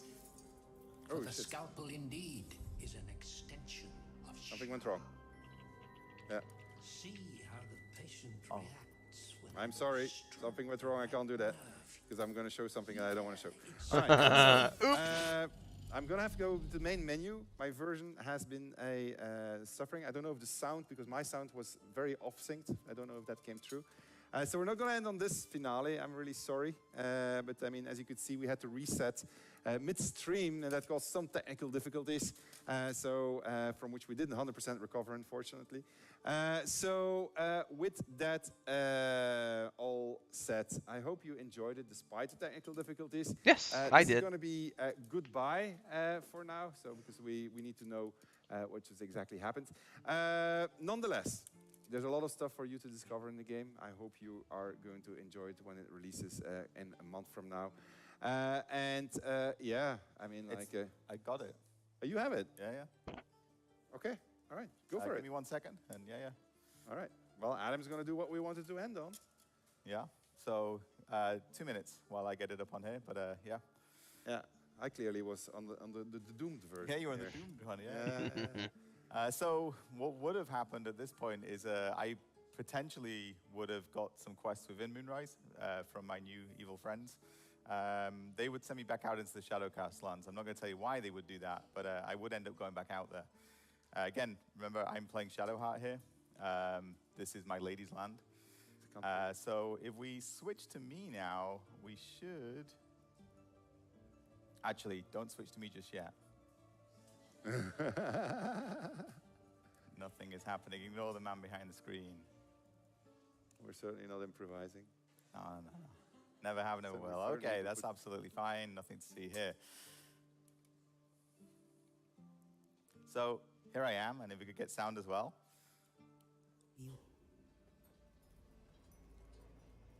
I'm going to get past. So I can convince her to let me pass because I'm a cleric, and I tell her I'm a healer. And you can see the hospital has seen better times, as the Shadow Curse lands in general have. The objective of the Scalpel Sisters is to soothe. For the Scalpel indeed is an extension of Shah. See how the patient reacts when I but stroke the right nerve. Hear its comfort, hear the very melody of mercy. Yeah, Mithril, there's a lot to look forward to here. Bubbleonia says, I can fix her. Show us the extent of your beneficence. All right, see you, Mujin. See you, Bubbleonia. Whoever else is heading out. Stop. Stay Sounds like they're definitely wrapping up here in the next few minutes. So. We can hardly hear the patient sighs. I know Chris just told me she left for another run of errands because she got to get all the supplies to make the dinner for tomorrow. They're continuing to stream. I'm going to hang out here until they're completely wrapped up with whatever they're showing, but I will tell everybody one thing I am going to be doing is I will have a recap episode coming tomorrow.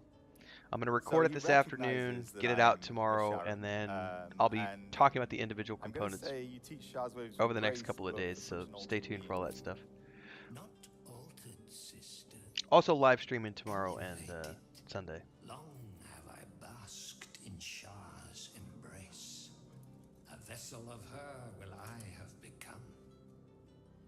Tell me, what is the guiding principle of the goddess?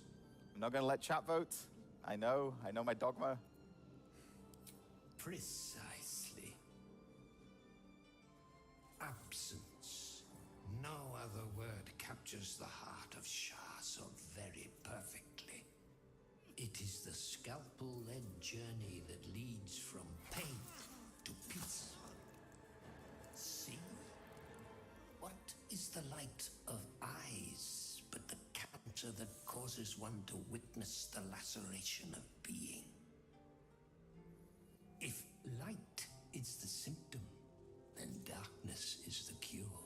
For in light there is presence, but in darkness there is absence.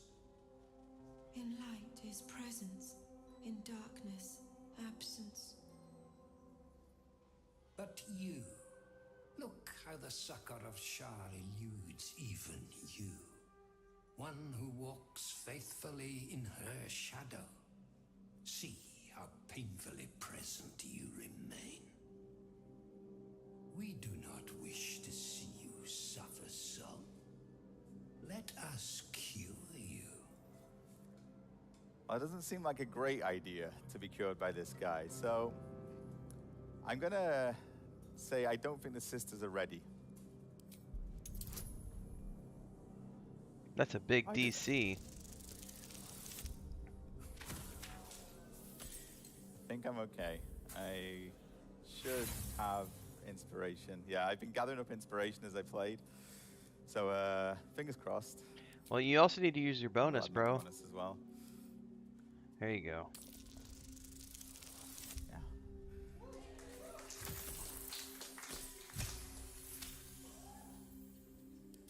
Their incisions are, as yet, still streaked with imprecision. That much I must confess. How to steady their hands, I wonder. So, you've got a choice here. You can either pick number one, tell them to practice on a better subject, or we can have them practice on each other. One or two.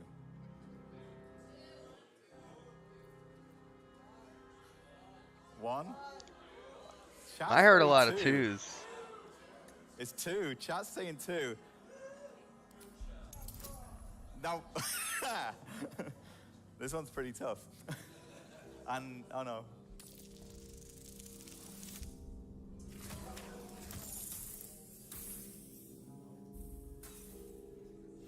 So like everyone else in BG3, if I fail this, then it's not the end of the game.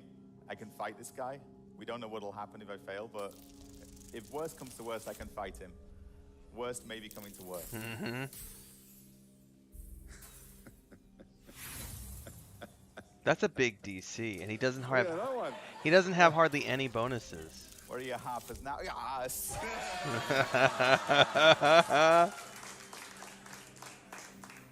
Yes, for are we not all in need of a cure? Nice The crit Starfield success. does not discriminate. Let each and every one of you partake in its soothing journey. Absence, sisters, acquaint yourselves. It is a proud moment when one sees one's teachings so lovingly taken to heart.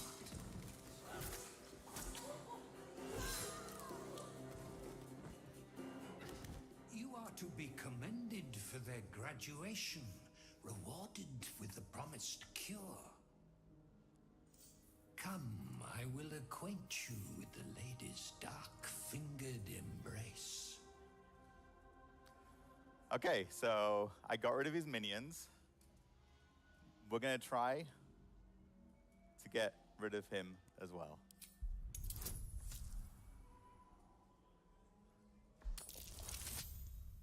Ooh, that might be it.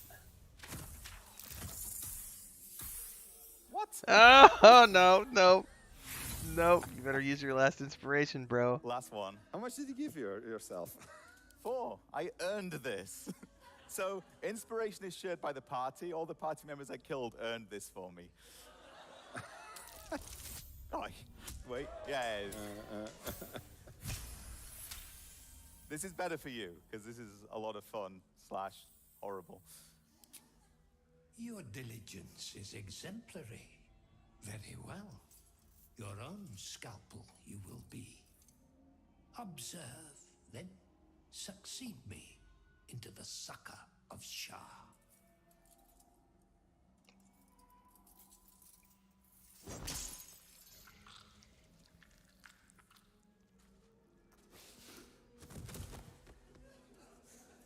Well done, Adam.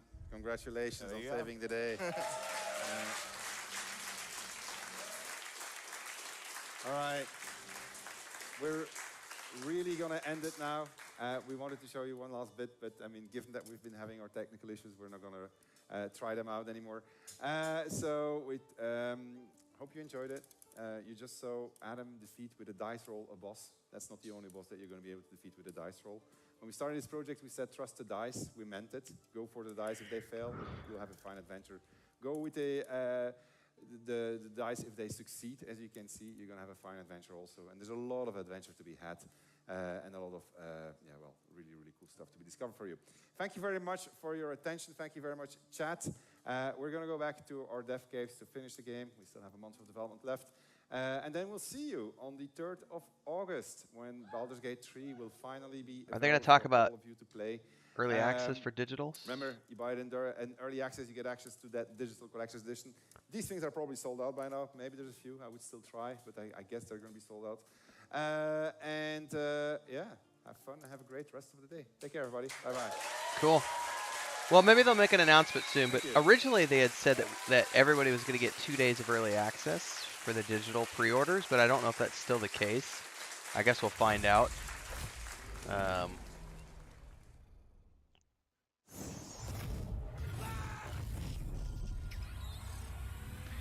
In either case, you know, we're going to be continuing our journey throughout early access moving forward. Right now, I'll be playing multiplayers on Tuesday nights. We're probably going to be streaming some of those sessions, so make sure to tune in for those. We're also going to be continuing to do class guides. I've already got a Ranger Beastmaster guide ready to go on Sunday. I'm going to be recording a Bard guide and a Rogue guide in the coming next couple of weeks. We're also going to be doing more just everything, more streams almost every single day. As long as my internet's good, I'll be streaming this. We still got other stuff going on, so yeah. Where do we go from here? So I've got at least... I'm going to do a deep dive recording over everything we saw today, which will be a condensed version that'll probably end up being, you know, 15 to 30 minutes long. That's going to condense everything. I've got 14 bullet points that are major things that happen throughout the stream that I want to talk about in the deep dive. I'll have that out probably tomorrow, maybe Sunday, but hopefully tomorrow. I'm going to record that later on today. But then there's also the new character creation thing. I'm going to do a whole video about the character creation, which is going to cover the races, sub-races, classes, and backgrounds and stuff. Then we'll do a whole episode around the origin characters. And I think for me, that's probably going to be, you know, I didn't really see them talk a lot about the multiplayer today, so I don't have any new news on that front. The romance and stuff is cool, but not enough for me to spin out a whole episode on. So my job for the rest of the day and tomorrow is just make a bunch of videos for all of you. So if you liked what you saw here today, please don't hesitate to like, subscribe, and hit that bell icon. Thank you very much, Mithril. I appreciate that. I want to give a shout out to our members, of course. Mujin, thank you for the super chat earlier today. We also had a super chat. I would have to scroll all the way back up because at the very beginning we had one, and for $23. Thank you from and then Babylonia dropped 10 memberships today. So thank you so much for the support, everybody. I really appreciate it. It keeps me on the air and doing this full time. Keeps the bills paid. Keeps the rescue kitty cats fed and sleeping. You guys want to see some more cats while we're ending? Here, I'll do the panoramic shot where we have 3 kittens on the bed over there. I think they're all in here except for Pippin is outside still. So thanks everybody. Join our Discord. Links are down below. I gotta go record stuff now. And I'm trying to make sure I didn't miss anything else in all of my pre-stuff here as we continue. It was Ian Emery who did the $23 super chat earlier, so thank you very much for that. Aaron says character creation looks amazing. I still wish I could play as a Kenku or Tabaxi. Well, you know, there's always the future. You never know what's going to be in the future, what the future holds for this game. I'm really excited. We've obviously still got quite a bit of time between here and the launch. I don't know. I'm sure they'll have other announcements between now and launch, but it sounds to me like they're probably just going to be heads down, asses up, you know, elbows and everything else, just grinding away to get the game where they want it to be. So we'll be continuing to follow along. I'll publish news as it becomes available. And then go ahead and hit pause on that. I think they're done. Yeah, I think they're wrapping up their stream now. That was pretty good. I'm pretty happy with what I saw today. I continue to maintain high hopes for this game. I've had a lot of fun in early access. I know a lot of you who are in the chat today have had a lot of fun in early access. There's a lot of good stuff in this game that we've already seen so far. We saw some new stuff today in terms of Act 2 and some storyline stuff, which is really interesting. Chihira is going to be a hard one for me because I'm going to want to take her in my party because of the nostalgia, but at the same time, I don't want my first playthrough to be dictated by nostalgia because I really want to see the full relationship between Shadowheart and Lae'zel as we play through the game together along with Gale in the background. So my first playthrough is definitely going to be Lae'zel, Shadowheart, and Gale with me with my druid. So looking forward to that. No more streams today. I'm not going to stream today. I got to go away and record more videos and cut a bunch of stuff up today to get out for you tomorrow. But I will be streaming gameplay tomorrow and Sunday. My intent is to finish exploring the Underdark on my Sorcerer character over the weekend. Hopefully that's the case. I have not seen the Underdark since I first saw it at the beginning of Early Access 3 years ago. So I haven't seen any of the new stuff that's been added to the Underdark. So we'll be continuing to cover that over the next few days. And then after I'm done with the Sorcerer, on Tuesday, we're going to be back with more multiplayer with myself, Mujin, and Babylonia. I'm playing a Tiefling Bard in that run through. That's going to be once a week on Tuesdays. And then the next character that I'm going to play through is probably going to be going back and re-exploring the Ranger Beastmaster a little bit more, or possibly doing another rogue playthrough. I don't think I'm going to tackle anything that I haven't done yet. Because I'm pretty happy with all the things that I want to play going through. So I'm pretty happy with all of this. I honestly don't think we're going to be getting another patch. They didn't say anything about it today, but they also had technical difficulties, so they could have forgotten to mention it. We may get an update from them, you know, an actual written update in the next couple of days with more information and all the things, like if there's potentially 2 days of early access and stuff with the pre-orders. I don't know. I know that was mentioned at some point, but it was not confirmed today now that they've made the date shifts. But I would like to know from a purely content creator standpoint, am I getting the game 2 days early or not? But it doesn't really matter to me because I'll be creating content every single day regardless of if the game is officially launched or not. So anyway, for those of you who stuck with the whole stream and hung out with me the whole session, thank you so much for your time, everybody. That was a 3-hour well, actually on my end, I've been streaming for 4.5 hours, so I know that their end was only like 3 hours or so, 3.5 hours. But we're 4.5 on our end because I started about an hour early, a little bit more than an hour early. So thanks to all of you who hung out for the whole time. If you're watching this after the fact and you're new here, don't forget to like, subscribe, hit the bell icon, join as a member of the channel, drop super chat, super thanks, all the things. Don't forget to check out YouTube Shorts. See you in the Discord, everybody. And I will catch you in the next video or next live stream. Till then, everybody, have a good weekend. See you next time.